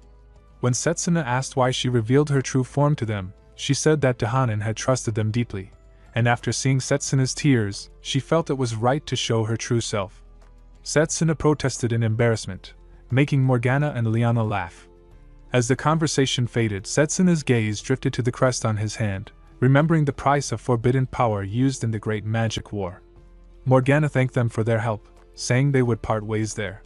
Setsuna expressed his gratitude, while Lionel asked about her plans. She said she would go into hiding again since her location was exposed, and that they might never meet. Setsuna bowed, asking her to lend humanity her strength again when the time came. Morgana smiled faintly, telling him to ask Dahanan if such a day arrived, and mentioned that she still exchanged letters with him. Blazer appeared in his cat form, boasting that he would burn Setsuna to ashes next time, which only made Morgana tease him about getting drenched again. After their goodbyes, they all went their separate ways. On his lizard-drawn carriage, Setsuna thought back to a memory of his sister. Her words echoed in his mind. True strength was not about great power, but about how one chose to use it. He finally understood, vowing to use the spirit's power only for justice. Elsewhere, in a dark chamber, Satanakia, the second Dark Apostle, declared that everything was ready. Pucker berated Leofare Elmcrest for failing to kill Setsuna and abandoning his comrades. Leo pleaded for mercy, insisting he had completed the mission to kill Morgana. When Satanakia asked if he had confirmed her death, Leo hesitated, assuming she could not have survived the attack. The Apostle's glare silenced him, his presence alone forcing Leo to his knees. A woman entered, mocking Leo for returning empty-handed and wishing he had at least retrieved Zagan's body so she could create an undead using his powers. Leo mentioned that Setsuna's knowledge of Zagan's authority hadn't been part of their information. Satanakia, unfazed, said that Setsuna must be hiding something, and they needed to reassess him. Pooker taunted that another undead had been lost too, the one called Giovanni. Satanakia turned toward the woman and asked if she could handle the matter. With a sly grin, she agreed, exhaling a trail of smoke as her figure emerged from the shadows. It was Tsukuyumi, the eighth apostle, bearer of the power to revive the dead. Lionel mentioned they were about half a day away from the academy. Setsuna wondered aloud how everyone was doing. Lionel laughed, saying Drago was probably pushing himself too hard with training, and Setsuna agreed. Looking up at the sky, Setsuna reflected on how he had begun to care for those around him, something he never used to do. Before, he had focused only on self-improvement, chasing the peak of long-range magic and winning battles without relying on anyone. But now, things were different. He thought of Drago, Layla, Carol, Mifune, and Morgana, realizing he had comrades he could depend on. He had learned that strength came in many forms beyond his preferred magic. The control he had trained before his return had proven just as valuable in close combat. Lionel pointed out that magic control wasn't something achieved through talent alone, but through years of rigorous effort. Watching Setsuna, he could tell the young man had endured an unimaginable path, one that shaped him into the strongest mage in the world. They decided to take a break, letting the lizard carriage rest. Setsuna sat down, taking out the pendant and a small orb Morgana had entrusted to him. Blazer curiously asked about it, and Setsuna smiled after reading the short note inside, saying it would be helpful when the time came. Blazer waved his paws over the pendant, sensing the presence of a water spirit. Setsuna closed his eyes, calling out softly. A calm voice echoed from the pendant, identifying him as Setsuna Cromwell. Both Setsuna and Lionel were startled, but the voice reassured them. The spirit, Wateraina, said she had seen him alongside Morgana and would lend him her power if he could overcome her trial. Setsuna, remembering the ordeal with Blazer, braced himself for a tough challenge. But the spirit's next words caught him off guard. Her trial was not a battle, but simply to move her, to stir her heart. Blazer scoffed at the idea, muttering that he could never get along with her kind. Yet Wateraina playfully said she didn't dislike him. Setsuna was unsure what to make of it, until Lionel placed a hand on his shoulder, claiming to have a story so moving it would surely work. He began narrating the tale of two heroes, Ordino, the indestructible blade, and Wallace, the iron wall, whose courage saved the kingdom. The story stretched deep into the night, and by sunrise, Blazer was asleep while Lionel was still passionately talking. Setsuna decided they would continue the trial later, once they were back at the academy. Back at the academy, Layla and Carol sat on a bench with Blazer curled up on Layla's lap, while Drago and Setsuna stood nearby.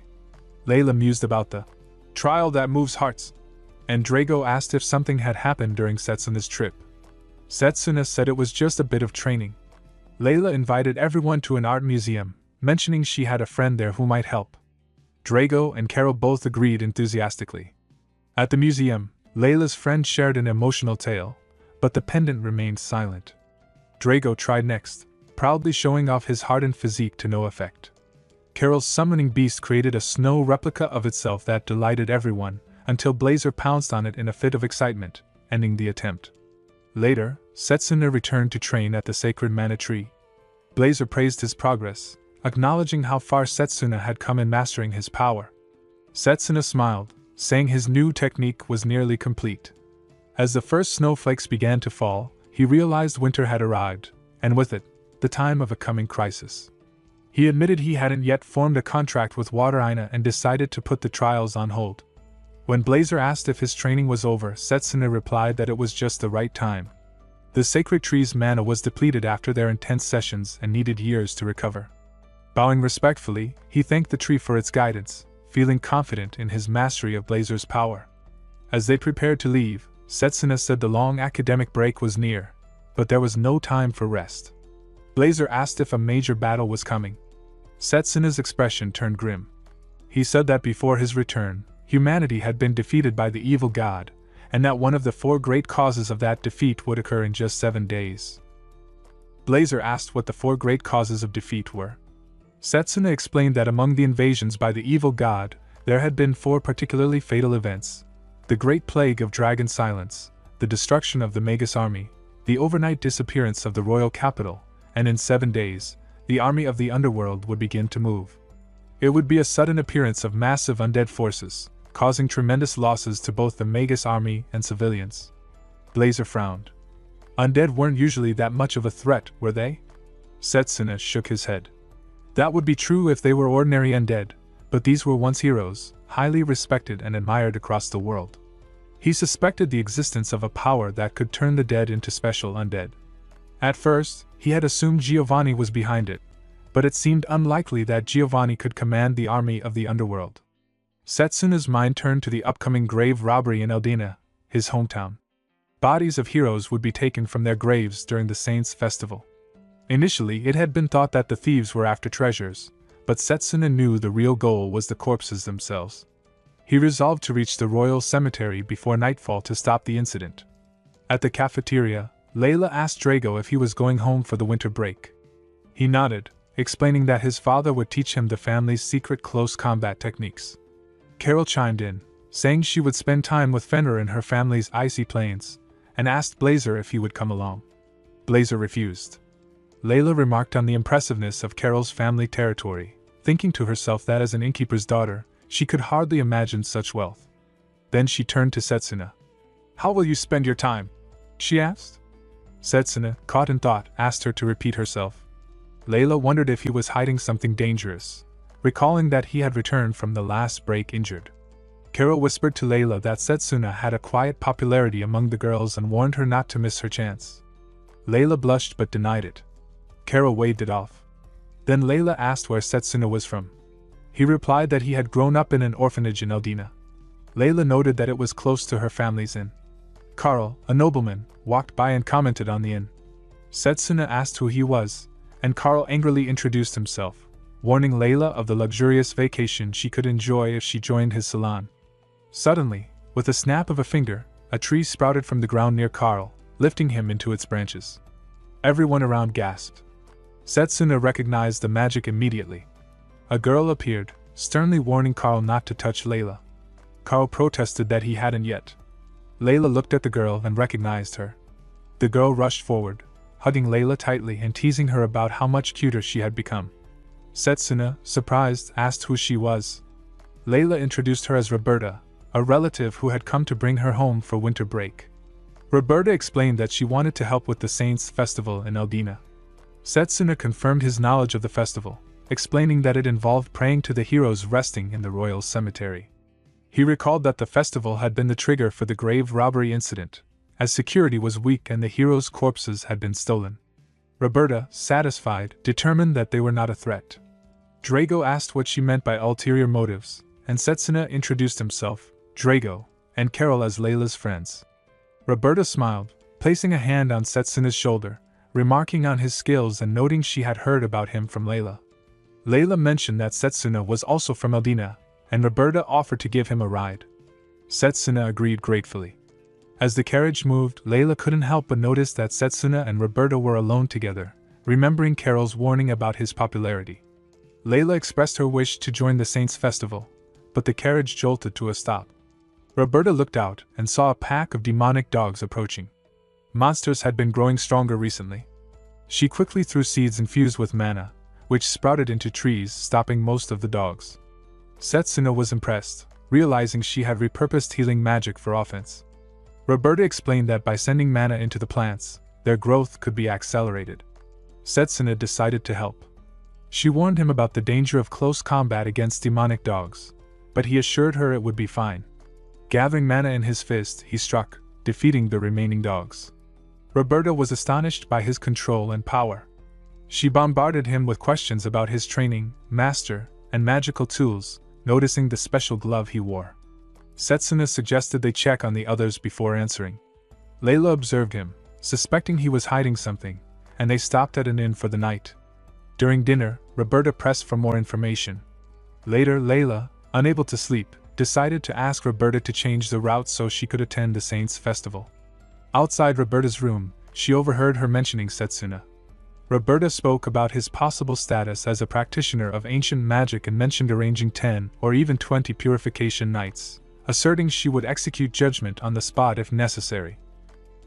The cup slipped from Layla's hands when she overheard Roberta speaking about executing judgment against Setsuna. Panic surged through her, and she bolted to her room. The crash drew Roberta out, but she only saw the spilled contents on the floor. Later, Layla sat down to breakfast, while Roberta greeted her cheerfully. Layla returned the greeting, though her mind was elsewhere. She couldn't shake the memory of Roberta's words from the night before. She wondered whether Setsuna was really using ancient magic, something she had only heard of in old tales, often misused by evil magi. The thought made her uneasy, and she worried about what she should do if it were true. Setsuna returned from his morning training and greeted them politely. Roberta noted that he had been training since early morning and suggested breakfast, while also recommending the sauna at the inn. Blazer, curious as always, tilted his head and asked what a sauna was, prompting Setsuna to decide he would give it a try. Inside the sauna, Blazer stretched and muttered that the heat wouldn't break him. Setsuna teased him for being weak to heat despite controlling infernal flames. Roberta entered, sitting down beside Setsuna, noting that the sauna was mixed gender. Setsuna moved slightly away to give her space. Roberta's eyes lingered on his glove, noticing he had not removed it, and she wondered what secret it might hide. She discreetly blocked the entrance with a "No entry, cleaning in progress" sign. Roberta suggested that the glove must be uncomfortable and encouraged him to remove it, but Setsuna refused, saying it was important. She guessed it might be a gift or something he was hiding. As she reached to touch the glove, the door suddenly opened, and Layla rushed in, ensuring that Setsuna remained safe and not caught off guard. She thought it had been the right decision to keep an eye on him, believing that no matter what he was hiding, he could not be a bad person. Outside, in front of the carriage, Roberta announced they would head to Layla's home. Layla asked to accompany them to Eldina, expressing a desire to see Setsuna's hometown and help at the orphanage. Setsuna welcomed her, and Roberta silently considered that having Layla nearby might make him lower his guard. When they arrived at the Eldina orphanage, Setsuna paused for a moment, surveying the familiar place. Children ran toward him, calling him Big Brother, and one asked curiously about Blazer. Setsuna smiled warmly, feeling a wave of nostalgia, remembering how long it had been since he was last home. Thomas, the orphanage representative, appeared to greet Setsuna, expressing gratitude for his continued care of the children. Setsuna placed a hand on Thomas's shoulder, acknowledging that the orphanage was still running thanks to him, and noting how Thomas had become like a brother to him. Thomas, modest as always, explained that he was merely giving back what he had received as an orphan himself. Friendly banter followed, and Layla noticed a softer, more personal side of Setsuna. Thomas remarked on Setsuna's choice of close combat magic, noting that it seemed a difficult path for someone aiming to rise to the top in the Magus army. Setsuna reassured him confidently that he was indeed aiming high with close combat magic. Layla admired his determination, and Thomas reflected that with someone like Setsuna on their side, everything would be fine. Later, Setsuna knelt at a grave, paying respects to Sister Deborah, the founder of the orphanage and his benefactor. Without her, he knew he would not have survived or held hope in the world. Layla acknowledged the importance of Sister Deborah to him, while Roberta encouraged Setsuna to share some memories, though he declined, stating that he had business to attend to. At the royal cemetery, Setsuna observed from a vantage point, noting the lack of concern with the approaching Saints' festival and the potential dangers. The barrier protecting the cemetery had been lifted, leaving it vulnerable to attack. The heroes resting there were high-ranking mages who had once defended the nation. If the grave robbery succeeded, they could rise as undead enemies. Blazer reassured him that their strength would not falter, no matter who they faced. Setsuna reminded Blazer not to use magic in front of Roberta, sensing that something about her seemed suspicious.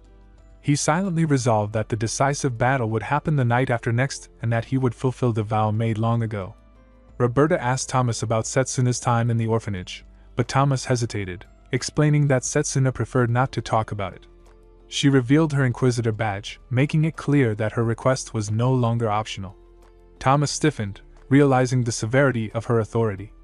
Roberta explained that Setsuna might be dangerous, and they were investigating him. Layla, overhearing, apologized for eavesdropping, and Roberta assured her that she would not tell anyone. Thomas began recounting the night Setsuna arrived at the orphanage on a rainy evening, remembering it vividly. At that moment, a sister opened the door to reveal a bleeding woman, arrows lodged in her back, begging for help and urging them to save the child in her care. Emma was born into a humble farming family, a dreamy girl who spent her childhood believing that someday fate would grant her something greater. One afternoon, while helping with the weeding, she found herself gazing at the horizon, lost in the thought that a fateful encounter awaited her somewhere beyond the fields. That encounter came sooner than she imagined. A noble from a nearby territory passed through the village in his carriage. As his butler held a glowing magical device inside, the noble's gaze fell upon Emma.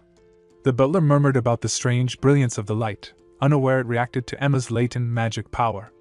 The noble, intrigued and captivated, invited her to come with him. Overwhelmed and enchanted by the sudden turn of fate, Emma agreed, wondering if this was all just a dream. She was brought to the prestigious Schneider family and given a room that seemed to belong to a princess. Yet her joy was short-lived. The noble had many concubines, and Emma was only one among them. His visits became rare, leaving her alone in luxury but starved of affection. She began to believe that bearing his child might rekindle his love. Time passed, and she gave birth to a baby boy. The noble seemed pleased at first, smiling at the infant in Emma's arms. She felt hope bloom again, until the butler returned with the same magical device. This time, the item did not glow. The noble's smile faded, and without a word, he left the child with her and walked away. That brooch was a magical tool used among nobles to gauge latent magical power, essential for ensuring superior bloodlines. The noble's interest in Emma had never been love but the power hidden within her body. When her child failed to inherit that potential, disappointment replaced affection. The realization shattered Emma. In despair, she turned her frustration toward the innocent child. Tears blurred her vision as she held a knife, whispering that if only the boy had talent, she might have been loved again. But as she looked into Setsuna's smiling face, her trembling hand loosened, and the knife fell to the floor. She wept until exhaustion claimed her. A knock came at the door. The butler entered, his tone cold and formal, announcing that he had come to take the child.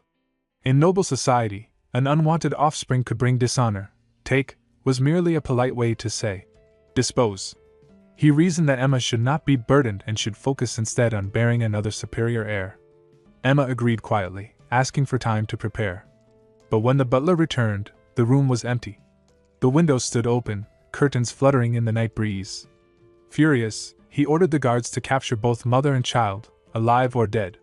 Emma fled through the darkness, wounded and exhausted, carrying Setsuna in her arms. When she finally collapsed, she had reached an orphanage. The sisters there found her covered in blood and bandages, barely conscious. Lying beside the sleeping baby, Emma spoke in a trembling voice, blaming herself for bringing her child into a family that never wanted him. She imagined a simple life, working the fields, raising Setsuna with love, even in poverty. That would have been enough. Her regret turned into anguish. She cursed her foolish heart for believing the noble's affection and, with her final strength, begged the head nun, Sister Deborah, to take care of her son. Sister Deborah promised she would. No matter who the boy's parents were, she swore to God that Setsuna would grow up loved and free, that he would find happiness through his own strength. Emma smiled faintly, whispered her thanks, and passed away. 7 years later, Sister Deborah called out to Setsuna. He turned, revealing bruises and a swollen cheek. Thomas, one of the boys, rushed over in shock. Setsuna explained that during play, he had tried to stop a fight. Raka, the eldest son of the Hakanins, had struck another child. When Setsuna intervened, Raka shoved him away using magic.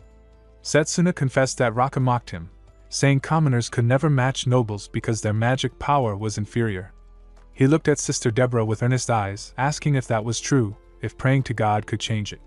She smiled softly and told him to pray, not for help, but to swear that he would prove them wrong. His mother had been strong. He only needed to find that same strength within himself. Then she handed him a worn book, something she had kept safe all these years. It was one Emma had taken from the noble's library during her escape, believing it might help her son one day. Sister Deborah told Setsuna that if he lacked magic power, he should find another strength within himself. Curious, Setsuna opened the book she had given him and found a section titled Magic Control. The idea fascinated him, though he could barely understand the complex diagrams and formulas inside. When he asked Sister Deborah about it, she smiled and decided to show him a demonstration. A small flame appeared in her palm, and as she guided it gently, it pierced a thin sheet of paper without burning it entirely, leaving behind a clean hole. Setsuna stared in awe, realizing that even basic magic could become something extraordinary through precision. Sister Deborah explained that by controlling the flow and direction of mana, one could evolve magic beyond its normal limits. Though he was still too young to use formal spells, he could begin learning control from now. Setsuna nodded eagerly, promising to try, even if the book was far beyond his level. Sister Deborah chuckled softly, saying she would study it with him until he understood. From that day forward, Setsuna devoted himself entirely to training. Day and night, he practiced magic control, never missing a single day, even when he was exhausted. 5 years later, at the age of 12, he stood behind the orphanage with sweat on his brow, practicing once again. Thomas watched him from a distance, impressed by how far the boy had come. When asked what kind of mage he wanted to become, Setsuna said that long-range magic seemed the best match for his control techniques. If he could master both mana and elemental flow, he could reach a new height of precision. Yet, he also wanted flexibility. Once a mage underwent the rite of mastery, their mana core became fixed to a single system, so he planned to study them all before choosing. Thomas laughed, saying his explanation sounded far too serious for a child his age. Their conversation was interrupted when a boy came running toward them, shouting that Raka had been taken into the forest by Slain. Setsuna immediately ran off, ignoring Thomas's call to stop. Deep within the forest, Raka was surrounded by several students. Slain mocked her, boasting about his noble status, until a sudden scream drew everyone's attention. A boy lay on the ground, attacked by goblins, creatures thought not to inhabit the area. Panic spread among the group. Slain stepped forward arrogantly, blasting the goblins with raw bursts of mana. His followers cheered, praising his strength, but the goblins rose again unharmed. Enraged, Slain dragged Raka toward them, shouting that she should make herself useful. Before the monsters could strike, Setsuna appeared, shielding her with his body. He told Slain that simply releasing magic power without focus would never defeat an enemy. Slain sneered, recognizing him as a commoner, and ordered his friends to retreat while Setsuna fought alone. As Slain fled, his followers ran in different directions, leaving Slain alone for the goblins. He stumbled to the edge of a cliff, terrified, when Setsuna caught up. The boy confronted him calmly, saying he hadn't come to help but to make him atone for what he had done. Slain tried to appeal to pride, offering to make Setsuna his vassal, but the words meant nothing. Setsuna's mana flared, steady, refined, and precise. Slain, trembling, accused him of using tricks to compensate for weak talent. He claimed that in the end, talent was what defined a mage. Setsuna admitted that his mana was limited, but recalled the years he had spent honing his control. The memories of endless practice flashed in his mind, late nights, failed attempts, and gradual progress. He took out a small piece of paper, infused it with mana, and let it burn in his palm, the flame dancing in perfect control. In that quiet moment, he declared through action what words could not express, that skill born from perseverance could surpass talent granted by birth. Slain's eyes widened as he sensed the strange mana radiating around Setsuna. It was bestowal magic. But how could someone who hadn't even undergone the rite of mastery control something of that level? Setsuna corrected him calmly, stating that it wasn't true bestowal magic. He was simply manipulating the mana core directly to simulate spellcasting. A mana core was the vessel of magic within the human body, a structure partially formed at birth and completed after the rite of mastery. That process allowed the core to function like an official magical circuit. Yet, in Setsuna's case, even as a child, his control over mana had been so refined that he could alter the very shape of his own core. Setsuna tossed a burning sheet of paper toward the advancing goblins. Flames erupted, spreading fast enough to form a temporary barrier. Both covered their faces from the heat. It wouldn't drive the creatures away completely, but it was enough to hold them back for a while. Slain's mind spun as he watched. He had barely managed to keep the goblins at bay earlier, and yet this boy repelled them effortlessly. Setsuna mentioned that what he used was a practical form of living magic, a light protection meant to soften their landing impact. Slain wondered if it was some kind of healing spell, but Setsuna clarified that it was still only simulated. Even so, Slain was shaken. Recovery magic within bestowal-type control? Just how many systems was this boy attuned to? Without hesitation, Setsuna grabbed his arm and sprinted toward the cliff's edge. He said they'd be jumping to escape, teasing that surely a noble wouldn't be afraid. Slane's inner protest never made it out. The two of them leapt, plunging into the cold river below. Night had fallen by the time Slane regained consciousness. A faint fire flickered nearby, and Setsuna sat by it, remarking that Slane had been out for quite a while. He called it an overreaction to something as simple as a jump. When Slane rose, his eyes caught a faint circle glowing near them. It wasn't ordinary firelight, it was a formation. Perhaps monster avoidance magic, or even something more complex. Was this, too, Setsuna's doing? The thought that a mere commoner could possess such skill was something Slane couldn't easily accept. Yet Setsuna only dismissed the idea of being called a genius. What he achieved, he said, was simply the result of daily effort. Then he added coldly that once they returned to the village, Slane would answer for what he'd done to Raka. Back at the orphanage, Thomas scolded Setsuna for his recklessness, but Setsuna brushed it off with a grin, thanking him for protecting Raka. He then turned Slane toward her, saying the Hakkinen family's search party was nowhere nearby, and Raka could decide what to do with him. If she wished, they could even return him to Goblin territory. Slane tried to apologize, but Raka's response came in the form of a swift kick that sent him doubling over. She shouted for him never to come near them again. Thomas remarked that she was surprisingly capable, and Setsuna replied that it was good medicine for Slane. Life at the orphanage continued poor but content. Yet those peaceful days soon reached their end. Sister Deborah lay weakly in her bed, coughing as Thomas, Setsuna, and the children gathered around her. Setsuna, now 15, asked if there was no recovery mage they could call, but Thomas shook his head solemnly.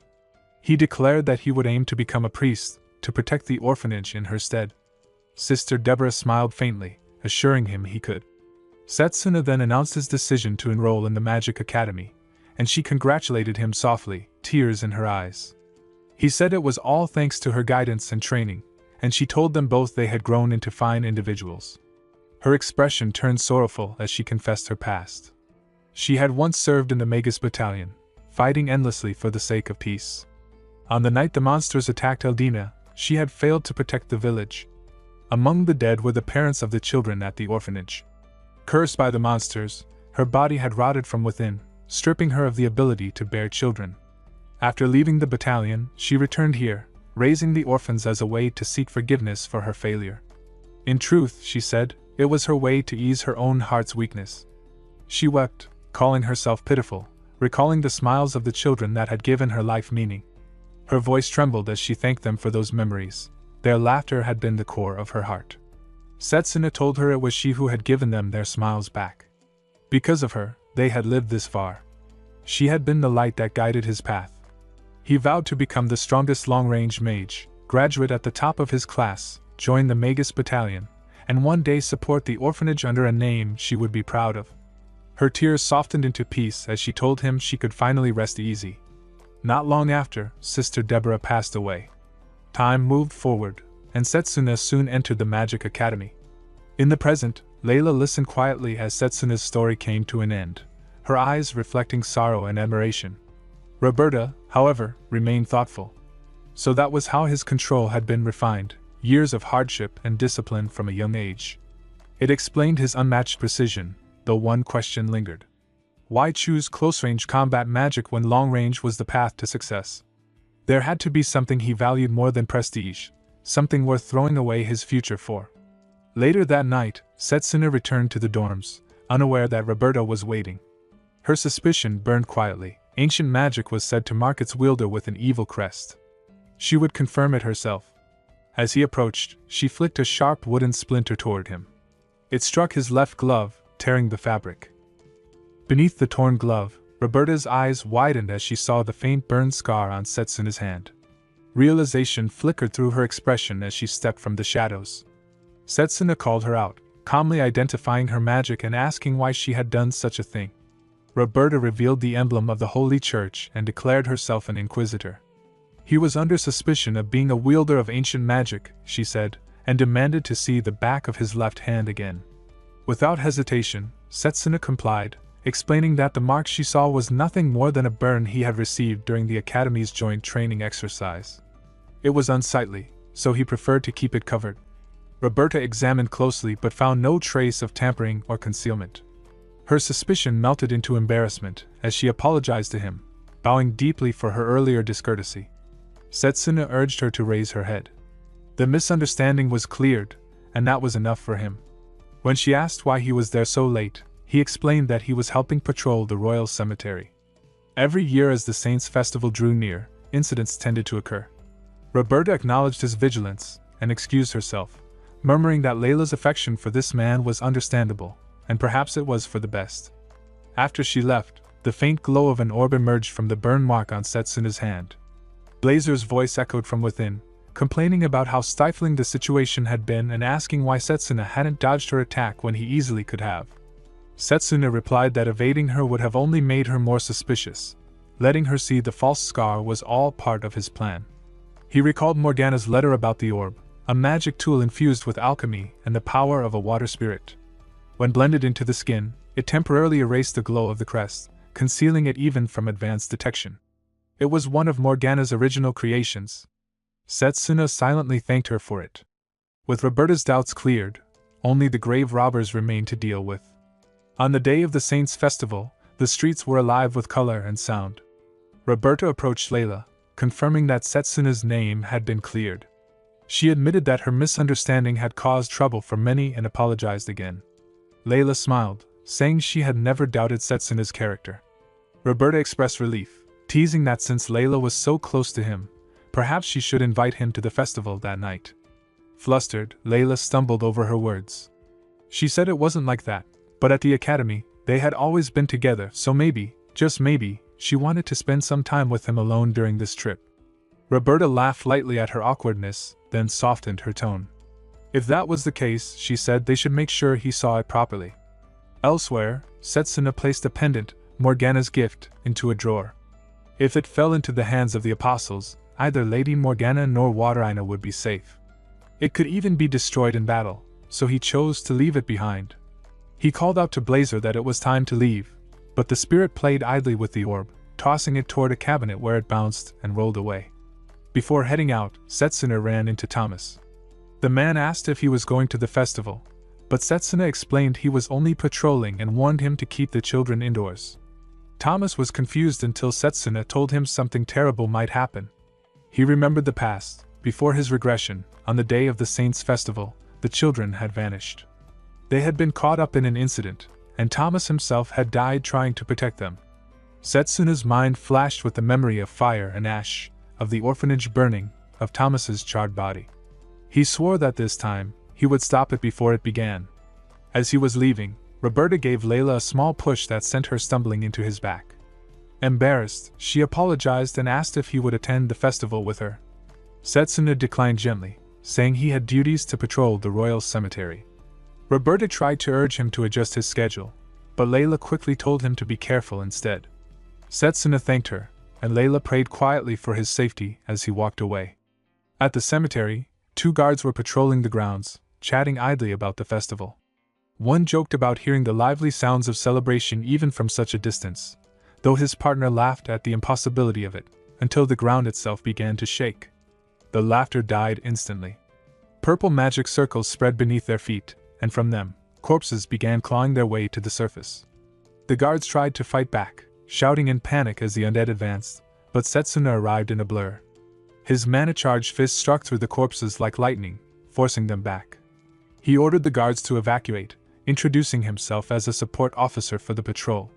They hadn't heard of any reinforcements, but there was no time for questions. Setsuna drew his twin mana blades, urging them to flee. Against so many enemies, they would only be in his way. He dashed into the swarm with blinding speed, each strike cutting through corrupted flesh. The guards could barely follow his movements. The battlefield was a storm of blue light and flying embers, the sound of blades slicing through the dead. Setsuna's expression was calm, focused. Waiting in ambush had been the right decision after all.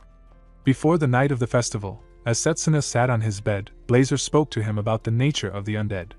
Setsuna replied that the ones they had fought within the Legion of the Underworld had been equally strong in life and death. Ordinary undead were merely bodies possessed by wandering spirits, but this was different. These creatures retained their minds, controlled completely by the apostle's authority. Even for an apostle, to seize someone's consciousness so completely was unnatural. Setsuna now, while fighting the undeads, realizing why this incident had occurred 5 years before the Legion's appearance. The apostles must have been preparing all along, stealing the wills of fallen heroes over time. These revived souls were not yet at their full strength. That was his only advantage. He had to locate and defeat the apostle before they regained their power. Far away, the eighth apostle, Tsukuyomi, smiled faintly while observing the disturbance. Some of the undead had already been defeated. It could only be Setsuna Cromwell's doing. She had been monitoring him for some time. He had repelled 2 apostles already, and his movements suggested he knew more than he should about their abilities, their plans, even their locations. His power was dangerous, but his insight was far more unsettling. Even so, she told herself he couldn't reach her. He had bested Zagan in close combat once, but that power had been temporary. The dead would always outnumber the living, and in this vast graveyard, exhaustion would eventually claim him. Yet something was wrong. The tremors of battle had gone still. Her expression tightened. There was no way he could have fallen so easily. Before she could move, a presence appeared behind her. Setsuna's voice cut through the silence as he emerged from the shadows, eyes burning with quiet determination. He had found her at last. The time to end her schemes had come.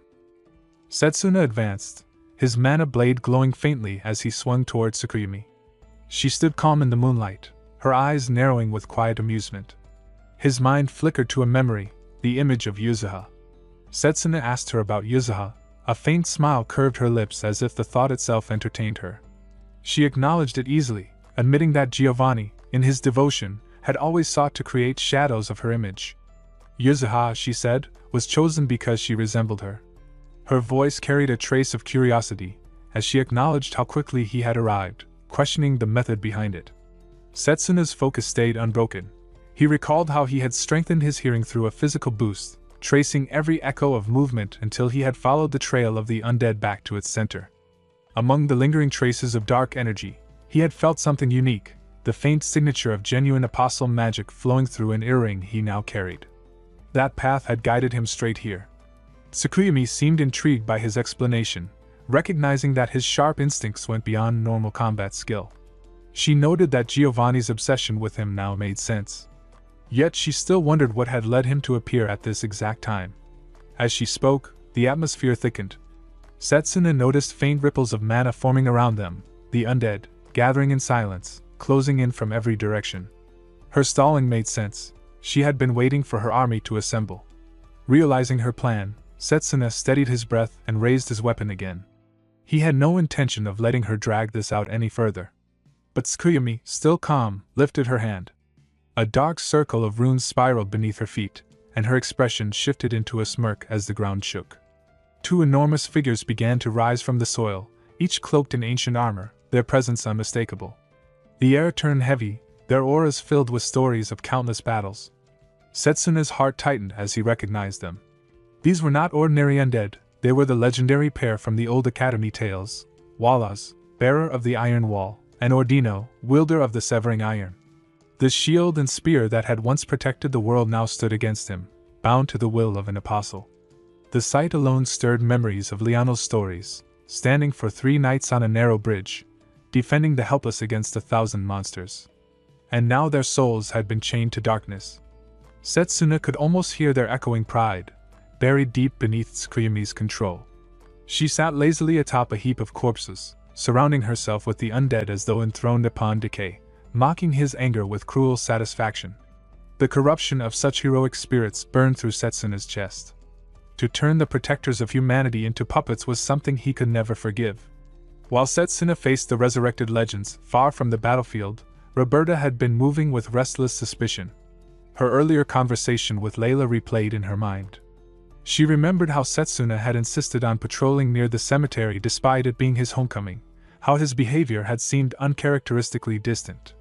Following her instincts, she entered his room quietly, ignoring Layla's protests. The space was spotless, too neat for someone living in constant movement. Her eyes caught something small on the desk, a blue orb faintly glowing. As she touched it, the light flickered and the crest on her hand vanished. That moment was enough. She realized what it meant. the crest hidden on Setsuna's hand, and the power he had tried to mask. Fear and duty mixed within her. Declaring her intention to restrain and question him, she ordered Layla to stay behind, though the girl's worried voice followed her down the corridor. Back at the graveyard, Tsukuyomi grew impatient. The undead shifted uneasily, and Setsuna, aware he was running out of time, closed his eyes for a heartbeat. The only way forward was through stealth. He began suppressing every trace of his mana until his presence disappeared completely. The undead, unable to sense life without mana perception, faltered and turned aimlessly. Tsukuyomi barked orders, unaware that her prey had already vanished from their senses. Setsuna's figure flickered between the gaps of shadow and light, cutting down each creature with swift, silent precision. His mind stayed steady, recalling the technique he had perfected before regression, the domain of tranquility. It was risky, but it granted him an invisible advantage. Each time he suppressed and released his mana, another undead fell, dissolving into ash before it could react. Tsukuyomi's surprise broke through her composure as she watched the tide of corpses crumble one after another. Setsuna continued step by step until the clearing grew quiet. Only the two legends remained before him, standing motionless yet radiating a crushing pressure. The strength emanating from them dwarfed anything he had faced before. Even without words, their presence carried the weight of history. Blazer's voice stirred faintly beside him, his spirit energy intertwined with Setsuna's own. Setsuna asked how long his body could endure if he unleashed his full strength and spirit magic together. The answer came without hesitation, 3 times longer than before, but that still meant only 3 minutes. Setsuna exhaled softly, his resolve hardening. 3 minutes would have to be enough. Walla's and Ordino's long-buried regrets deserved release, not chains. He tightened his grip on the mana blade and stepped forward as the final battle began, counting down the seconds in his mind. Roberta hid behind a tree, watching Setsuna battle the undead alone. The graveyard was crawling with the restless dead, and an eerie woman lingered at the edge of the chaos. That's a massive outbreak, and that woman, who is she? Setsuna's magic flared, ancient, forbidden, unmistakable. She approached 2 guards, asking what had happened.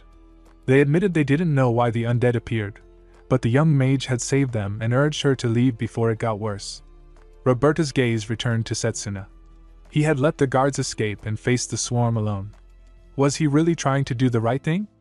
A memory flickered, the church head's warning about ancient magic, how one mage had once destroyed a city, and their mission to protect innocent lives. Back in the present, the thought sharpened, even a good person wielding ancient magic could bring ruin. Layla's safety weighed heavily on Roberta. She remembered herself holding young Layla and promising to be her protector. Resolute, she readied her seeds. Anyone threatening Layla would be eliminated. Tsukuyomi analyzed the undead with a cold calm. These were no ordinary enemies. Setsuna prepared to combine his double fake clone with Domain of Tranquility. He rushed Tsukuyomi, but her defenses were formidable, forcing him to switch to spirit magic. More undead surged around him, overwhelming and relentless. Suddenly, branches snared him, yanking him back. Roberta had intervened, standing between him and the threat. She reminded him that while he wasn't out of danger, she wouldn't allow Layla to lose him. Setsuna understood, but with Roberta there he couldn't fully use spirit magic, and Mana Guard was useless against Ordino's strikes. Walla's shield couldn't be broken with a mana blade. How could he push through? Tsukuyomi mocked their presence, but Roberta stepped forward regardless, sensing the stench of death too strong to ignore. The fight escalated as Roberta and Setsuna clashed with the undead, Roberta noting the enemy's strength and Setsuna feeling his stamina drain. Blazer threatened to burn everything to ash, but Setsuna refused, searching for another solution. From behind, Layla suddenly struck Tsukuyomi, revealing she had heard Waternia's warning voice. She opened the drawer with Setsuna's pendant, and through it, Waternia seemed to remind him of the promise to protect and impress her.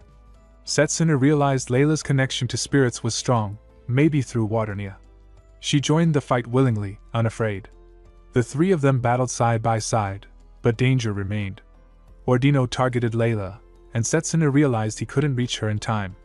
Roberta moved to protect her, taking the fatal strike instead. Layla's scream tore through the battlefield as Roberta fell, urging her to escape. At last, Setsuna unleashed his spirit magic in fury. His hair and eyes ignited with power as he scooped both Layla and Roberta from danger. Rage and determination surged through him. He would protect them at any cost, and the undead would pay for daring to threaten them. Layla's voice cut through the chaos. Roberta's thoughts sharpened. So he really was a wielder of ancient magic. Blazer stepped forward, eager to unleash his power. The undead army put up a solid fight, but the sword and shield of the legends demanded attention. Setsuna assessed them quickly, tracing the flaw, and manifested his spirit magic to strike one of the legendary pair. Soon both legends focused on him. Tsukuyomi observed coldly, noting the overwhelming strength of spirit magic. Even someone like Zagan wouldn't survive it. But undead did not tire. Until Setsuna broke her defenses, his mana would run dry first. Blazer growled, demanding a breakthrough. Setsuna shook his head, refusing brute force. There was a better way. A memory surfaced, Layano teaching him about legendary pairs. The iron wall shielded every attack, and the severing iron exploited the opening with an unavoidable strike. Something didn't add up. The legends had fought together for years, yet their coordination was sloppy, far from the fabled precision of true heroes. Setsuna acted. He broke the shield, catching both Tsukuyomi and Layla by surprise. The strongest spear and shield couldn't coexist. He would exploit that. Flames passed from the fallen legends, fueling his strike. With the weapons gone, he faced the two legends directly and gradually overcame them. He turned to them after the battle, regret and respect in his tone, apologizing for waking them from their slumber. Tsukuyomi scowled, frustrated at losing a 2-on-1 fight, but Setsuna dismissed her complaints. Her knights were gone. She tried to bluff, buying time as the undead army pressed forward, but Ordino intervened, granting him a chance. Setsuna surged, spirit magic igniting his sword, slicing Tsukuyomi to pieces. Flames consumed her torn body. He exhaled sharply, near exhaustion. Blazer nodded, impressed despite everything. Setsuna acknowledged the power of resurrecting the dead, yet human pride had outmatched even that. He checked Roberta, concern flashing across his eyes. Roberta's gaze hardened. He had used ancient magic, undeniable now. Layla defended him, but Roberta's mind raced. He had wielded forbidden power to save them and drive off the threat. Normally, the Holy Church would demand execution. What should she do? Suddenly, Roberta's own magic ensnared her and Setsuna. Even she was startled. She questioned the force. Tsukuyomi's voice echoed, skeletal and sinister. Her body transformed, webs twisting into a massive skeletal spider, towering above them. Setsuna froze. Tsukuyomi taunted, inviting them to admire her true form before death. Roberta's blood ran cold. Setsuna realized her power had been concealed all along. This was only a fraction. He tried to manifest mana, but it was useless. Even the mana blade could not pierce her form. Layla ran forward with her mana blade without hesitation. Roberta shouted, but Layla's resolve was firm. In her mind, she told Setsuna she would be his strength, whatever the cost. She would not allow him to face this monster alone. The battle opened in chaos, firelight and shadow tearing through the night. Setsuna froze for a heartbeat as Layla fell, crimson blooming beneath her. The sound around him blurred, replaced by fragments of memory. Layla laughing under the training sun, her steady hands healing a wound, her voice breaking through the noise of old wars. Each image cut deeper than the last. Her collapse shattered his restraint. Mana nearly gone, he reached past reason, drawing on the flame buried in his very life. Blazer's warning echoed, distant and useless. The fire roared to life, consuming everything, body and soul alike. His blaze tore across the field, desperate, beautiful, doomed. Tsukuyomi didn't meet the strike head-on. Instead, the creature wove a web of shimmering death, trapping him mid-charge. The thread sliced deep, burning flesh and fire alike. The ground shook as the monster's blows rained down. Setsuna's vision dimmed, breath shallow, but surrender never came. Pinned bleeding, he raised his head one last time. The enemy gathered another attack, a brilliant, pulsing orb of destruction. Then, a voice cut through the roar. "Setsuna!" His eyes widened. A blue light shimmered before him. Chains of water coiled through the air, deflecting the monster's strike in a burst of steam and color. From that haze stepped Layla, unbroken, alive. The wound was gone. Her body glimmered with flowing, liquid grace. Layla blinked at him, water beating along her skin like scattered gems. Setsuna asked if she was okay. She nodded, explaining that when the blade struck, Her body had become water and the wound vanished. Setsuna's mind snapped to the possibility, breath barely steady. That magic, was it? A memory unfolded, Layla drifting in a place that felt like being held inside a river. She called out, lost, and a calm voice answered from everywhere and nowhere. Wateraina introduced herself as a spirit of water and offered Layla power. Layla protested, saying she hadn't earned it. Wateraina replied that she had seen one thing she had never felt before: true love. She had watched a man risk death to use spirit magic for a woman, and a woman throw herself into danger to save him. That kind of sacrifice, that finite brilliance, moved a creature that had known only endless solitude. Humanity's willingness to give everything for another kindled something in the spirit. Because Layla understood that feeling, Wateraina chose her. Then Wateraina bestowed her power and urged Layla back to the living world to save the man she loved. Layla hesitated only long enough to correct Wateraina. Setsuna was complicated, then raced back, resolved. Back on the battlefield, Setsuna observed the change coolly. He admitted that Layla had truly moved Wateraina. The spirit acknowledged it, saying the bond between them left a deep impression. Layla protested at being praised, but Wateraina cut the fluff. There was a villain to handle first.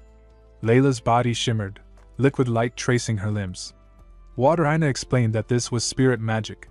Roberta called out, but Layla's thoughts were private and stern. Sorry, Roberta, but she had to do this. She told Setsuna to rest and that she would handle the rest. Setsuna watched her steady resolve and trusted it. He saw that Layla could commune with a spirit without formal training and that her determination held even in desperation. He stepped back into normal form and left the fight to her, telling her to go all out. Wateraina encouraged Layla to try any technique she could imagine and promised to lend strength. Layla, who had been copying Setsuna's control exercises, formed a whip of mana and wreathed it in spirit energy. Setsuna asked what it was. Wateraina named it the Blue Whip. Layla lunged, the whip screaming through the air and striking Tsukuyumi. Blazer noted the tactic. Tsukuyumi's spider form could parry direct assaults, but unpredictable arcs were harder to defend. Setsuna added that the whip moved faster than sound, using water's inherent speed to add snap and elasticity. Layla looped the whip around one of the spider's legs and declared she wouldn't let it escape. Tsukuyumi laughed and molted, shedding an outer shell. The whip had only caught the discarded skin. She mocked them, claiming her beauty and resilience would save her. You might catch the skin, but not the whole. The spider slipped behind Setsuna and struck. He dodged, and Layla wrapped the whip around the leg again, only to see it molt once more. Layla's mind raced. Molting was the problem. Setsuna offered a plan: bind the entire body so molting would be impossible. Wateraina explained the catch. To tie the whole spider, the blue whip would have to extend massively. Unlike flame, which Brazier burned into existence, water-based constructs demanded a pre-existing volume of water. Generating that length on the fly required a reservoir. Setsuna's memory clicked into place. Layano had told him about Lady Morgana using lake water to form a vast sphere. The solution formed at the edge of his thoughts. Setsuna called out a concise order. Layla, Blazer, Wateraina, listen up. Let's finish this with our next move. The air thickened as the battle reached its final moment.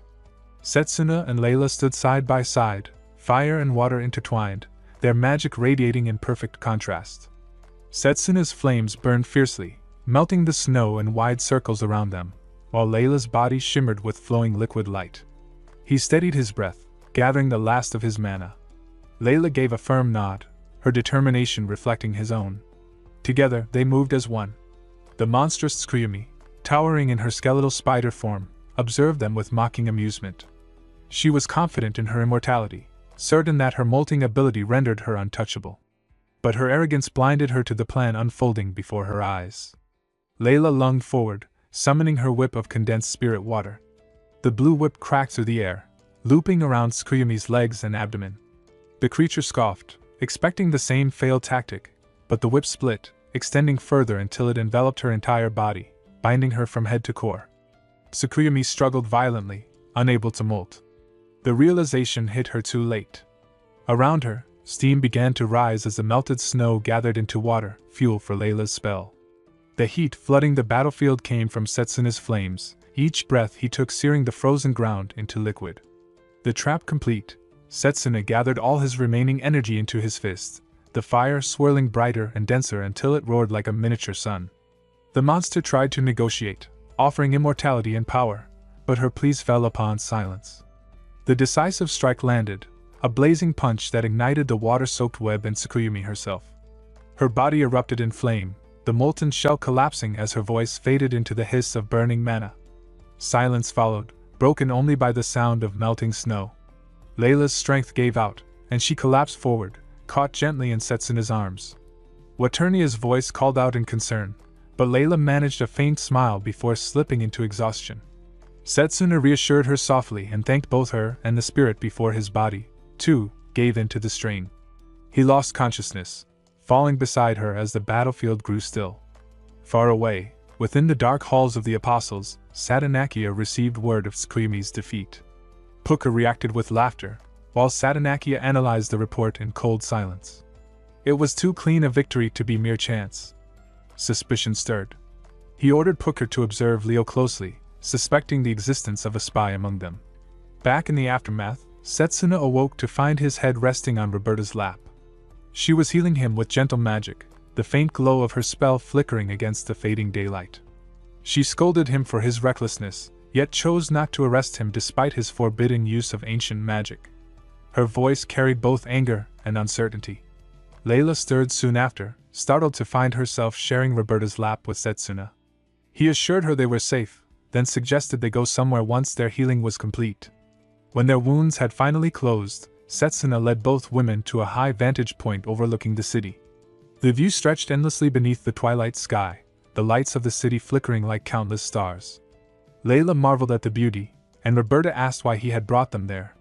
Waternia teased that perhaps it was for a confession of love, but Setsuna's expression turned solemn. With quiet resolve, he told them the truth he had carried all along: he was a traveler from a doomed future. Setsuna revealed the truth he had carried alone. He spoke of burning castles, fallen towns, and an academy overrun by monsters. His words, though impossible, carried the weight of experience and loss. Roberta and Layla listened in silence, their disbelief fading as his strength and knowledge made the truth undeniable. He told them how he had used the power of the spirit of time to return, how the apostles and the evil god had brought the world to ruin, and why he devoted himself to close combat magic and spirit techniques. Roberta struggled to process it but couldn't deny what she had seen: the precision of his magic, his awareness of their enemy, and his extraordinary power. Layla, however, accepted it without hesitation, recognizing in him the resolve of someone who had already lived through tragedy. Waternia praised the emotion that bound them, calling it pure and unwavering love. Setsuna warned them that the Holy Church would never accept his story, especially the idea of time travel through spirit magic. He removed his glove, revealing a crest, and left the decision to Roberta while urging caution against the High Saint, the very woman who, in his past, had sided with the evil god. Roberta refused to believe such a betrayal, but the mention of Gustav, her new aide, unsettled her deeply. Their tense moment was interrupted by a massive bird descending from the clouds. A man stepped down, commanding presence radiating from him: Sid, commander of the Magus battalion. He had come to inspect the reported undead attack. Roberta quickly took responsibility, hiding Setsuna's involvement for now. Sid commended her briefly, then turned to Setsuna, recognizing him as the delayed trainee who was to join the battalion after the new year. Among Sid's soldiers stood a young man whose aura of raw fire magic burned like a furnace: Zappa. Once, in another time, Setsuna had fought beside him, the strongest mage of his generation. Zappa's overwhelming magic contrasted sharply with Setsuna's precision and control. Their reunion carried an undercurrent of rivalry even before a single word was spoken. A sudden corpse lunged from the shadows, catching Layla and Roberta off guard. Zappa incinerated it in an instant, his flames reducing it to ash. Blazer and Setsuna both recognized his overwhelming power. Zappa mocked Setsuna's close-range combat style, boasting that raw magic would always prevail. Setsuna, calm but resolute, refused to yield. Sid intervened, warning Zappa to restrain himself, but before he could finish, Setsuna spoke up. He requested to join Zappa's squad, a decision that shocked everyone. For him, this wasn't just training. It was the first step toward rewriting the future he had come back to change. Setsuna stepped forward and extended his hand toward Zappa, volunteering to join the same team. Zappa grabbed him by the collar, eyes burning with irritation, accusing him of picking a fight and calling him a fool for leaving school too soon. Before the situation could escalate, Sid intervened, cutting Zappa off and reminding him that strength should be proven through skill, not words. The tension eased, and the group dispersed. Layla asked quietly if Setsuna was alright, and Roberta added that training beside someone like Zappa sounded exhausting. Setsuna only smiled faintly, admitting that Zappa's strength was genuine and that the challenge would make the training worthwhile. As dawn broke, he turned toward the orphanage with them, saw Roberta off to the church, dropped Layla at her family's inn, and returned to spend the holidays with the children and Thomas. Days later, Setsuna stood by the door of the orphanage, saying his goodbyes. The children cheered, wishing him luck and telling him to become the strongest mage. He promised he would and told them to grow up true to themselves. At the academy, Carol reacted with shock when she learned about the undead attack during the vacation. Layla reassured her, though the memory of how close they came to death lingered. Drago bragged about mastering a new close combat spell and looked forward to testing it during the upcoming 3-week training with the Magus battalion. Carol encouraged them to do their best, and Layla resolved to strengthen her bond with Waternia and refine her spirit magic. When Setsuna and Layla exchanged glances, there was quiet understanding between them. Carol teased her about it, and Layla flustered in denial, only to learn that Carol herself had a secret crush. The brief laughter lightened the tension before Setsuna's thoughts turned grim again. He knew the incidents of the 4 great failures would begin with what was about to unfold during the battalion training. To stop it, he would need Zappa's cooperation, and earning his recognition wouldn't be easy. From the shadows, someone watched him. Later, while preparing for departure, Setsuna gathered his equipment, satisfied he was ready. A sudden gust of wind circled around him, but he quickly dispersed it, leaving the unseen attacker stunned. Akhtar emerged, shocked that his sneak attack had failed. Setsuna sensed the hostility immediately, asking for his reason. The answer came as rage and resentment. Akhtar had always been treated as insignificant until his gift for long-range magic changed everything. He had clawed his way up from nothing, yet Setsuna, a close combat user, continued to overshadow him. Enraged, Akhtar unleashed another volley of wind bullets, but Setsuna calmly intercepted them, his man-imbued hands slicing through the storm. Akhtar shouted in disbelief as Setsuna explained the technique mana interacting with mana, redirected through a simple strike. Furious and desperate, Akhtar attacked again, spewing wind in all directions. He declared that if Setsuna were to fall in an accident, he would take his place in the battalion and finally gain recognition. He even shouted Carol's name, revealing his obsession with her and his jealousy towards Setsuna. Setsuna countered coldly, reminding him that Carol had been devoting herself to summoning, mastering new phantom beasts every month. If he truly wanted her attention, he should become someone worthy of it rather than stooping to cowardice. From the trees, Professor Cyrus watched in silence. He had tolerated Akhtar's misdeeds for the sake of his talent, but this was too much. He noted Setsuna's rapid growth and realized that if Setsuna had chosen long-range magic, he might have surpassed everyone. A sudden noise startled him. He turned just in time to see a shadow vanish between the trees. Back in the clearing, Akhtar's attacks grew erratic. Fear began to surface in his eyes as Setsuna closed the distance between them in an instant. Seeing the mana gathered in Setsuna's fist, Akhtar braced for death. But the blow that landed carried no mana, just a clean, human punch. Staggering and confused, Akhtar could only stare. Setsuna told him the incident would be reported, that his growing list of suspicions would finally catch up to him, and that expulsion or even exile from the Magus world was likely. Before he could finish, someone stepped between them, shielding Akhtar. Setsuna froze when he saw who it was. Carol stood there, her back to Akhtar, her presence calm but firm. Setsuna's voice rose in anger, demanding how Carol could defend Akhtar after everything he had done. Carol didn't deny it, she admitted Setsuna was right, but spoke of a different time. Back in their first year, she said, Akhtar had been a commoner like her, mistreated by others yet still willing to share what little he had. He had once been kind, the sort who'd give away his healing potions even when injured himself. Setsuna fell silent, remembering that same boy.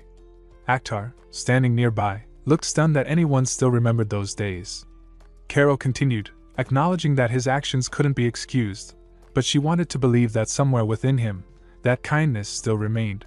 She knew people would call her naive, yet she still wanted to give him a chance to make things right. Akhtar stepped forward, positioning himself between them. His voice was steady now.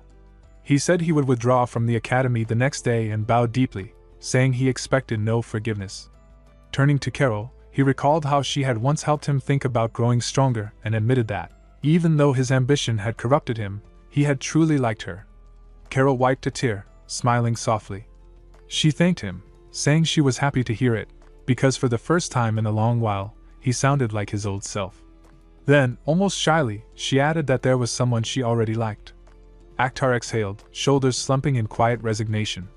He turned to Setsuna and told him to give his all during training, to live the dream he could no longer chase. Setsuna promised to carry his hopes forward. As Akhtar walked away, Cyrus watched from a distance, unseen, his expression unreadable. The next day at the Mage's Core Western Branch, Zappa called for Valerie to hurry up. Valerie responded promptly. Zappa walked ahead, teasing about slow pace, instructing to stand tall and appear sharp for incoming trainees. Valerie said it didn't matter if others underestimated them, and Zappa acknowledged but insisted they straighten up upon arrival. Trainees lined up. The instructor explained the kingdom's Magus battalion was the strongest force on the continent, with trainees serving as full members for 3 weeks. They expected great results, noting 3 trainees from Elmridge, Setsuna, Drago, and Mifune. Corps members commented on the batch. Formation magic seemed decent, close combat trainees were questionable, and one supposedly weak trainee had even clashed with Zappa. The instructor announced team assignments, with trainees stating their desired units. Zappa thought about Sid's unit, wanting a quiet, easygoing member, ideally Mifune. Setsuna requested to join Sid's unit. Zappa noted this internally, knowing placements depended on upcoming tests. The instructor summoned golems for an assessment. Trainees took turns attacking, with scores recorded: fire 382, bats 212, water 197, another trainee 403, one failed with 0. Mifune used ice to score 522. Valerie observed Mifune's formation magic with neutral interest. Zappa commented, and Sid approved. Drago's close combat punch scored 791, impressing corps members. Next up was Setsuna. Zappa suggested putting him against a demon-type golem. The announcer hesitated, warning it was too strong for a trainee, but Zappa insisted early challenges were necessary. Valerie, watching, noted the demon type could fly, and Setsuna would be stuck on the ground using close combat magic, seemingly at a disadvantage. A magic circle appeared, and a winged golem emerged before Setsuna. He smiled. Corps members doubted a close combat trainee could take it down, even seasoned troops struggled with this type. Trainees whispered he might give up. Mifune wondered what Setsuna would do next. The Corps gossiped about Setsuna's upcoming test, confident that close combat magic couldn't fare against a flying enemy. The announcer signaled the start, and Setsuna moved with blinding speed, his double blade slicing the golem to pieces in a single strike. The golem collapsed. Valerie stared, astonished at how quickly it fell. The system failed to register a score. Setsuna thought he might have overdone it, but this was fine. The battalion valued eliminating threats efficiently over flashy numbers. Valerie wondered if the equipment had malfunctioned, but Zappa explained that Setsuna had broken the system with sheer power, his score easily over 1,000. Corps members muttered that real missions wouldn't be that easy, while Valerie worried the training would be tougher than expected. The next day, Zappa criticized Valerie for moving too slowly, and Valerie apologized. Zappa teased about their ability to instruct and confirmed that Valerie had been put in charge of trainee instruction. In Sid's office, the unit captain explained that the current batch included problem students, particularly Setsuna. Han from Ise Magus Academy had casually scored over 700 points, and if they clashed with Zappa, it would be problematic. Valerie acknowledged responsibility for training both Setsuna and Han. Setsuna and Han approached, greeted Valerie, and followed for a tour of the facility. Valerie explained that the kingdom's Magus battalion gathered elite magi with access to advanced magitech, housing, and resources. Each unit had 5 members. Trainees would join as the 6th and 7th. Starting the next day, they'd participate in regular combat missions as warm-ups for special operations. Setsuna recognized familiar faces, while Valerie explained that those performing well would receive an officer's recommendation, highly sought after across the continent. Setsuna recalled how desperate he had been in the past. Valerie nudged him to pay attention, prompting Setsuna to focus. Some corps members gossiped about Valerie, questioning their abilities as an instructor and mocking them. They threw a mana-infused stone at Valerie, who dodged and accidentally bumped into Han. Valerie quickly moved on, continuing the tour. Setsuna noted the Corps' lax discipline. When a member challenged them, Setsuna kicked a stone back, infused with mana, cracking the wall behind. The Corps approached angrily, but Setsuna remained calm, claiming he was just a close combat mage. Valerie expressed gratitude for the protection, slightly embarrassed. Han teased about being defended by a trainee. Valerie concluded the tour for the day. Later, Valerie practiced formation magic on a circle. Setsuna approached from behind, noting the impressive firepower. Valerie explained the casting time was too long for rapid deployment. They had chosen the spell for its sheer power to avoid underestimation, but worried it might have been the wrong move. Setsuna reflected that no one had yet mastered the proper use of that type of magic. Valerie shared their family history, revealing that despite coming from a line of battalion commanders, they had initially shown no real talent.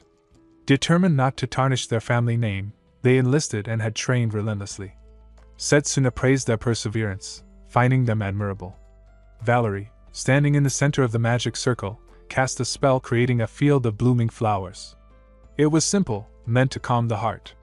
Setsuna admired its beauty and suggested using the spell in tomorrow's combat mission to prove themselves. Valerie hesitated but agreed to try, and Setsuna offered a secret training session to prepare. Valerie began the briefing, explaining that Setsuna would be joining the SID unit for actual missions. The team would now face real combat. Monsters were ranked on a star-based danger system, something Setsuna already knew from academy lessons. Goblins and undead were basic 1-star threats, while the Death Lord from the dungeon had been a 4-star.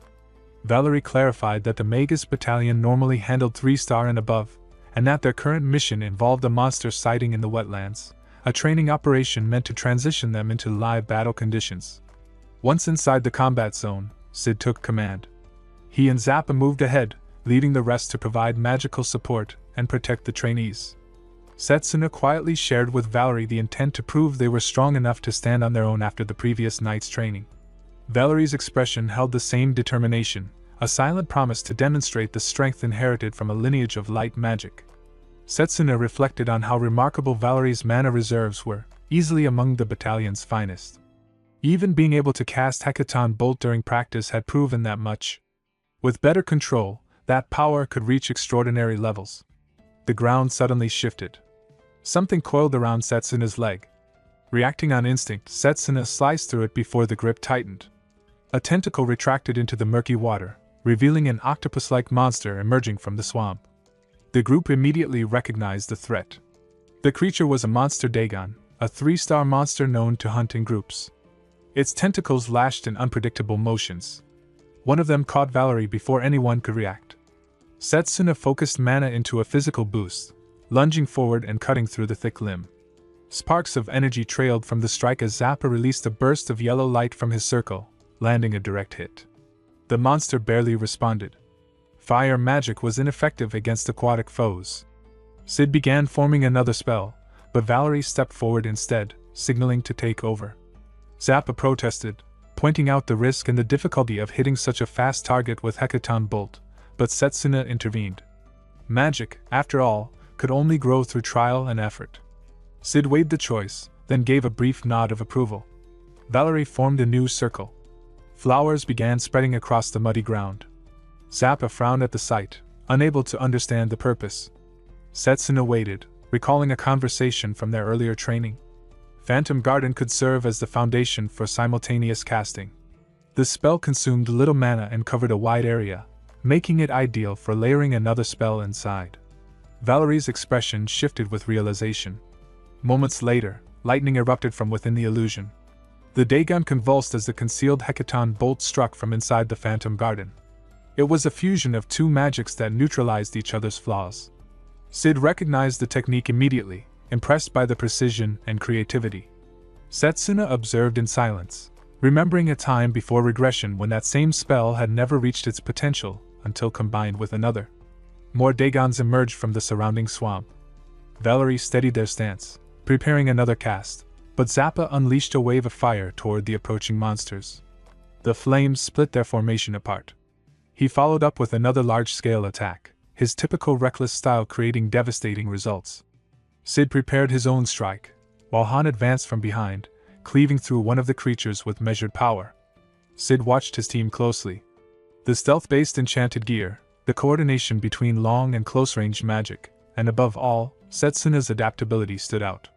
Fighting in swamp terrain usually crippled close combat, yet Setsuna's results matched those of ranged specialists. His battle instincts and creative spell combinations were beyond standard training. Once the final monster fell, Sid called the operation complete. He acknowledged the team's success, noting Valerie's spell customization and mana control as particularly exceptional. There was still room to improve, but the potential was clear. Valerie accepted the praise with quiet gratitude, but a sudden jolt of pain crossed their expression. Sid noticed and stepped closer, suspecting an injury from when the Dagon's tentacle had struck earlier. Valerie quickly dismissed the concern and left, insisting on handling it alone. Zappa muttered something under his breath about Valerie's tendency to act distant after battles. Away from the others, Valerie removed the coat and loosened the uniform to inspect the bruised ribs. The pressure bandages underneath had held.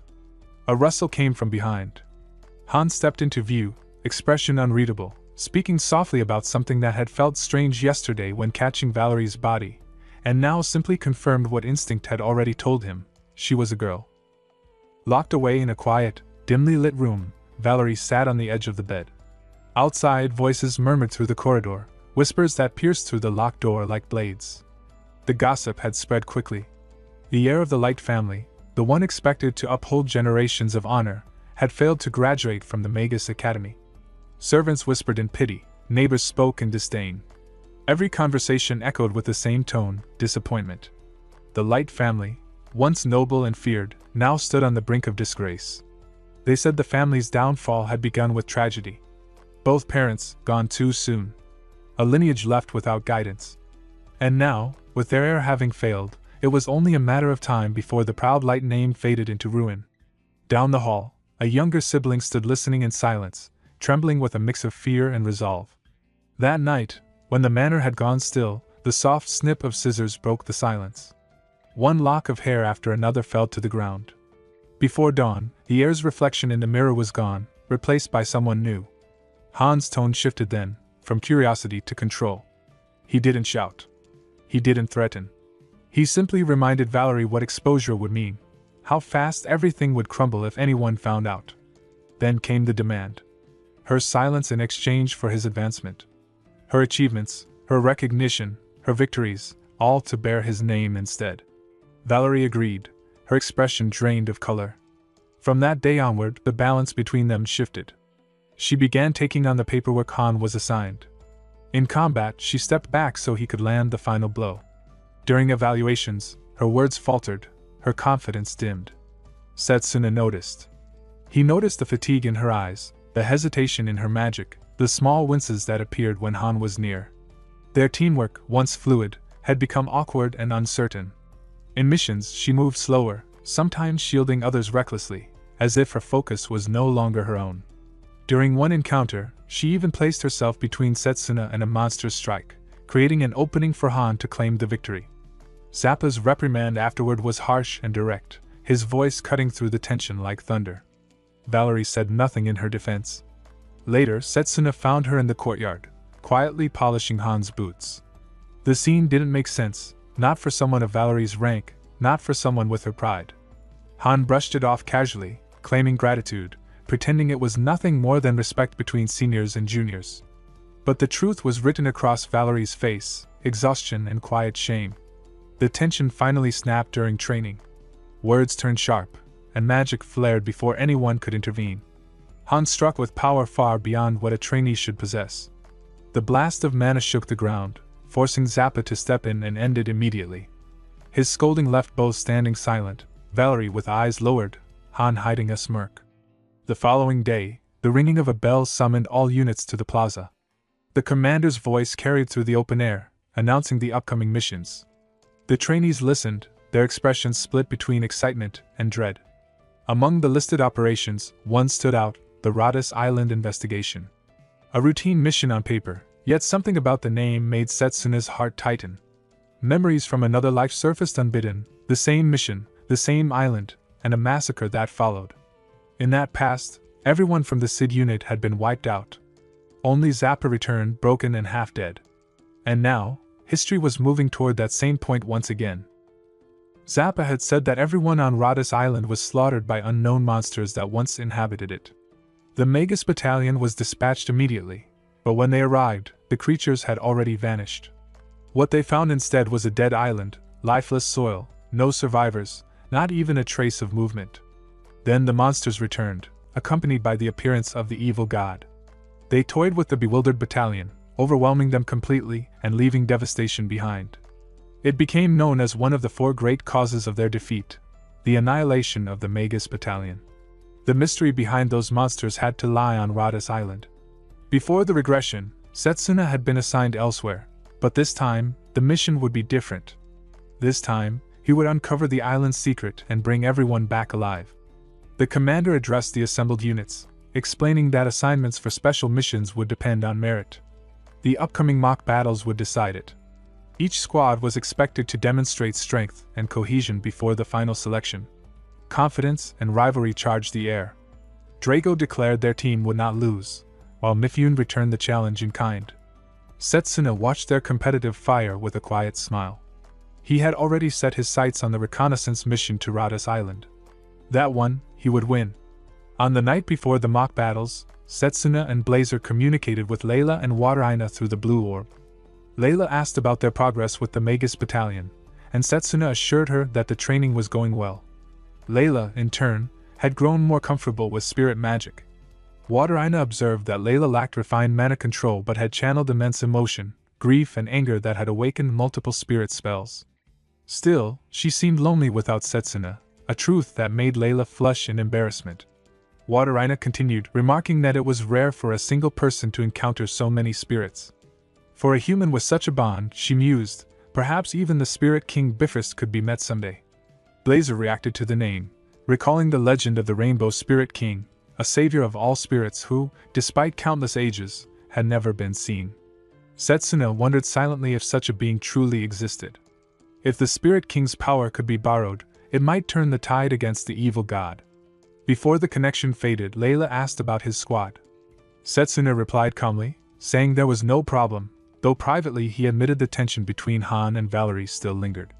Something about Han's magic felt off as well.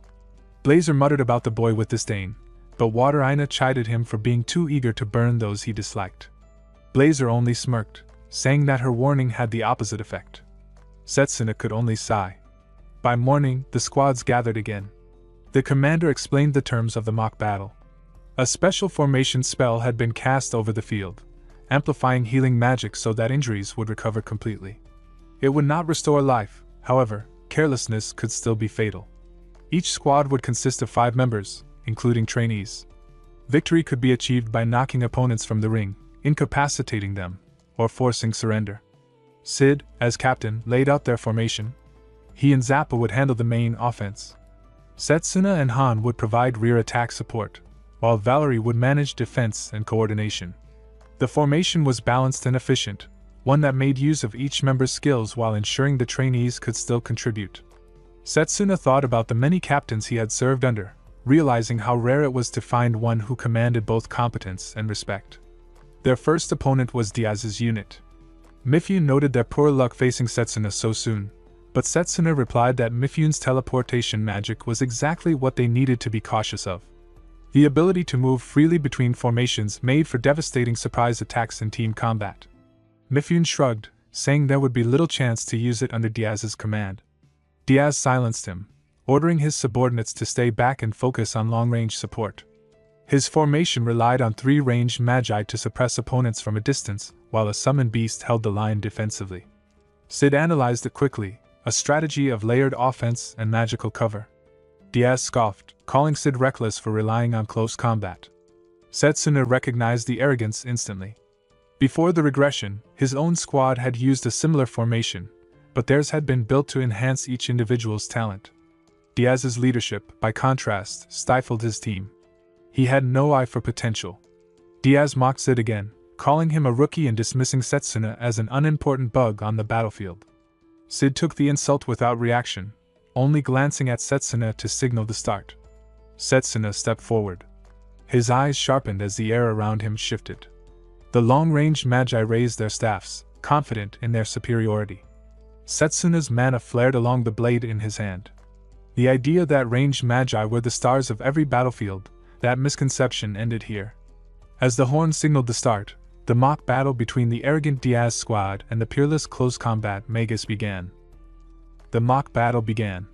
The Diaz squad opened a glowing magic circle, summoning a massive metallic beast to the field.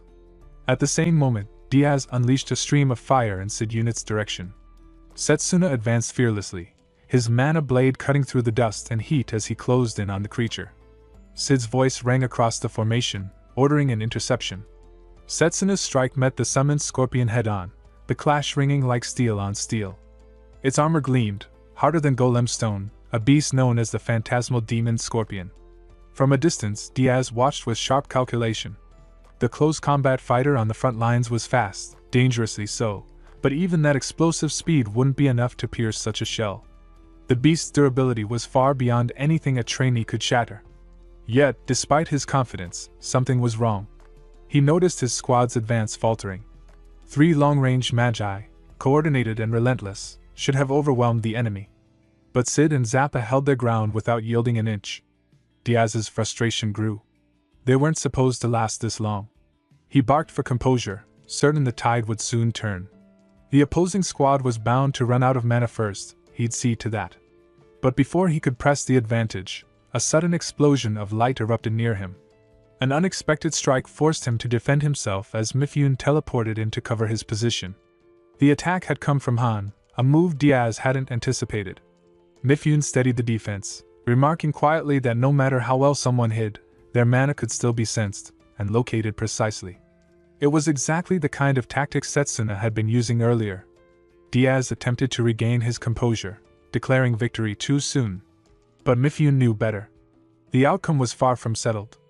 Meanwhile, Han observed Setsuna's duel with the scorpion beast. The rhythm of his attacks told a story. His mana reserves were average, but his precision was unmatched.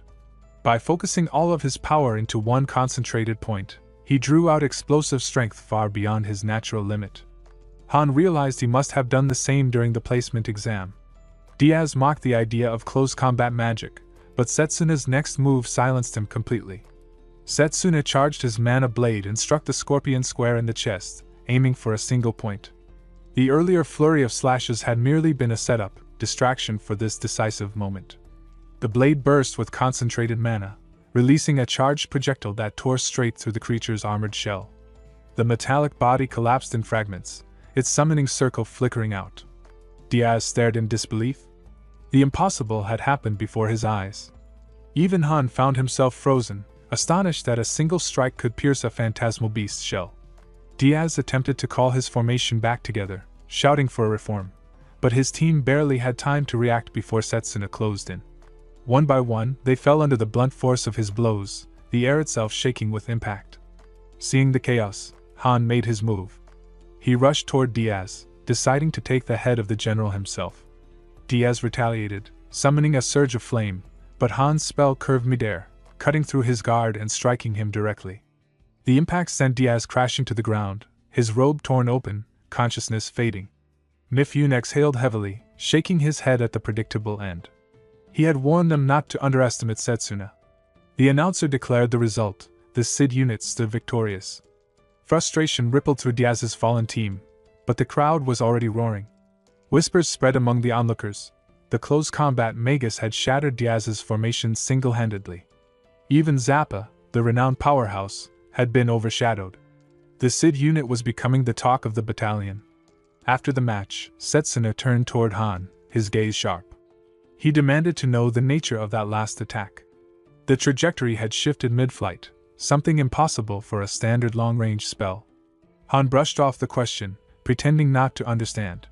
When pressed again about the unnecessary robe he had donned before casting, he claimed it was for caution, to prevent a counter. Zappa stepped between them, frustrated that they were arguing after a victory. Han stayed silent, but his eyes flickered with calculation. He couldn't afford anyone growing suspicious. If Setsuna was beginning to suspect too much, he'd have to act soon, and carefully. Setsuna's focus shifted briefly to Valerie, catching their quiet, uneasy expression at the edge of the field. Before he could dwell on it, Drago placed a hand on his shoulder. Drago reminded him that they were facing his unit next. Their captain, Cha-Cha, respected the strength of close combat fighters, and Drago was eager to prove himself after their last encounter at the academy. Setsuna returned the gesture with a firm nod. Both clenched their fists and bumped them together, a silent vow of rivalry and respect. Setsuna's thoughts sharpened.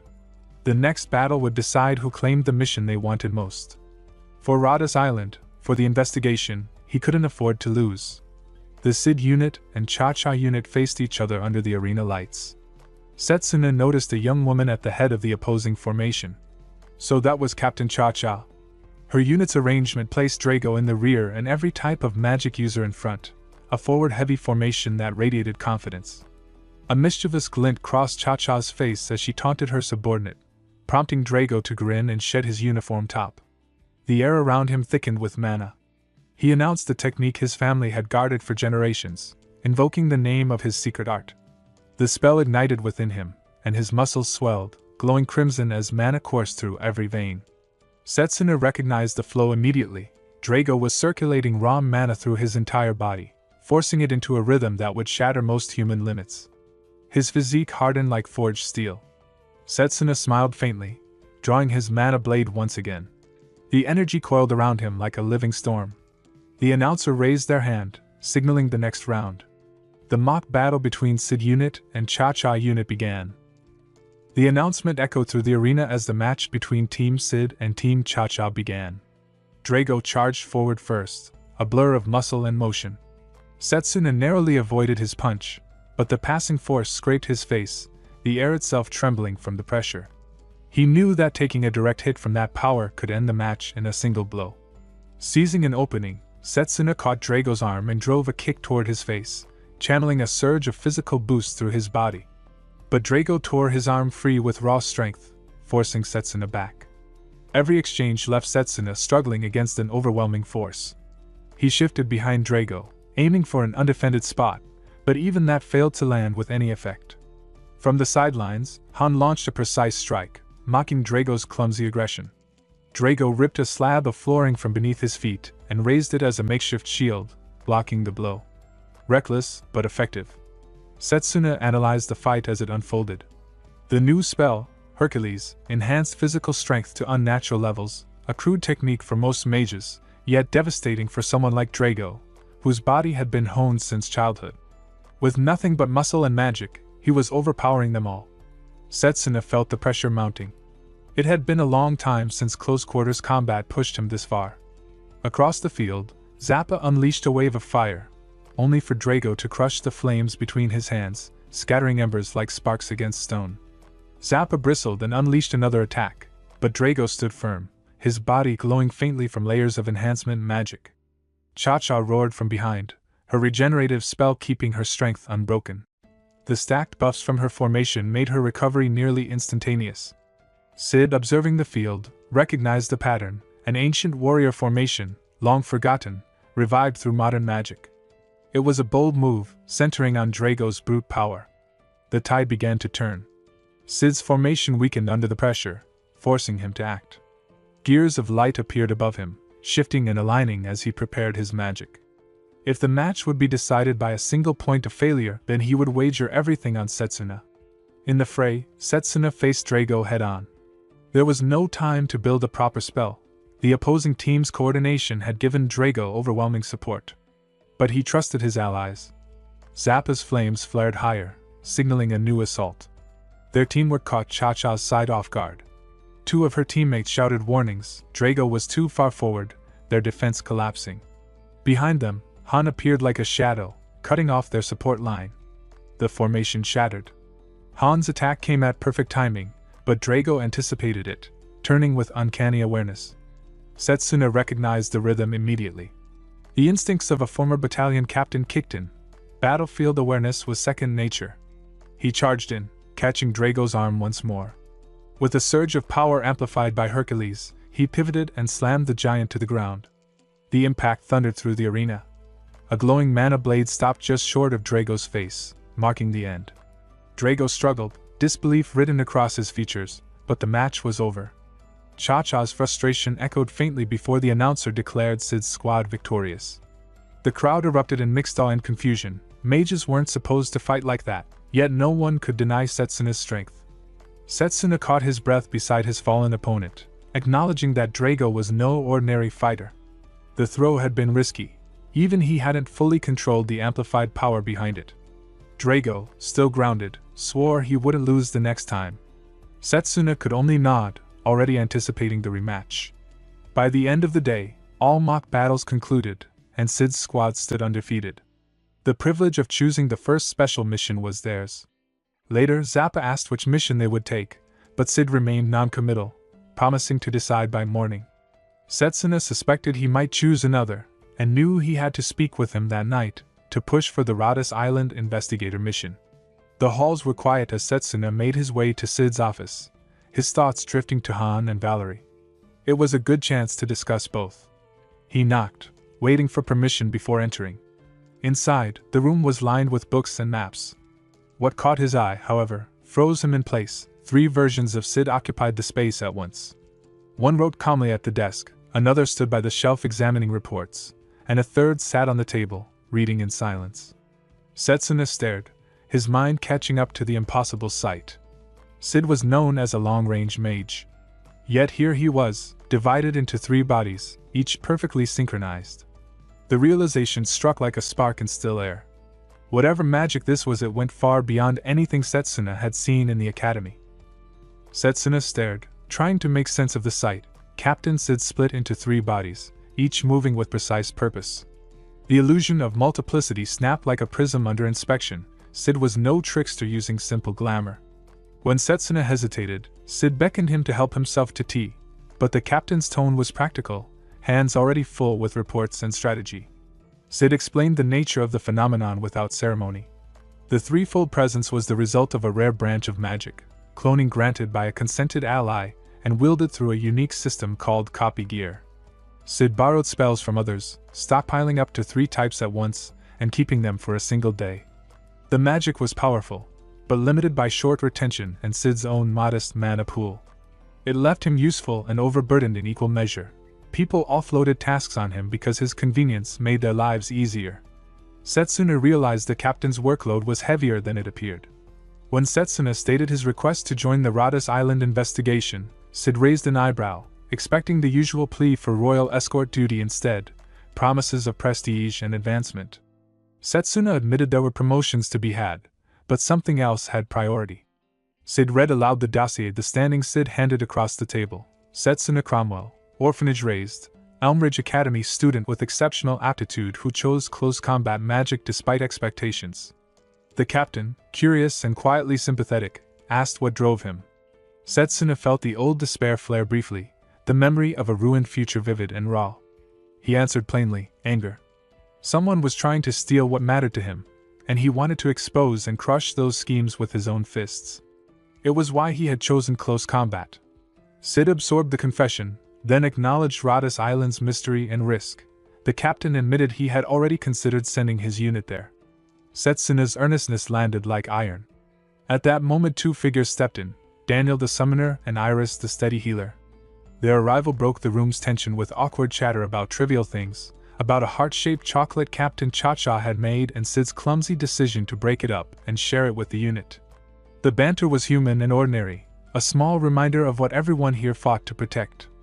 Daniel and Iris also mentioned that Cha-Cha's unit would accompany Sid's team to Radis, concern more than celebration, confirming that they would not go alone. Setsuna felt the weight of it. These were people he had to keep alive. He excused himself, and Sid offered a quiet aside about Zappa's rough exterior. Setsuna left, passing the training grounds where Zappa stood with Valerie. Zappa unleashed scorn at Valerie, declaring she was a liability and attempting to discharge her from the unit. The threat escalated as Zappa raised a magic circle, preparing to land a punishing blow meant to wound enough to remove Valerie from duty. Valerie answered with steady resolve, confessing a duty to protect family and insisting she would not be cast aside before it was fulfilled. Confidence returned to them like iron found after bending. She formed her own circle in reply, ready to stand their ground. The duel seemed inevitable until Setsuna stepped between them, intercepting Zappa's flame with a slice of his mana blade. He argued up close that Valerie's determination had been proven and asked Zappa to trust her one more time. Zappa spat a warning, fail on Radis and Setsuna's evaluation would suffer as well, then turned away, still sharp but restrained. Sid gathered the team, Cha-Cha's unit chirping their presence, Daniel offering a wary comment on the coming danger. Sid gave the final order. They would set sail for Radis. Daniel, recalling Radis as a once peaceful hot spring retreat, hoped for a peaceful arrival. The wish sounded thin against the reality looming ahead. Beyond the harbor, on that island of horror, the land lay soaked in blood. Corpses and severed limbs floated in a crimson pool, and among them, a creature reveled, maw dripping, a monstrous calm in the slaughter. The scene was a grotesque, living echo of what had once happened there, and of what might come again. Leo stood among the remains of what used to be a house, his left eye now hidden beneath a mask that covered the burnt area surrounding it.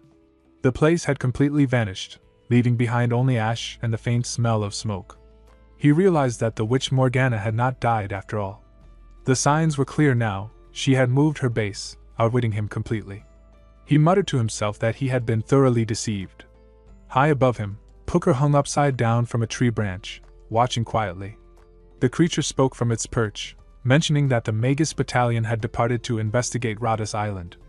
That was the same place where the Legion was advancing with their plan. Pooker wondered aloud whether the investigation team would be annihilated before their mission even began. Leo's thoughts drifted as he remembered Setsuna. The boy had gone to train with the Magus battalion. A realization crept into Leo's mind. Could Setsuna be part of that very investigation team? Before he could think further, a sharp gleam cut through the air. A kunai knife struck the ground beside him. Leo jumped back, startled, demanding to know why Pooker had attacked him so suddenly. Pooker accused him of leaking information to Setsuna, claiming that traitors needed to atone with their lives. Leo sighed and asked if it really had to end that way. The tension thickened. Leo's mana flared to life, surrounding him like heat from an unseen fire. Leo's face became marked with red lines as power surged through him. The two stood facing each other, apostles locked in opposition. Leo thought briefly that a battle between apostles might be the first of its kind in history. Far across the sea, Daniel and his companions had already left the continent. It had been just over an hour when Radis Island finally came into view. Sid stood at the front of the vessel, scanning the horizon. He noticed enormous bird-like figures in the sky, creatures that shouldn't exist there. Radis Island, he recalled, was home to around 300 people and known for its natural beauty, hot springs, and peaceful life. The volcano at its center had long been dormant, and no particularly dangerous monsters were known to inhabit it. Yet something about the scene ahead felt deeply wrong. Daniel admitted that the island had an eerie atmosphere. Sid reminded the team of their mission, to search for survivors and investigate the situation. He warned that combat was possible and told everyone to stay alert. Setsuna silently reflected on what he knew. In the past, Sid's unit had been wiped out on Radis Island. Zappa, who survived, could recall only fragments, being attacked by mysterious monsters. Now that those same creatures had reappeared alongside the evil god, Setsuna suspected the apostles' involvement once again. Sid continued his briefing, explaining that these special missions were extremely dangerous. Every year, more than 30% of trainees failed to complete them. He told everyone to prioritize their safety above all else, even if they were aiming for an officer recommendation. Acting alone could get them killed. Setsuna gave a sharp nod of understanding. Zappa turned to Valerie, warning not to hold the team back. At the same time, Iris told Han not to try to rush ahead either. Daniel, uneasy, remarked that something didn't feel right. Iris brushed it off, though Setsuna soon noticed the wind had disappeared. The air was unnervingly still. Then it struck him, it wasn't the wind that had stopped, but the ship itself. Without warning, the vessel lurched violently. Zappa shouted in alarm as the crew caught sight of an enormous sea serpent rising from the waves. He couldn't believe such a creature, a 3-star monster, could exist in these peaceful waters. Valerie stepped forward to confront it, preparing to attack. Sid readied his magic, identifying lightning as the creature's weakness. His spell struck the serpent, forcing it back into the sea. Setsuna followed up by slicing through one of its tentacles with his mana blade, only to realize too late that they were surrounded. Dozens of sea serpents encircled the ship. Zappa created a magic circle, launching bursts of fire at them. The serpents retaliated, battering the vessel with their massive bodies. The impact threw Daniel overboard, but Sid managed to catch and pull him back. With urgency in his voice, Sid ordered Daniel to summon the divine bird. They had to abandon ship and escape immediately. Daniel hesitated, glancing toward Cha-Cha's unit, whose ship was also under attack. Sid shouted for him to trust them. If both teams went down together, no one would be left to mount a rescue. Valerie, straining with effort, announced that her formation magic was collapsing. Han reported that the ship wouldn't last much longer. Sid gathered everyone under a protective barrier. Within the glowing shield, he commanded Daniel to get everyone aboard the divine bird. As the summoning circle flared to life, the bird appeared, allowing the team to escape into the skies above the raging sea. Setsuna looked down in frustration, cursing their situation. But peace didn't follow. A massive shadow loomed overhead. Setsuna looked up, his face darkening beneath the shadow's presence. Hovering above him was a monstrous bird with a human face. Han's voice trembled as they realized there were more, entire flocks of those twisted creatures closing in. Zappa readied his weapon, shouting that they were being swarmed. Setsuna moved ahead to intercept them, preparing for combat as Sid made a grim decision. Escaping through the air was impossible. They would have to descend to the island below. The divine bird landed roughly on the shores of Radis Island. Sid quickly assessed their situation. With monsters in the sea and the ship destroyed, escaping would not be easy. It was clear that they had been lured here deliberately. Iris worried about Cha-Cha's unit, whose ship had been left behind, but Sid reassured her that they were skilled enhancement-type mages who could likely swim to shore if the distance wasn't too great. Zappa agreed, though his expression was tense.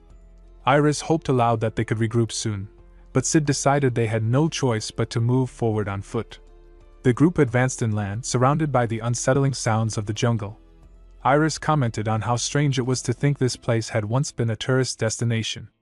They moved through thick undergrowth, and Daniel's voice shook as he admitted it felt like they had stepped into a nightmare. Valerie's steps slowed, tension clear in their movements. Iris noticed and tried to comfort them, pointing towards something ahead. Among the twisted trees stood large flower buds. She told Valerie that it wasn't all bad, perhaps something beautiful could still bloom here. But as the bud opened, beauty turned to horror. The petals peeled back to reveal rows of teeth. Setsuna shouted in alarm as the monstrous flower snapped shut, consuming Iris whole. The island was alive with horrors. Even the flowers had become predators. And on this cursed ground, Iris had become the first victim. Setsuna's blade flashed, slicing through the monstrous flower that had swallowed Iris. The bud split open, and Iris fell free, landing hard but alive. She pushed herself up, shaking from the close call. Though she had managed to shield herself at the last moment, the impact had still left her rattled. She began to heal her own injuries, quietly reminding herself that as the team's healer, she could not afford to be the first to fall. Valerie exhaled in relief, and Daniel noted how the island's creatures were proving far more diverse and aggressive than expected. Sid agreed, remarking that it was as though everything on this land existed solely to harm humans. Daniel hesitated, glancing toward the mist-shrouded trees. The thought of retreating to regroup with Cha-Cha's unit crossed his mind, but Sid's eyes were fixed on the sky, where the harpy-like shapes still circled. Retreat was only an option if escape was even possible. A sound suddenly cut through the forest. Everyone tensed, magic ready to strike. But what stumbled from the trees was not a monster, it was a boy. He collapsed to his knees, his small frame trembling and covered in wounds. Valerie rushed forward, concern overtaking caution, and Iris began to heal him immediately. The boy could barely speak, his voice breaking as he tried to explain that he was looking for his little sister. Sid knelt beside him, asking for his name. The boy called himself Jonel. He explained that his village had been attacked by monsters unlike any they had ever seen before. In the chaos, the adults had focused on getting the children to safety, but he had been separated from his sister, Sepin. His plea was desperate. She was the only family he had left. Setsuna placed a reassuring hand on his shoulder, silently acknowledging that retreat was no longer an option. Sid agreed and ordered the team to prepare for a rescue mission. In the name of the Mage Corps, they would save every survivor still trapped on the island. The group echoed their assent with resolve. Jonel told them that the village was located near the island's center, about half a day's journey through the forest. Iris warned him gently not to overexert himself. Her healing could mend his wounds but not restore his strength. He nodded in gratitude. Their path led them past a quiet lake and deeper into the forest, where the underbrush grew thick and the sounds of unseen creatures echoed all around. A rustling nearby set everyone on edge. Valerie turned sharply, ready for an attack. A flash of fur appeared, and for a moment she relaxed. It was only a rabbit. But Zappa snapped at her not to let her guard down. Sid adjusted a strange pair of glasses, his body faintly illuminated by blue energy. Through them, he sensed the creature's magic. It was weak but unnatural. Setsuna warned the others that this species rarely appeared alone. His warning came too late. A wave of small monsters burst from the bushes, surrounding them. Setsuna's mana blade cut through the swarm, Zappa unleashed flames, and Daniel summoned a beast to counterattack. The creatures kept coming, biting and clawing with poisonous fangs. Daniel cried out as several latched onto him. Setsuna recognized the danger, their venom built up quickly, and with so many of them, paralysis was inevitable. Sid activated his copy gear, channeling restorative magic through it while ordering the others to unleash wide-area attacks to push the creatures back. Explosions of fire and mana filled the clearing as Zappa and Han struck in unison. When the smoke cleared, the ground was littered with scorched remains. Zappa exhaled, thinking the battle was over. Han spotted one last straggler creeping towards Setsuna. A faint smirk crossed his face as he decided it wasn't his problem. Before the creature could strike, Valerie moved in and finished it off, drawing a glance of mild irritation from Han. Jonelle watched the group in awe, remarking softly on their strength. Daniel, still recovering, tried to lighten the mood with a half-hearted joke. Setsuna turned toward Sid, asking about the strange glasses. Sid explained that they were a magical tool designed to estimate a creature's threat level based on its aura, movements, and physical form. It had proven useful already. Looking skyward through the lenses, Sid noted that the bird-like creatures circling above registered as 3-star threats, the four-legged beasts as 2-star, and the man-eating flower from earlier as 1-star. Sid handed one of the lenses to Valerie, assigning them to support duty. He then ordered the group to make camp before nightfall. The forest would be far more dangerous after dark. They would rest, then continue toward the village at full strength come morning. As the others prepared the campsite, Setsuna stayed close to Jonelle, telling him quietly that he could stay by his side if he was frightened. Jonelle hesitated, then nodded and thanked him.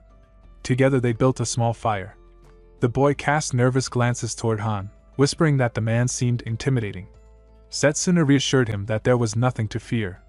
Inwardly, though, Setsuna recalled how Han had seen the monster behind him earlier yet chose not to act.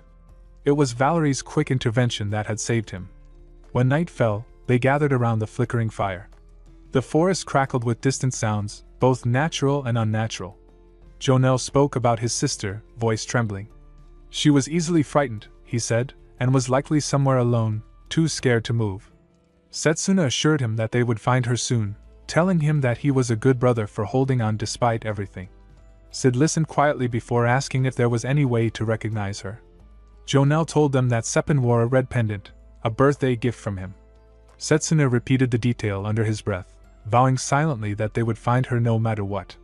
Far away, under the same moonlight, a lone silhouette, a faint red pendant glimmered, blood-stained hands as she chews raw fish. The girl's body was covered in wounds. Night settled over the camp while the fire crackled quietly, its glow touching the tense faces gathered around it. Daniel reassured Jonelle that the village would bring answers and that they would likely find his sister once they reached it. The boy nodded, grateful but still visibly shaken. Sid assigned the night watch and placed Valerie on duty, and Valerie responded firmly, ready to comply. When the others began to settle, Han approached Valerie with a cold, predatory confidence. He remarked that things had been going a little too well and that Valerie needed to remember their precarious position. He made it clear that he still held the threat of exposure, the truth about Valerie's hidden identity, and could use it at any time. Valerie answered that enough cooperation had already been given, and that there were far more urgent dangers on this island. Han dismissed the concern. He insisted that his power made the monsters meaningless and promised a bright future for himself once the training ended. He declared that he would secure a letter of recommendation, rise through the ranks, and once he achieved that success, he intended to take Valerie as his wife. He framed it as a solution: marriage would supposedly prevent Valerie's family from falling into disgrace. His hand closed around Valerie's arm as if sealing that promise by force. Valerie jerked free, shaken, furious, refusing to accept the claim. Just as Han's threat sharpened, Setsuna stepped out from the shadows and demanded that the confrontation stop. Valerie turned toward him in surprise, while Han glared with rising hostility. Setsuna admitted that he had suspected blackmail from the beginning and understood now that Han's behavior was tied to the real nature of his magic. Han scoffed at the accusation and dismissed the attempt at discrediting him, calling it a weak psychological attack. He turned away, but inside his thoughts churned with unease, uncertainty about how much Setsuna truly knew, and a growing conviction that Setsuna could not be allowed to leave the island alive. When Han disappeared into the darkness, Setsuna turned back to Valerie, asking what had happened. Valerie hesitated, caught between relief and fear. For a moment it seemed possible to speak the truth, but the consequences felt too overwhelming. Valerie apologized, unable to reveal more, and begged him not to involve the rest of the squad. Any trouble might jeopardize the mission. Setsuna accepted that explanation, though his concern was clearly personal rather than tactical. He assured Valerie that he would help if anything happened and asked not to be shut out. Valerie steadied herself and thanked him, relief softening the tension around their shoulders. Morning broke with pale light spilling over the trees.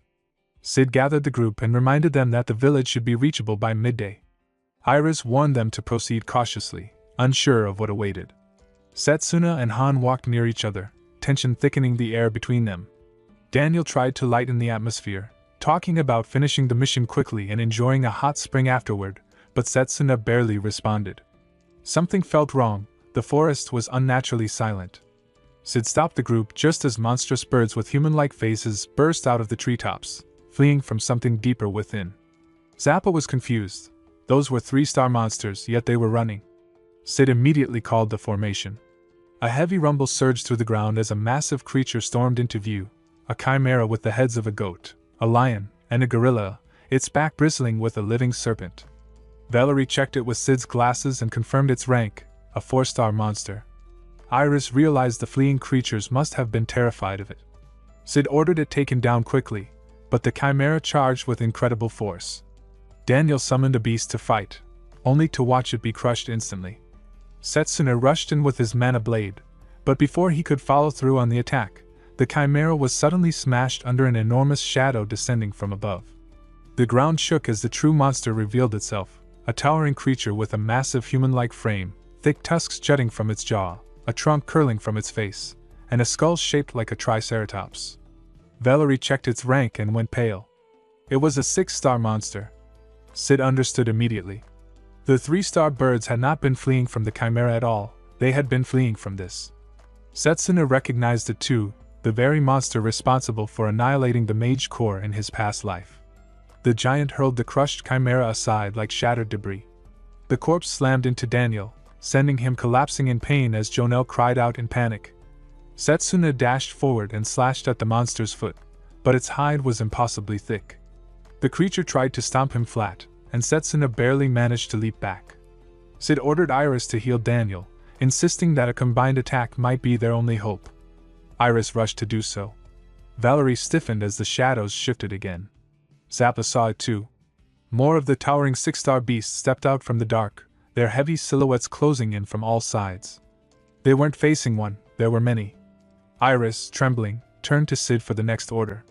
The ultimate monsters of the island had arrived, encircling them completely. The air thickened with despair as the squad braced themselves, swallowed by an overwhelming threat that no one knew how they could survive. Setsuna recognized the towering creature instantly. The massive body, the thick hide, the trunk curling from its face and the triceratops-like skull crowned with tusks, there was no mistaking it. The thing was a Gorfant, a 6-star monster infamous for its overwhelming strength and for resisting even the strongest long-range magic. In his past life, it had been the scourge of the Mage Corps. The team formed a tight circle, magic overlapping in a coordinated barrage. The ground shook beneath their feet as spells struck the monster from all sides. Valerie remained in the formation with the others, channeling power through the staff. Her breathing grew uneven, a sudden nosebleed streaking down her face as the strain built. She warned that she couldn't maintain it much longer, her voice tight with effort. Before Setsuna could respond, Jonelle began to panic. The boy's eyes darted wildly, his trembling finger pointing past the battling mages and into the distance. Setsuna tried to calm him, promising that they would find a way out of this alive. But Jonel wasn't reacting to the Gorfand, he had spotted something else. His breath caught as he recognized a familiar figure darting beyond the forest. He called out to her, reaching forward in shock. Sepin was alive. The boy tried to break formation to follow her, but Sid immediately stopped him. Breaking formation now would be suicide. The Gorfants were too strong, and the circle was the only thing keeping everyone alive. Even so, the pressure on their line began to falter. Zappa stepped forward then, his tone blunt but his intent unmistakably protective. He insisted that everyone move ahead without him. Valerie protested, claiming they would stand and fight with him, but Zappa shut the idea down sharply. Valerie, after all, had responsibilities waiting outside this island, a family that needed rebuilding. Throwing their life away now wasn't an option. Setsuna understood the intention immediately. Zappa always sounded harsh, but beneath that sharp edge lived a stubborn loyalty. He never wanted to see a comrade die, even if he hid that sentiment behind a wall of gruffness. Zappa announced that he would stay behind and cover the rear. If the weak stepped forward now, he claimed, their deaths would only haunt him later. This was a challenge fit only for someone like him. Sid issued the new order without hesitation. They would break off while pursuing Sepin's direction. Zappa would hold the line and secure the escape route. The squad answered in unison, even as the ground thundered once more behind them. Setsuna lifted Daniel onto his back and fled with the others while Zappa launched himself at the approaching monsters, bellowing for them to come at him. The squad pushed through the forest until Jonel reached a cliff's edge overlooking turbulent water.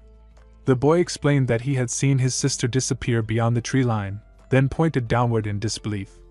From that height, survival shouldn't have been possible. Before they could question it, the cliff beneath their feet gave way.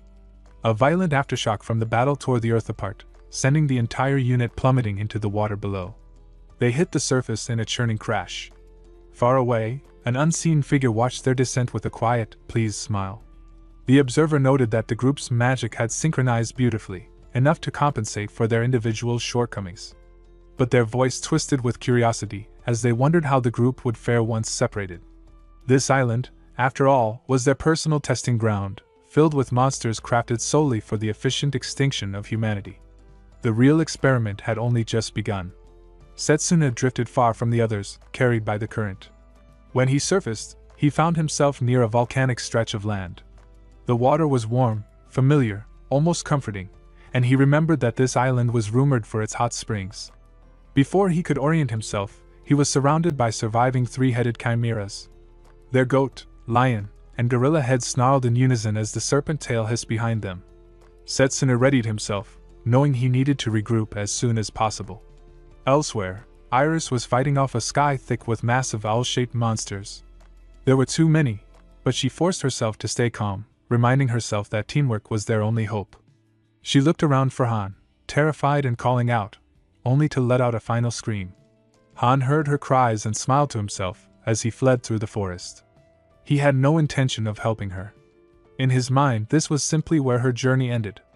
Valerie faced their own struggle, surrounded by monstrous fish-like creatures churning through the warm water. Nearby, Sid's voice cut through the chaos as he battled the same species, calling for Valerie. They tried to pinpoint each other's locations over the noise. Valerie followed the direction of his voice into a cave, expecting the captain, only to be greeted instead by the flock of monstrous human-faced birds lurking in the shadows. The creatures beckoned with eerie mock warmth, coaxing Valerie deeper. Valerie recoiled in horror, a scream tearing from her throat. Sid turned toward the sound, instantly distracted, and that brief lapse sealed his fate. A Gorfand emerged from the mist behind him and struck without hesitation. Sid countered with bursts of electricity, fists tearing into the creature's hide, but nothing pierced its defense. Blood filled his mouth as he realized the harsh truth: tricks and technique meant nothing against a creature of this caliber.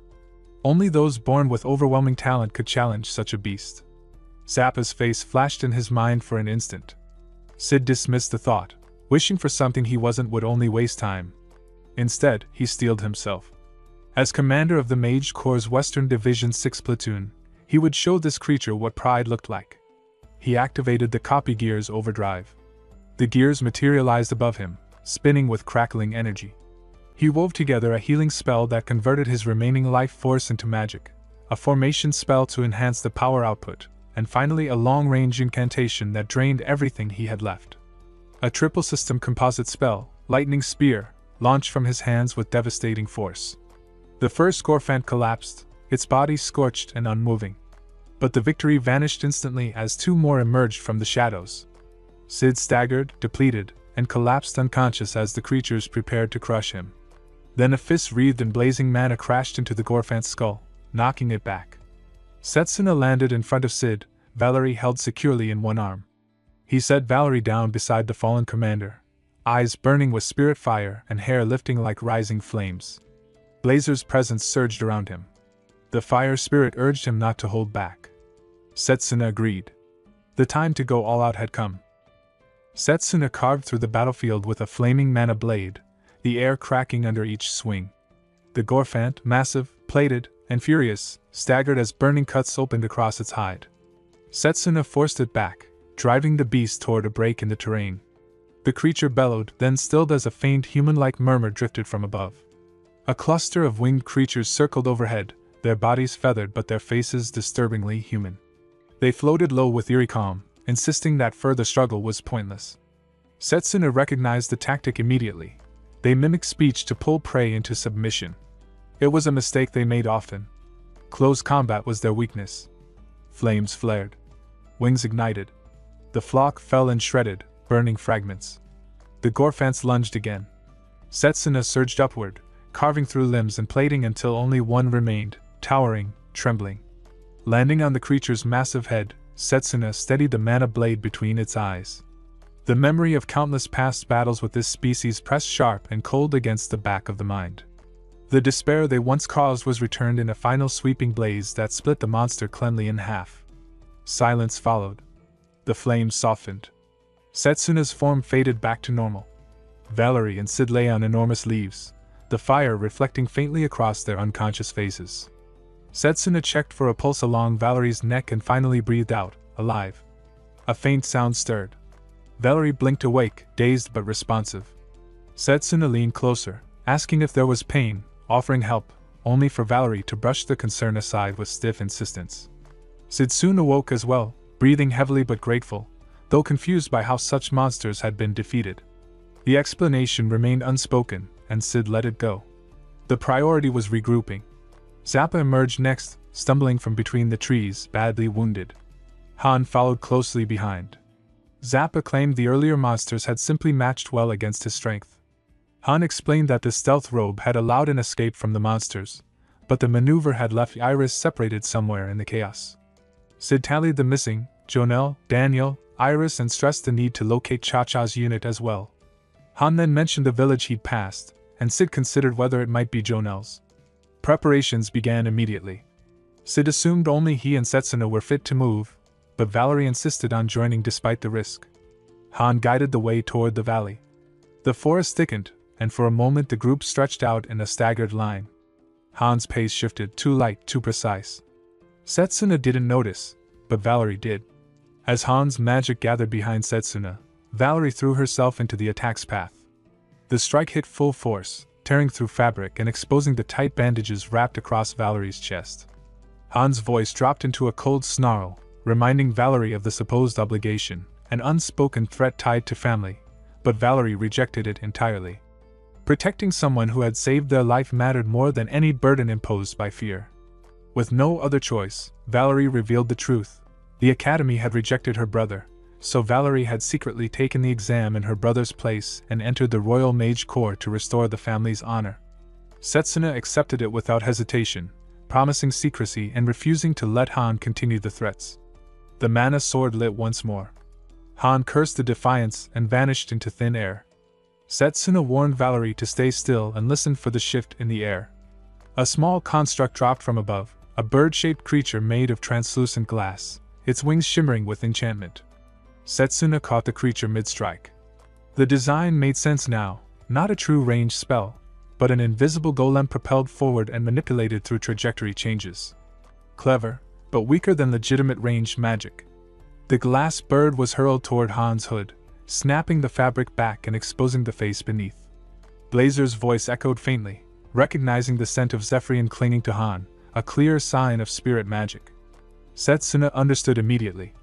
Spirit users channeled borrowed mana into their bodies, restricted by the nature of their chosen spirit. Just as Setsuna specialized in close-range fire magic, Han wielded wind-based enchantment, a discipline once feared in the Great Magical War.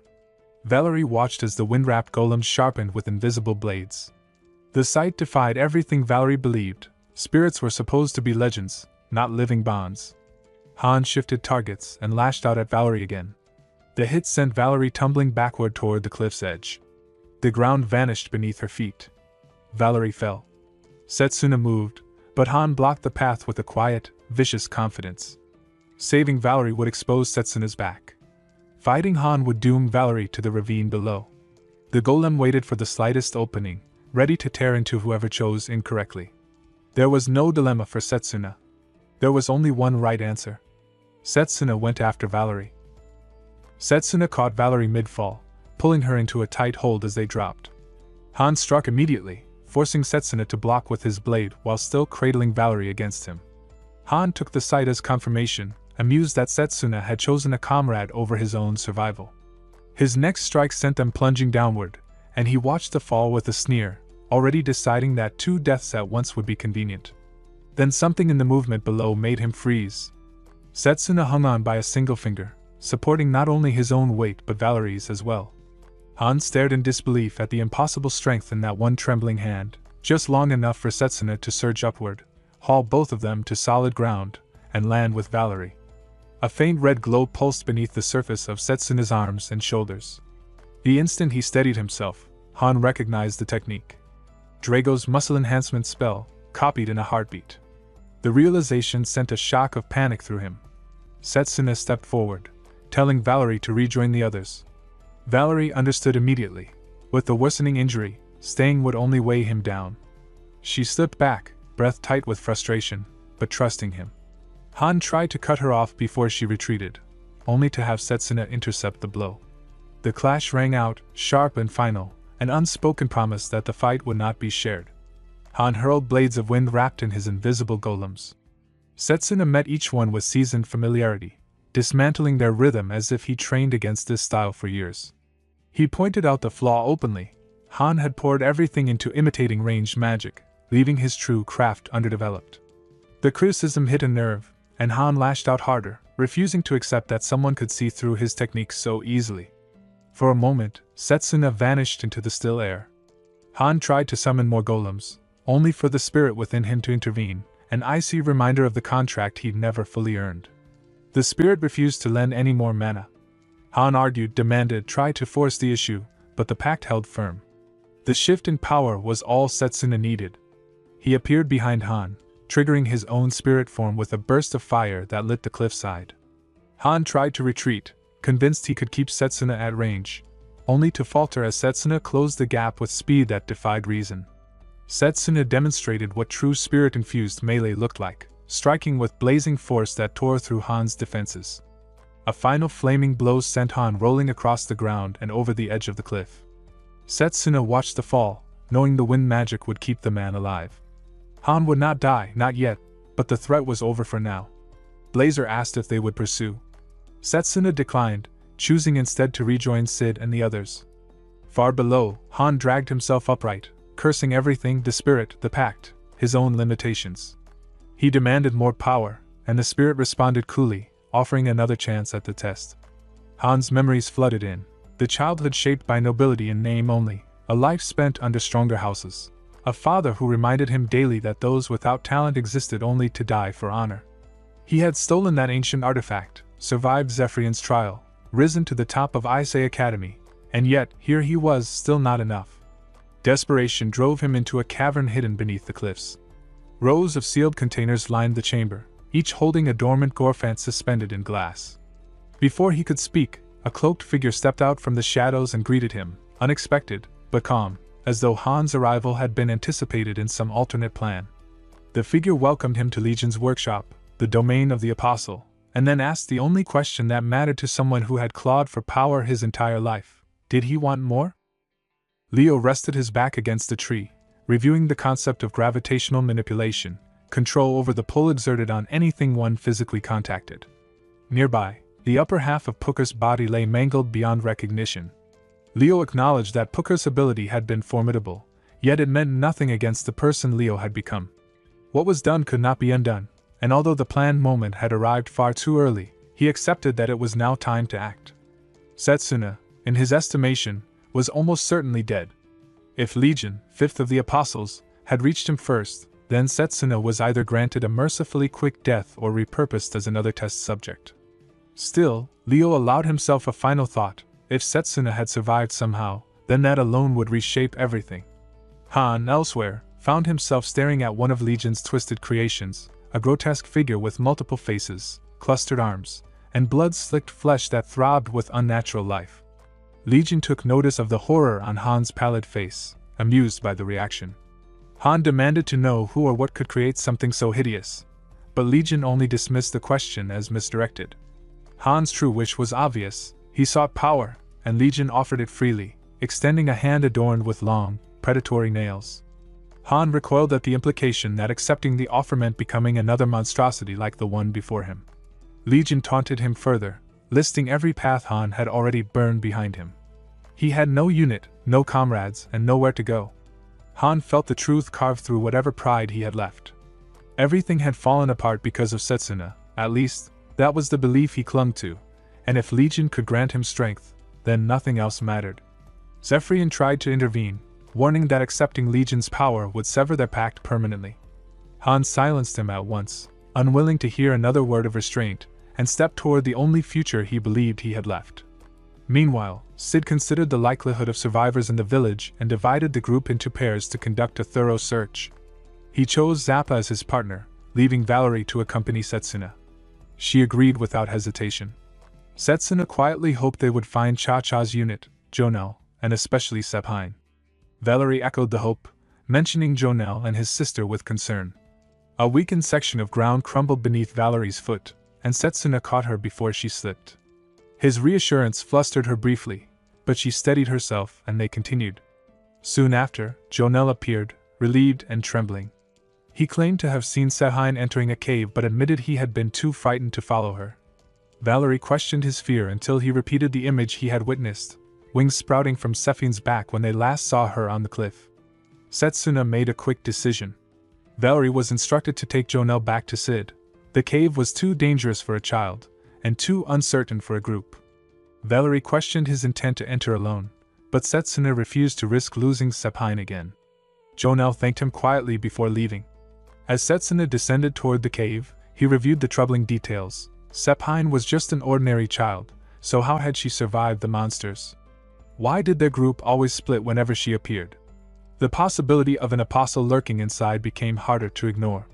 Blazer encouraged him to unleash his full strength. After all, that was why Valerie and Jonel had been sent away. Setsuna acknowledged it wordlessly. Far behind them, Zappa scolded Valerie for letting Setsuna go in alone, though Sid quickly decided they should follow and support him.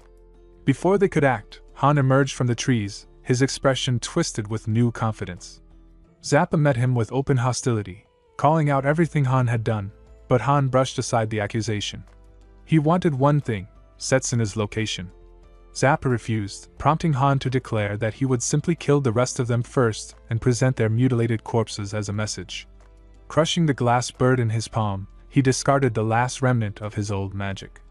A glowing yellow magic circle opened before him, and he hurled flame toward Zappa with impossible ease. Zappa reacted in shock. Han had access to ranged magic despite being an enhancement mage. Valerie reminded him that no mage could wield more than a single branch, yet Han reveled in the impossibility, claiming it no longer applied to him. Sid activated his magic, gears spinning above him, urging them not to falter. They still outnumbered Han. But then an extra arm burst from Han's back. Sid recognized the technique at once: formation magic. Another arm tore free, and Valerie stared in horror. Han's new body, a fusion of branches and limbs, had become something monstrous. With 4 arms and 4 branches of magic at his disposal, he hurled his attack towards Sid's unit in a destructive display of newfound power. Han unleashed a barrage of spells 3 or 4 at a time, each one drawn from a different magical branch. Zappa immediately recognized the impossible flow of mana, stunned by the realization that Han truly was wielding multiple branches at once. Sid's expression tightened as he caught sight of the grotesque arms sprouting from Han's back. Those limbs, he explained, belonged to the mages who had once guarded the island. Han had torn away their strength and affixed it to himself. Valerie stared in disbelief, horrified by the violation. The sight repulsed her. The act felt like an insult to life itself. Han reveled in their reactions, boasting about the power bestowed by Legion. With several branches of magic at his disposal, he maintained a seamless rhythm of offense and defense that ordinary spells couldn't breach. Sid asked Zappa whether he could pierce that conjured shield, and Zappa stepped forward, determined to do so. He raised 3 magic circles and began a complex chant, drawing on his vast reserves of mana. Valerie watched in awe as the spellwork layered and built upon itself. Sid understood the risk. Attribute magic grew stronger with each stack, and if Zappa managed to complete the incantation, the spell would be devastating. Han, sensing danger, attempted to crush the technique before it fully formed. A 5th arm erupted from his back, and Zappa cursed as he felt the pressure of its incoming strike. Before the blow could land, Drago threw himself between them, muscles surging under enhancement magic. Sid recognized him instantly, and Cha-Cha appeared as well. Their unit had found Iris and Daniel and secured them elsewhere. Relief flickered through Valerie, though Cha-Cha's focus snapped back to the immediate threat. Sid ordered them to buy time for Zappa's spell, though facing Han directly would not be easy. Han taunted them for thinking the 4 of them could stand against him. Above Zappa, a massive swirling fire sphere signaled the nearing completion of the spell. Zappa assured him they were enough, to Han's surprise. Zappa's 3-element combination magic surged forth, but Han revealed even more arms, 8 in total, each channeling a different branch. The counterattack disrupted Zappa's aim, sending the fire sphere hurtling off course. Han jeered as Zappa fell, claiming superiority as a mage who had embraced every branch, boasting that he had surpassed humanity, and would use his power to turn those who once looked down on him into tools. Sid grimly assessed the situation. With Han possessing so many arms, a direct confrontation was hopeless. Valerie, from the rear, had noticed something. She whispered her observation to Sid, proposing a tactic. Sid found merit in it and allowed her to begin. Valerie struck the ground with her staff. A magic circle unfurled beneath her as she started a long incantation. Han suspected it was their final resort and refused to let her finish. He advanced immediately, but Drago stood firm before her, refusing to move. Han's flames burned through him, sending him crashing to the ground, but he bought Valerie the time she needed. Her spell completed just as Han stepped onto an enormous, flowered formation. He scoffed at the attempt to chain spells against him. Sid reminded him of the nature of his magic, letting the realization sink in that the visible spell had been only a copy. Lightning cracked beneath Han, shooting upward and engulfing his body. As he burned, he cursed the irony of losing to those he had intended to use as tools. Valerie answered with a calm clarity. His downfall stemmed from the fact that he had fought alone. A brief memory passed through her mind, her whispered plan to Sid, explaining that no matter how many arms Han possessed, he still had only one mind. If they attacked from multiple angles, they could force his focus to fracture and expose an opening. She had also explained that her spell was not the finishing blow. Sid seized the moment as Han froze. He signaled their chance. Cha-Cha prepared her strike. Zappa resumed his chant. Han trembled with denial, insisting the situation was unfair, confessing the fear of living and dying as a tool like his father. Valerie acknowledged that he must have had reasons for the path he chose, but those reasons did not justify treating others the same way. He should have spoken against the injustice he experienced rather than inflicting it on others. Zappa's combined magic detonated again, the Apollonic ray. Something small fell during the blast and shattered on the ground. Zappa picked up the remains, inquired if that was the item required for spirit magic. Han lamented that if he had been strong enough to bond with a spirit like Setsuna, perhaps he could have walked the same path. His voice faded as consciousness slipped away. Zappa stared in shock, processing the revelation that Setsuna had formed a spirit bond. Meanwhile, deep inside the cave, Setsuna moved forward alone and found a young girl waiting in the darkness, bat wings unfurled at her sides. He asked if she was Sepine, and the girl's mouth stretched open to reveal sharp teeth before she lunged at him. He shifted backward just in time, causing her to stumble past him and fall. As he watched her struggle to get up, a frown touched his face. Her movements were clumsy. She was far too weak to be an apostle, and there was no malice in the air around her, only fear.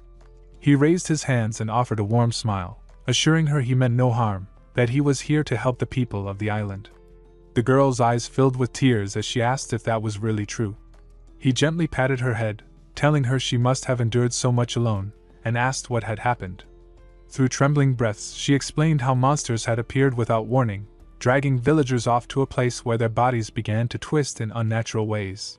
She had slipped away only because the creatures weren't watching. Setsuna soothed her, telling her that her brother had been worried sick about her. Her expression froze. She corrected him quietly. Whoever was pretending to be her brother was not her sibling. Her real brother had died in front of her while trying to help her escape. She couldn't understand who the impersonator was.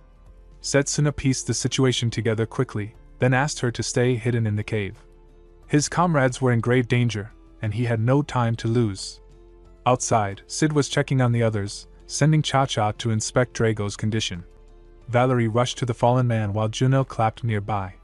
His smile was off, too serene, too admiring, as he celebrated their victory, praising the way they had overcome a stronger opponent through strategy and cooperation.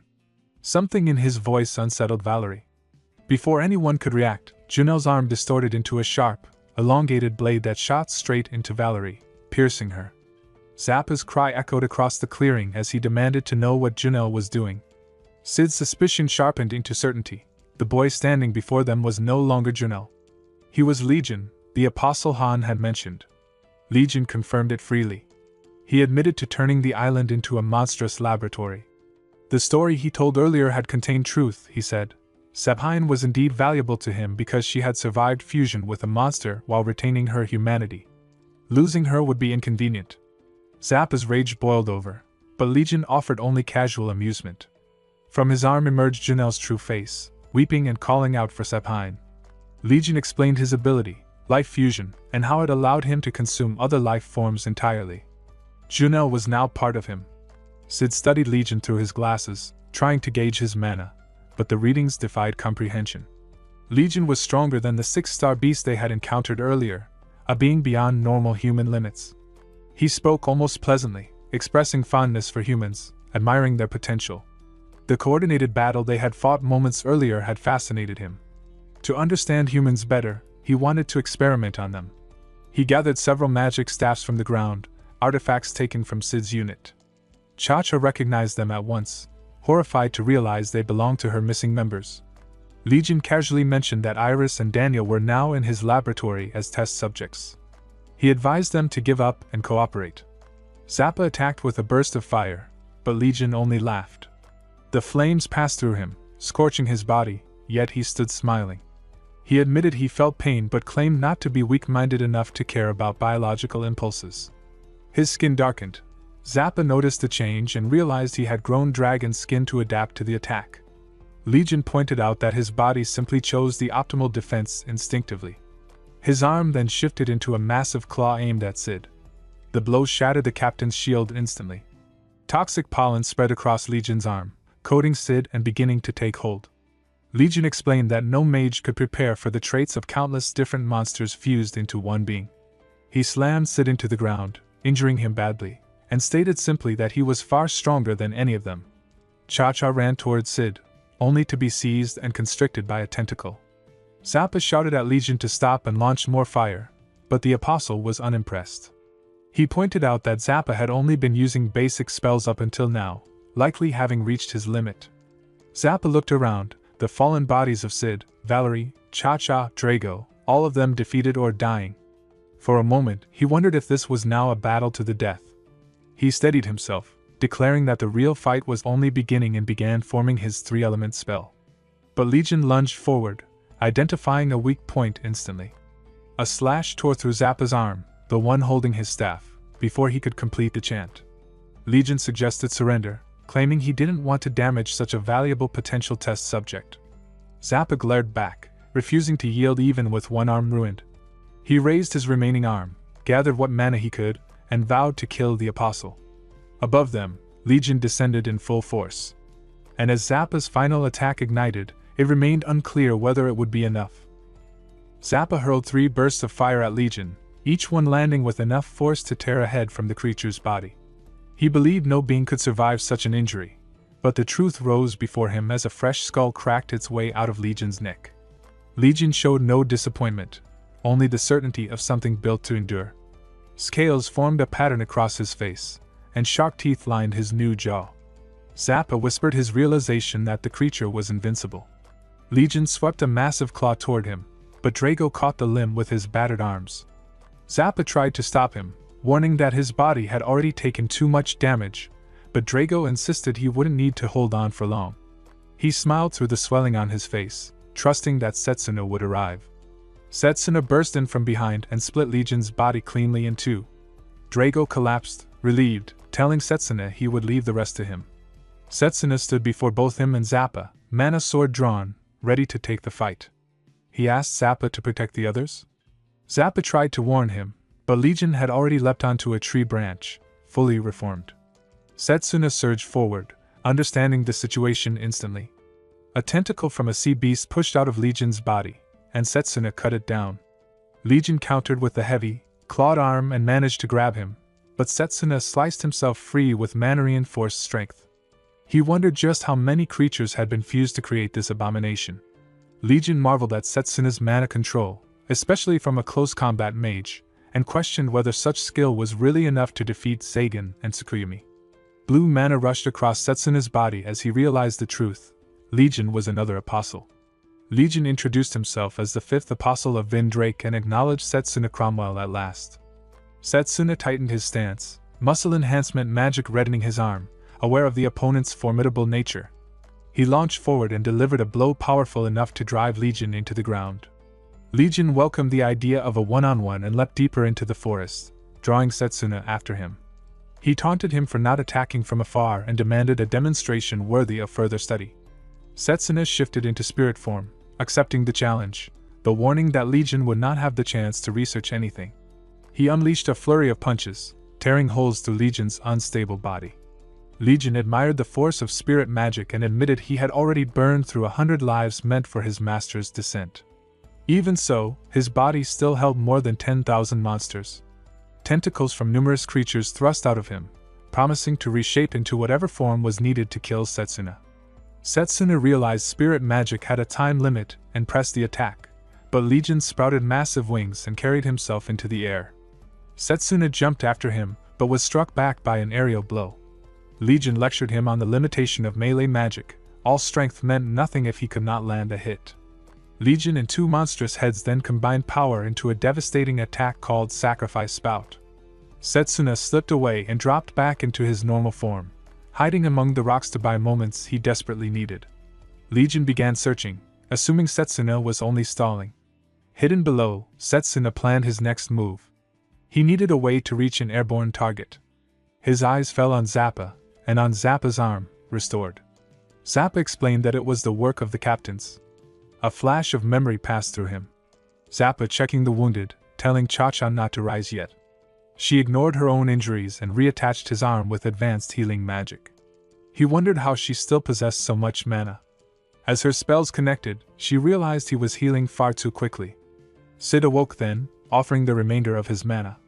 He reminded them Legion was holding villagers and comrades captive, a task only the strongest mage of the Western Royal Corps could face. That meant Zappa. In the present, Setsuna agreed they could not waste the captain's final strength. If they worked together, they might end this. But Zappa first demanded honesty. Could Setsuna truly stand against that monster using spirit magic? Setsuna confirmed he could. Zappa admitted he couldn't overlook a criminal even if one had saved his life, but harming his comrades was something he could never forgive. He offered a deal. If Setsuna defeated Legion with that magic, he would let the rest go. Setsuna accepted, calling the offer exactly the kind of logical compromise he expected from Zappa. The comment irritated Zappa, who complained that Setsuna never treated him like a senior, as he did with the others. Setsuna only smiled, thinking of the years they had fought side by side. Zappa brushed it aside and handed him something, insisting he would need it to finish the fight. A light glinted in Setsuna's hand, and he stared at it in surprise. Zappa handed Setsuna the item he had taken when Han was defeated, assuming it was something capable of casting spirit magic and trusting Setsuna knew how to use it. Setsuna closed his eyes and called upon the wind spirit, Zephyrian. A voice answered, questioning whether he was prepared to face the trial. Zappa sensed a shift, and felt uneasy about helping someone use spirit magic, but with Legion still rampaging, there was no time for hesitation. He promised to buy Setsuna time. Setsuna agreed and let himself fall into complete focus. His consciousness slipped into another realm where Blazer stood beside him. He wondered if this place was the realm of wind and what kind of spirit Zephyrian truly was. Blazer made it clear he didn't like the spirit, though Setsuna pointed out he said that about everyone.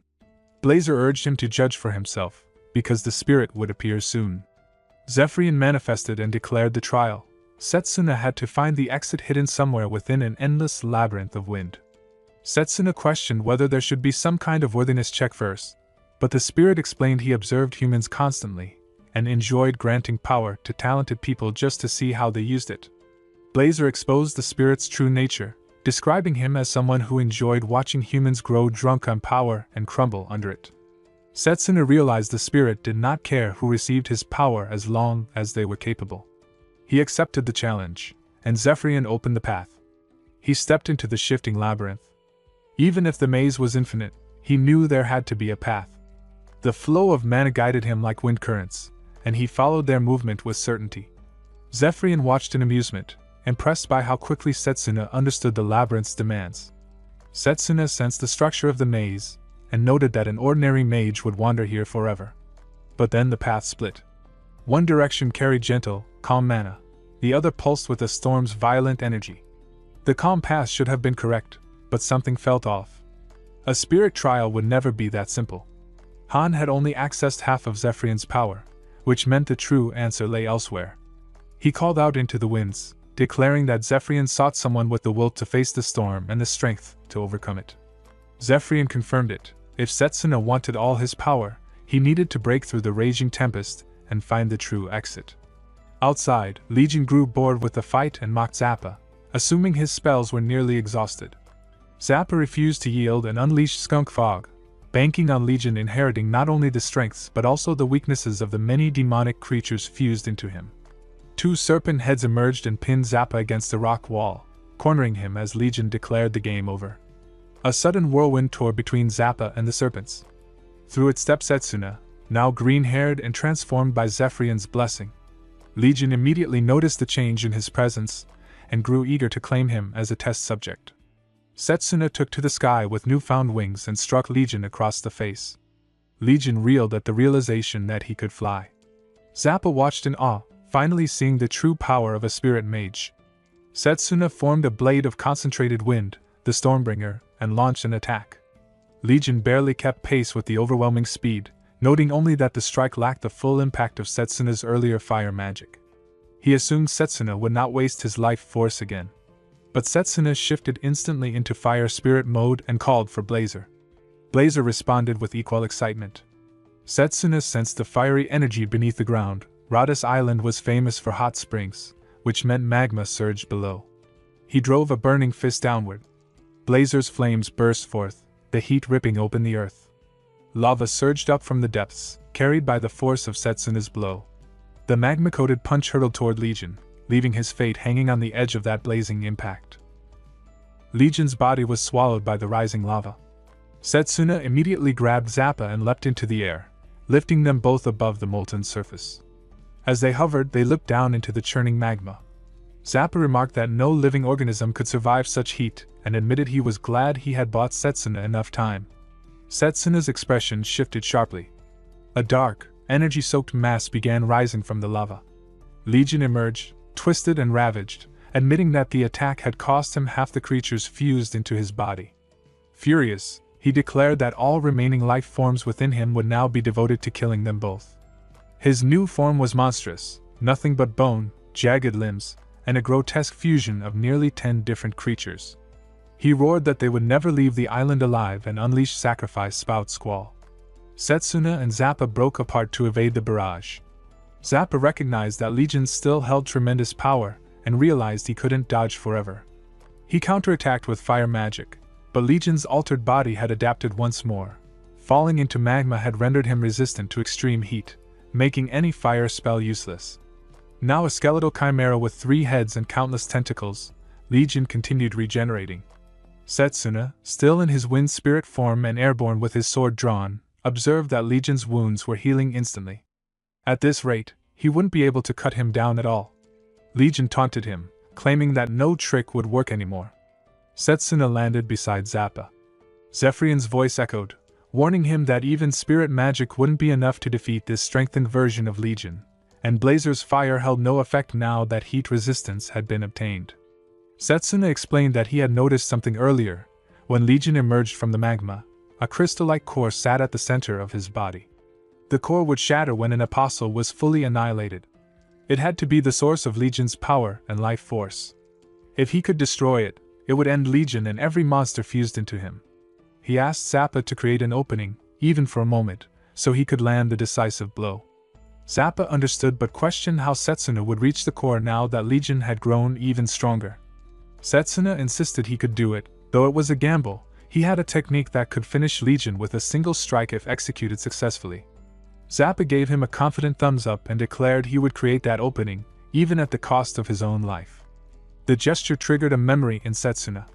In his previous life, he had fought beside Zappa, who gave him that same thumbs up, urging him forward in the battle against Vindrake. The memory of that moment resurfaced painfully. He thought of how they had fought through hordes of demons in an attempt to prevent the end of the world. His ally had promised to clear a path for him, telling him to focus on finding a way to defeat Vindrake. Setsuna smiled bitterly in the present. He had failed to save the world back then, but this time, things would be different. He shifted fully back into his wind spirit form and readied himself. He told Zappa it was time. Zappa sprinted toward a cliff's edge and called out to Legion, announcing that he had a proposal to make. Legion finally located Zappa, only to find him standing with his hands raised and his staff dropped at his feet. Zappa announced that he had a proposal and claimed he was surrendering, insisting he would cooperate with any experiment if spared. Legion immediately saw through the act, recognizing that Zappa was merely stalling for time. Zappa responded with mocking confidence, pointing out that all of Legion's experiments had been failures. Every monster had been defeated and even Sephion was now under Setsuna's protection. Legion had boasted endlessly about his research, yet here he was, cornered and struggling. If anything proved his failures, it was the current situation. Legion realized Zappa was intentionally provoking him and immediately grew wary. But a sudden flash of electricity cut through the air. A massive bolt struck him head-on. Zappa had used Legion's own horns as lightning rods. Though the attack landed, Zappa sank to his knees, exhausted. Legion noted his weakened state and searched for Setsuna, suspecting the diversion had been pointless. Zappa pushed himself to continue. He needed Legion distracted just a little longer. He tried to muster one final spell behind his back. Legion declared that no matter what plans humans devised, they could not defeat him. He ridiculed them as nothing more than test subjects doomed to be crushed by the envoy of the death god. Just as he moved in to finish Zappa, something slammed into him with full force. A summoned beast had struck him down, Han's final contribution. Han denounced Legion's view of people as disposable tools before collapsing. Legion dismissed the attempt as futile. Zappa seized the moment and launched his attack, but Legion leapt away, irritated by their persistence. Setsuna arrived then, his presence marked by a surge of immense blue energy. Zappa's efforts genuinely impressed him. He now understood why Zappa carried the reputation of being the strongest mage in the Western Branch. Blazer immediately sensed the overwhelming intensity of Setsuna's gathering power and begged him to stop, knowing what he was attempting. Setsuna, however, had resolved that there was no alternative. Legion suddenly stiffened, finding himself unable to move. He saw Jonel's face emerge on his own malformed body. Jonel was resisting, fighting from within, begging Setsuna to save Sephion. Setsuna acknowledged that although Legion had claimed Jonel's body, the boy's spirit remained unbroken. Furious, Legion rejected the notion, seeing Setsuna as nothing more than a test subject. Setsuna shifted into his fire spirit form, ready to stake everything on a single strike.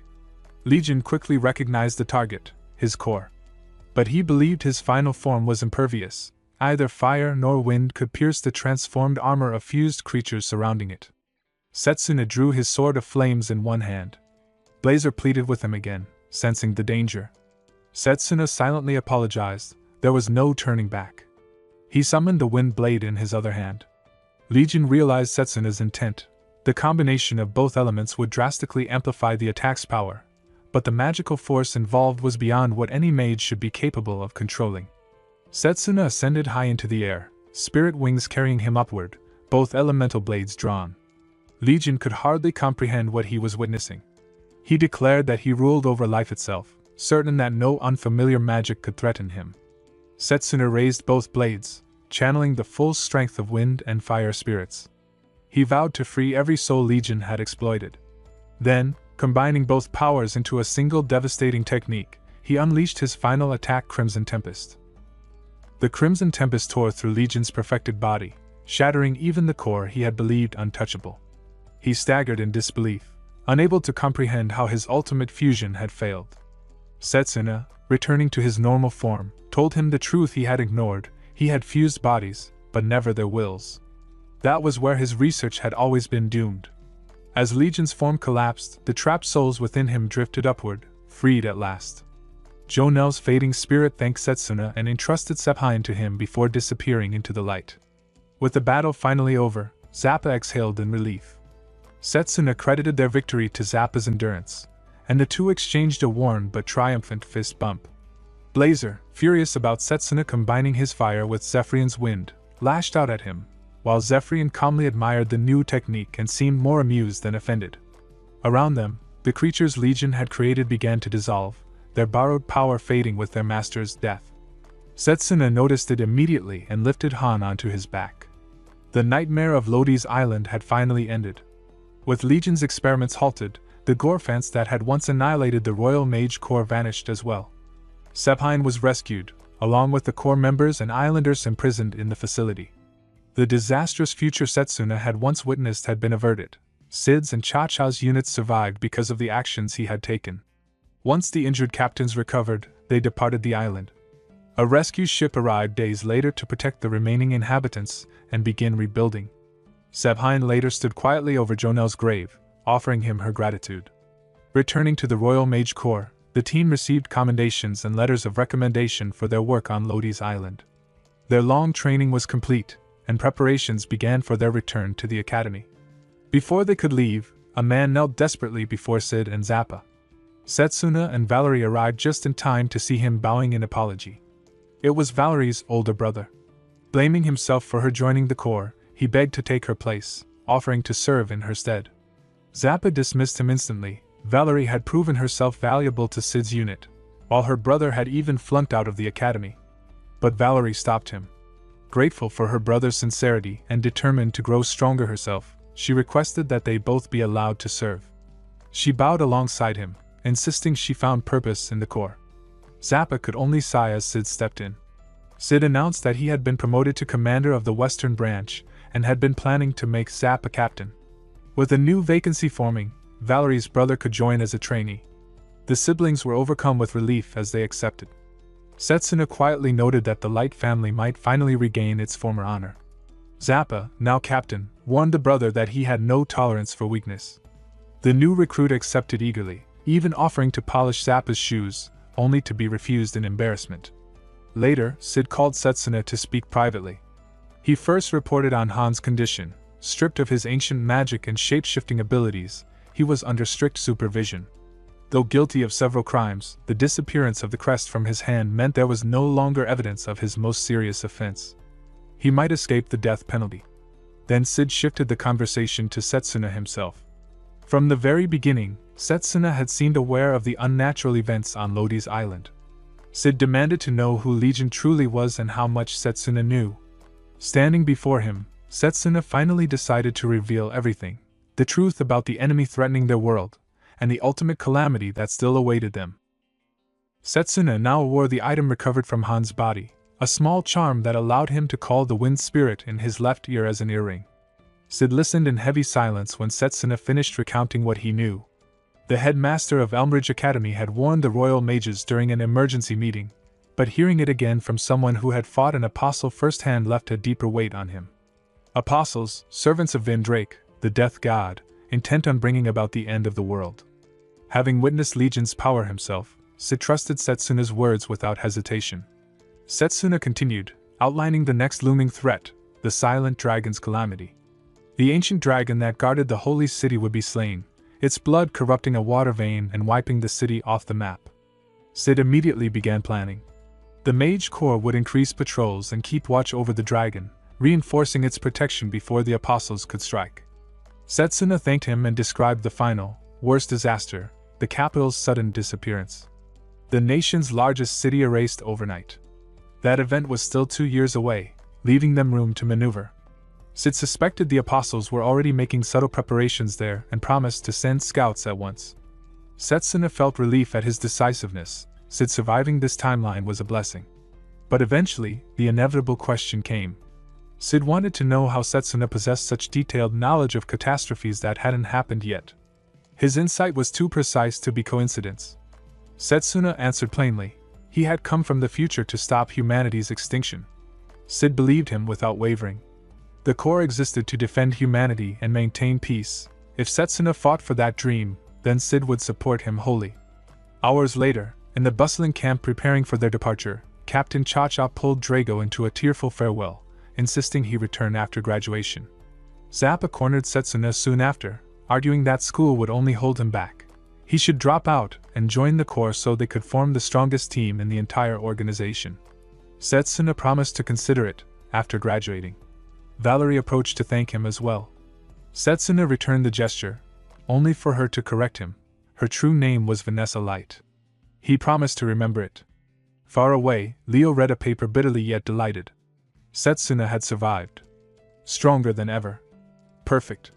The ideal pawn for his future plans.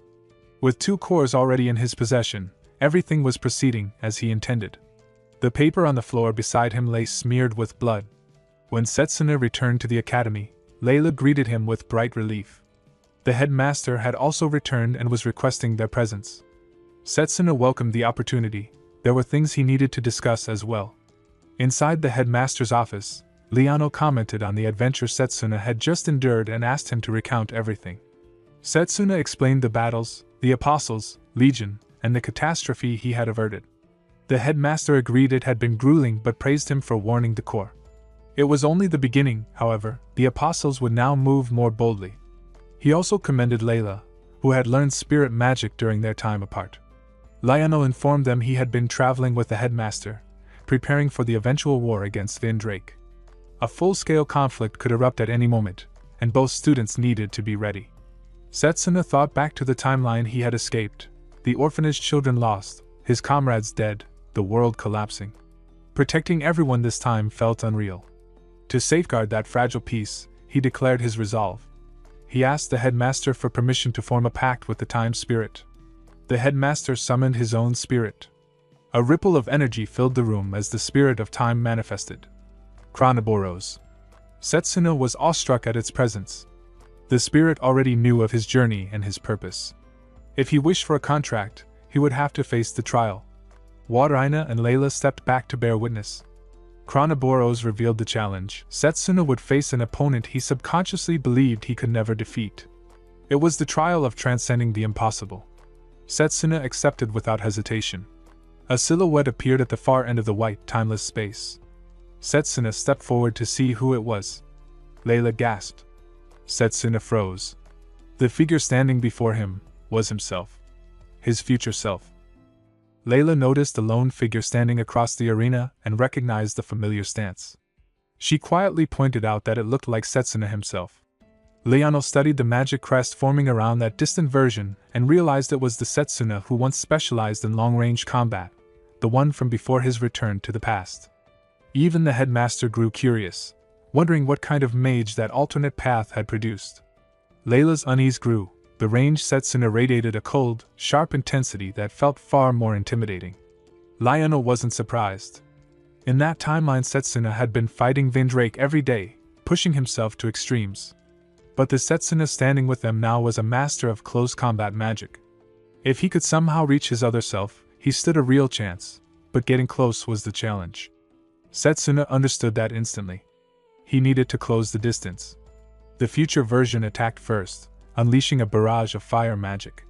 The current Setsuna raised his mana sword, cutting through the blasts that would have burned him on slightest contact.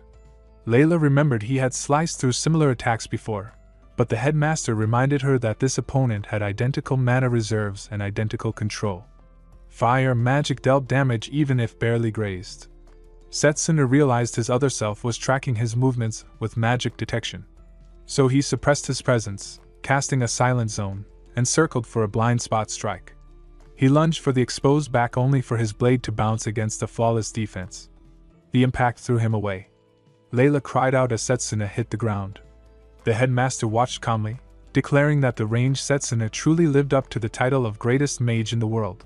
Even he wouldn't be able to defeat that version. Layla wondered if that meant Setsuna had no hope of forming a contract.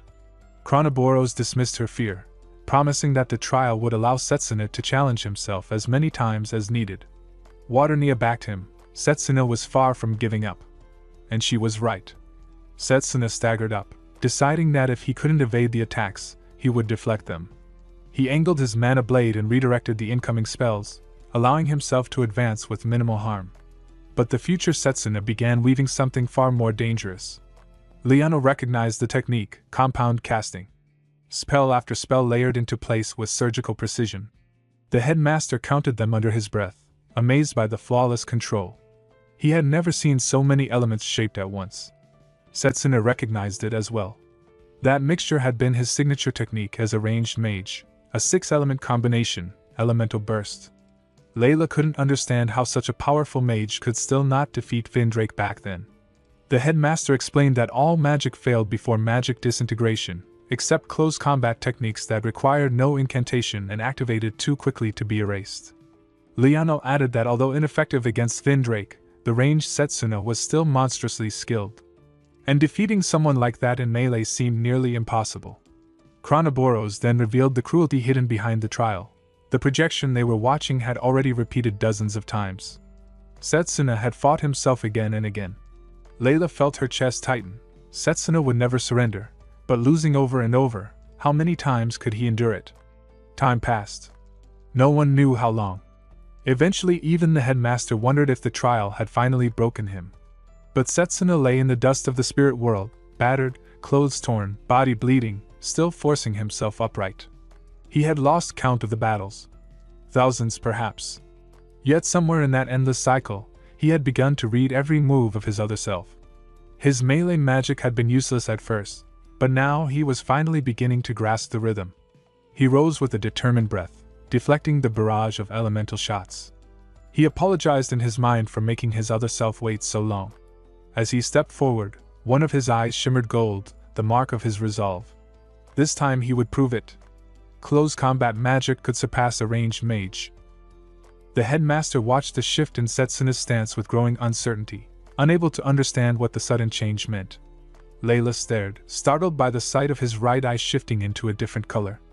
Liano froze as well, recognizing something far more significant in that golden glow. Setsuna steadied his breath, focusing on the sensations rising within him. What he needed to do now was exactly what he had done once before. He murmured to himself that he could finally see it, the flow of mana itself. Liano realized what had awakened within him, the war god's eye. Layla could hardly believe it. Liano explained that long ago, a blind close combat mage had been revered as the war god, a man who, while standing at death's door, had gained the ability to perceive mana streams directly. His legend spoke of a golden eye, but such a state was said to require decades of training, a lifetime of battles, and the peak mastery of a warrior who had survived countless fights. Setsuna understood the mechanism instinctively. Close combat magic was the only magic system that strengthened the body by circulating mana internally. By channeling that same principle into the optic nerves, he had gained the ability to see mana itself. But that refinement required such delicate precision that it bordered on the techniques known in martial arts as Qigong. Chronoboros observed all of this in awe. Within the timeless realm of the trial, Setsuna had fought without pause, without rest, and without the limits of a normal lifespan. What should have taken years or even decades, he had accomplished here through unending confrontation with himself. The trial meant to challenge him had become the forge that elevated him. Liano considered how unusual this path was. A typical close combat mage spent most of life hardening the body and mastering martial technique, only turning to mana control after reaching the limits of physical growth. Setsuna, however, had already mastered mana control in his previous life. Now, With a body in its prime, he had aligned every aspect, mind, technique, and physical form perfectly. Lionel could only envy him. Setsuna had become the ultimate close combat mage. Setsuna acknowledged the truth within himself. His discipline might lack reach, but inside its limited zone it possessed the potential for absolute dominance over mana.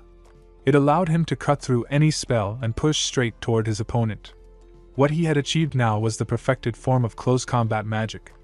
Layla could only watch in stunned admiration. Across the battlefield, the future Setsuna began forming incantations again. The headmaster recognized the signs with dread. It was the same devastating spell as before. Waternia felt the surge of danger as well, calling out in alarm. Setsuna braced himself.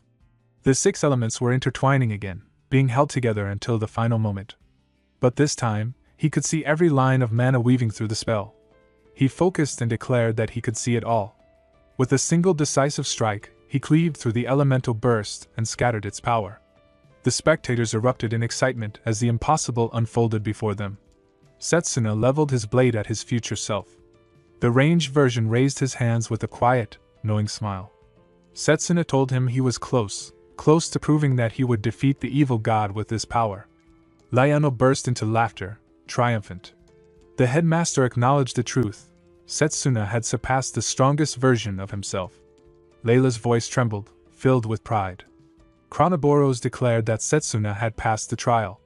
Layla realized this meant Setsuna now carried 3 spirits. Lionel added that with the war god's eye, he could fight the high-ranking apostles on equal footing, perhaps even greater. Setsuna agreed, but reminded them that his final goal was the destruction of the evil god far beyond the apostles.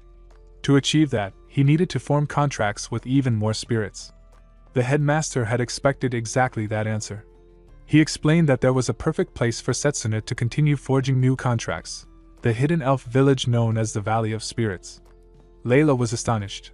She had never imagined such a place existed. The headmaster assured her it was a top-secret location, unreachable through ordinary means, but he had a way to get them there. A knock interrupted him. He allowed the visitor inside, and Zachary entered while supporting an injured man. They brought word claiming to be from the Holy Church. The wounded messenger held out a letter addressed to Setsuna, sent by Lady Roberta. Layla was surprised to hear Roberta's name. Setsuna unfolded the letter and began reading.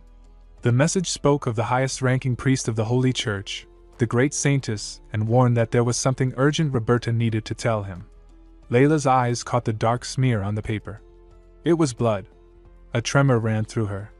Something terrible had happened to Roberta. Zachary offered to take the wounded messenger to the nurse's office while Layla lingered, troubled by something she couldn't ignore. She turned to Setsuna, reminding him that he had always tried to save everyone he could. Yet despite that, he hadn't spoken a single word about saving the great saintess.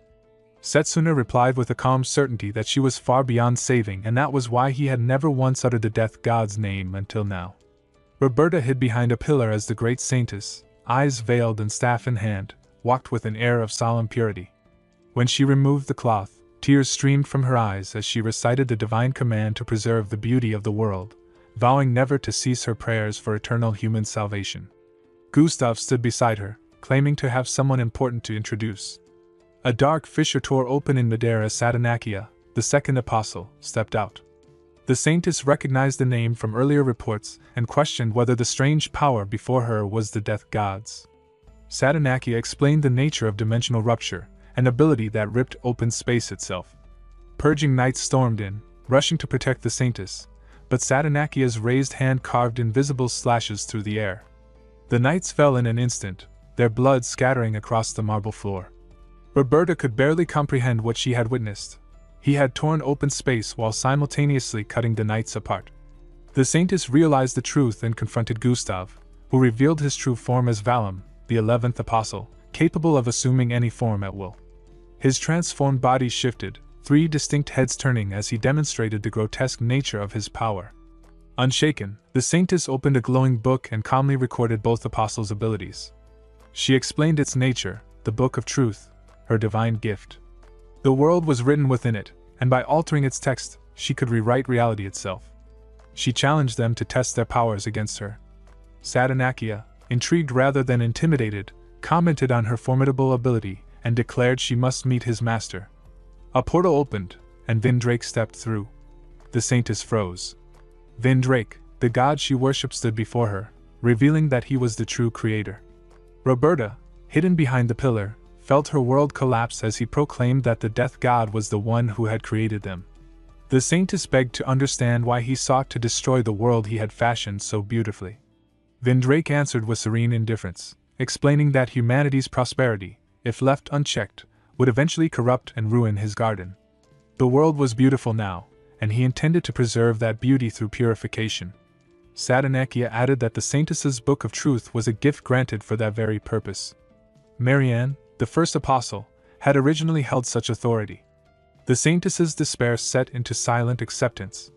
She acknowledged her selection and surrendered to her Creator's will.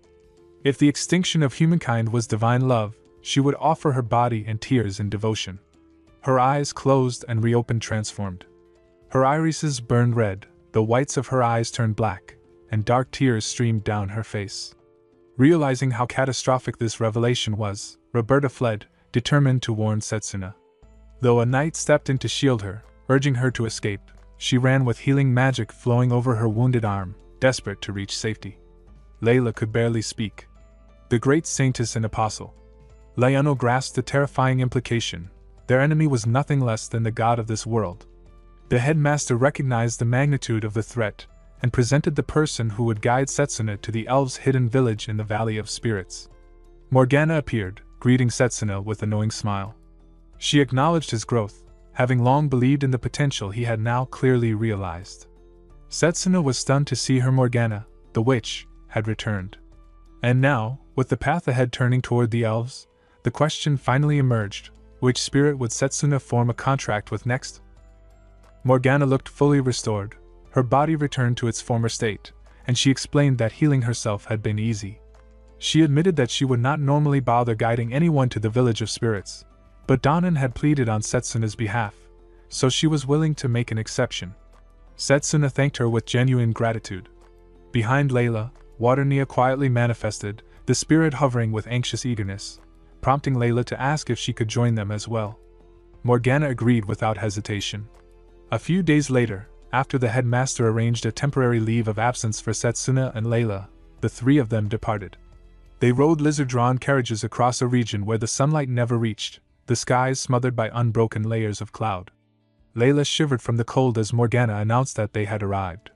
The landscape seemed barren, offering no sign of a hidden elven village. Morgana retrieved a peculiar lantern and held it up, explaining that after the Great Magic War, the persecuted elves had relocated their homes. The lantern summoned a swirling blue portal, and from its depths a dragon emerged, causing Layla to falter in astonishment. Morgana assured her that this was merely the beginning of the surprises. They mounted the dragon, rising into a sky that parted to reveal a floating island suspended high above the clouds. Morgana named it the Valley of Spirits, and reminded him that humans had not been welcomed there since the war. If he wished to enter, he owed her gratitude. When the dragon landed, Layla marveled at the floating island and asked how such a thing was even possible. Morgana casually explained that it was supported by a magic tool of her own invention. Before they could continue, 6 flaming arrows streaked toward them. Setsuna immediately called upon the war god's eye, meeting the attack with mana-infused precision. He deflected the arrows with only his fingers and turned one of them back toward the attackers, driving them to a halt. A line of white-haired elves stood ready with drawn bows. They demanded to know why humans had entered their sanctuary. Morgana, reverting to her youthful elven appearance as she removed her cap, revealed her pointed ears. The elves immediately recognized her and apologized with deep reverence. Morgana explained that she had brought guests and wished to meet with Lucia, the queen of the valley. The elves reacted with surprise before escorting them to the palace. Inside, Queen Lushenlime Testos sat with regal composure. Morgana greeted her informally, but Lucia insisted on formality and expressed frustration at Morgana's return, more so because she had brought humans with her. She demanded an explanation, already suspecting it would be troubling. After hearing the full story, she declared that the claim about the creator god attempting to destroy the world was impossible to believe. Even if it were true, she argued, the destruction of selfish humans had nothing to do with the elves. She recalled their history of persecution following the last Great Magic War, and refused to forget the suffering humans had inflicted upon her people. For that reason, she denied Setsuna the right to undergo any trial within the shrine of the Great Spirit. Setsuna stepped forward, addressing her with respectful firmness. He insisted that the threat of the evil god concerned more than just humans. Apostles targeted all wielders of spirit magic, meaning the valley itself would inevitably be discovered and attacked. To demonstrate, he removed his glove as Blazer emerged in a condensed Titan form. Lucia immediately recognized the Great Spirit. Setsuna revealed that he himself had nearly been subjected to an inquisition engineered by the apostles. They used any means necessary, and even armed with spirit magic, fighting them was perilous. Lucia dismissed this, claiming that only Setsuna's lack of skill had made the battles difficult. Layla reacted, but Lucia continued, declaring that humans were fundamentally incapable of wielding the true value of spirit magic. Even during the war, their unrefined attempts had caused needless casualties. Setsuna countered with a reminder that the war itself had been sparked by the ambition of a single elf, not humanity as a whole.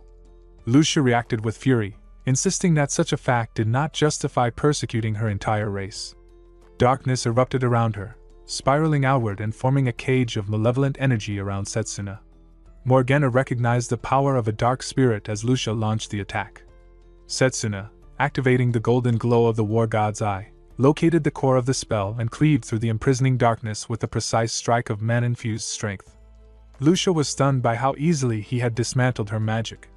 Setsuna explained that close combat magic, when refined, allowed one to perceive a spell's core and destroy it directly, proving that the human use of magic continued to evolve. Lucia attempted a second attack, only to be interrupted by her attendants calling out to her in alarm. Even Morgana acknowledged that the situation was far more troublesome than she had anticipated. Morgana's house was quiet as Setsuna, Layla, and Morgana gathered around the table, the weight of their failed negotiations lingering in the air. Setsuna noted that discussions with the queen had collapsed entirely, while Morgana dismissed it with a weary remark about Lucia's stubborn nature. Layla tried to suggest persistence, but Setsuna rejected the idea, uneasy about letting the situation stretch on. What should have happened years later, the great saintess's defection was already shifting because he had altered the four great causes of defeat.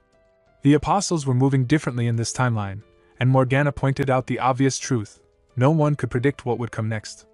Setsuna wrestled with how to convince Lucia to allow him into the shrine.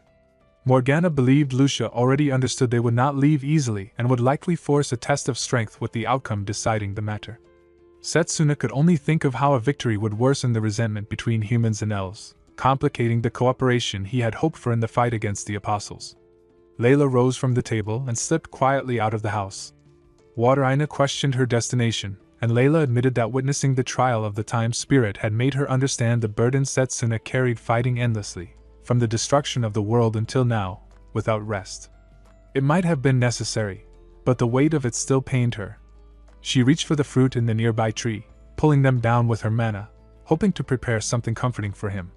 She had cooked with the same fruit before at her family's inn, and she intended to make baked sweets that might ease his heart, even a little.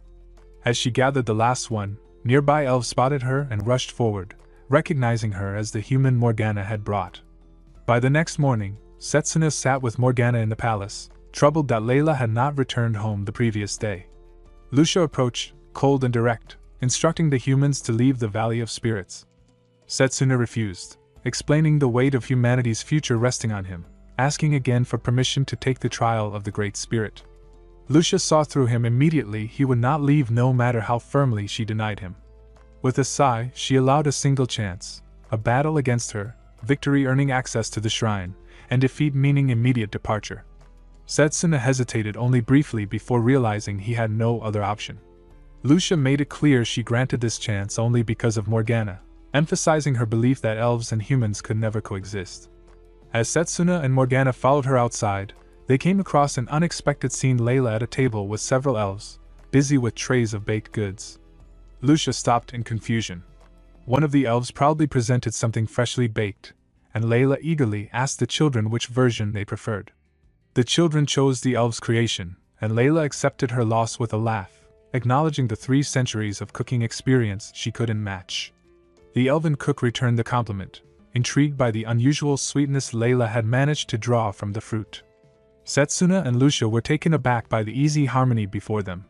When Layla noticed Setsuna, she rushed over, explaining how the chef had discovered her while she was experimenting with the fruit and had challenged her before she even realized what was happening.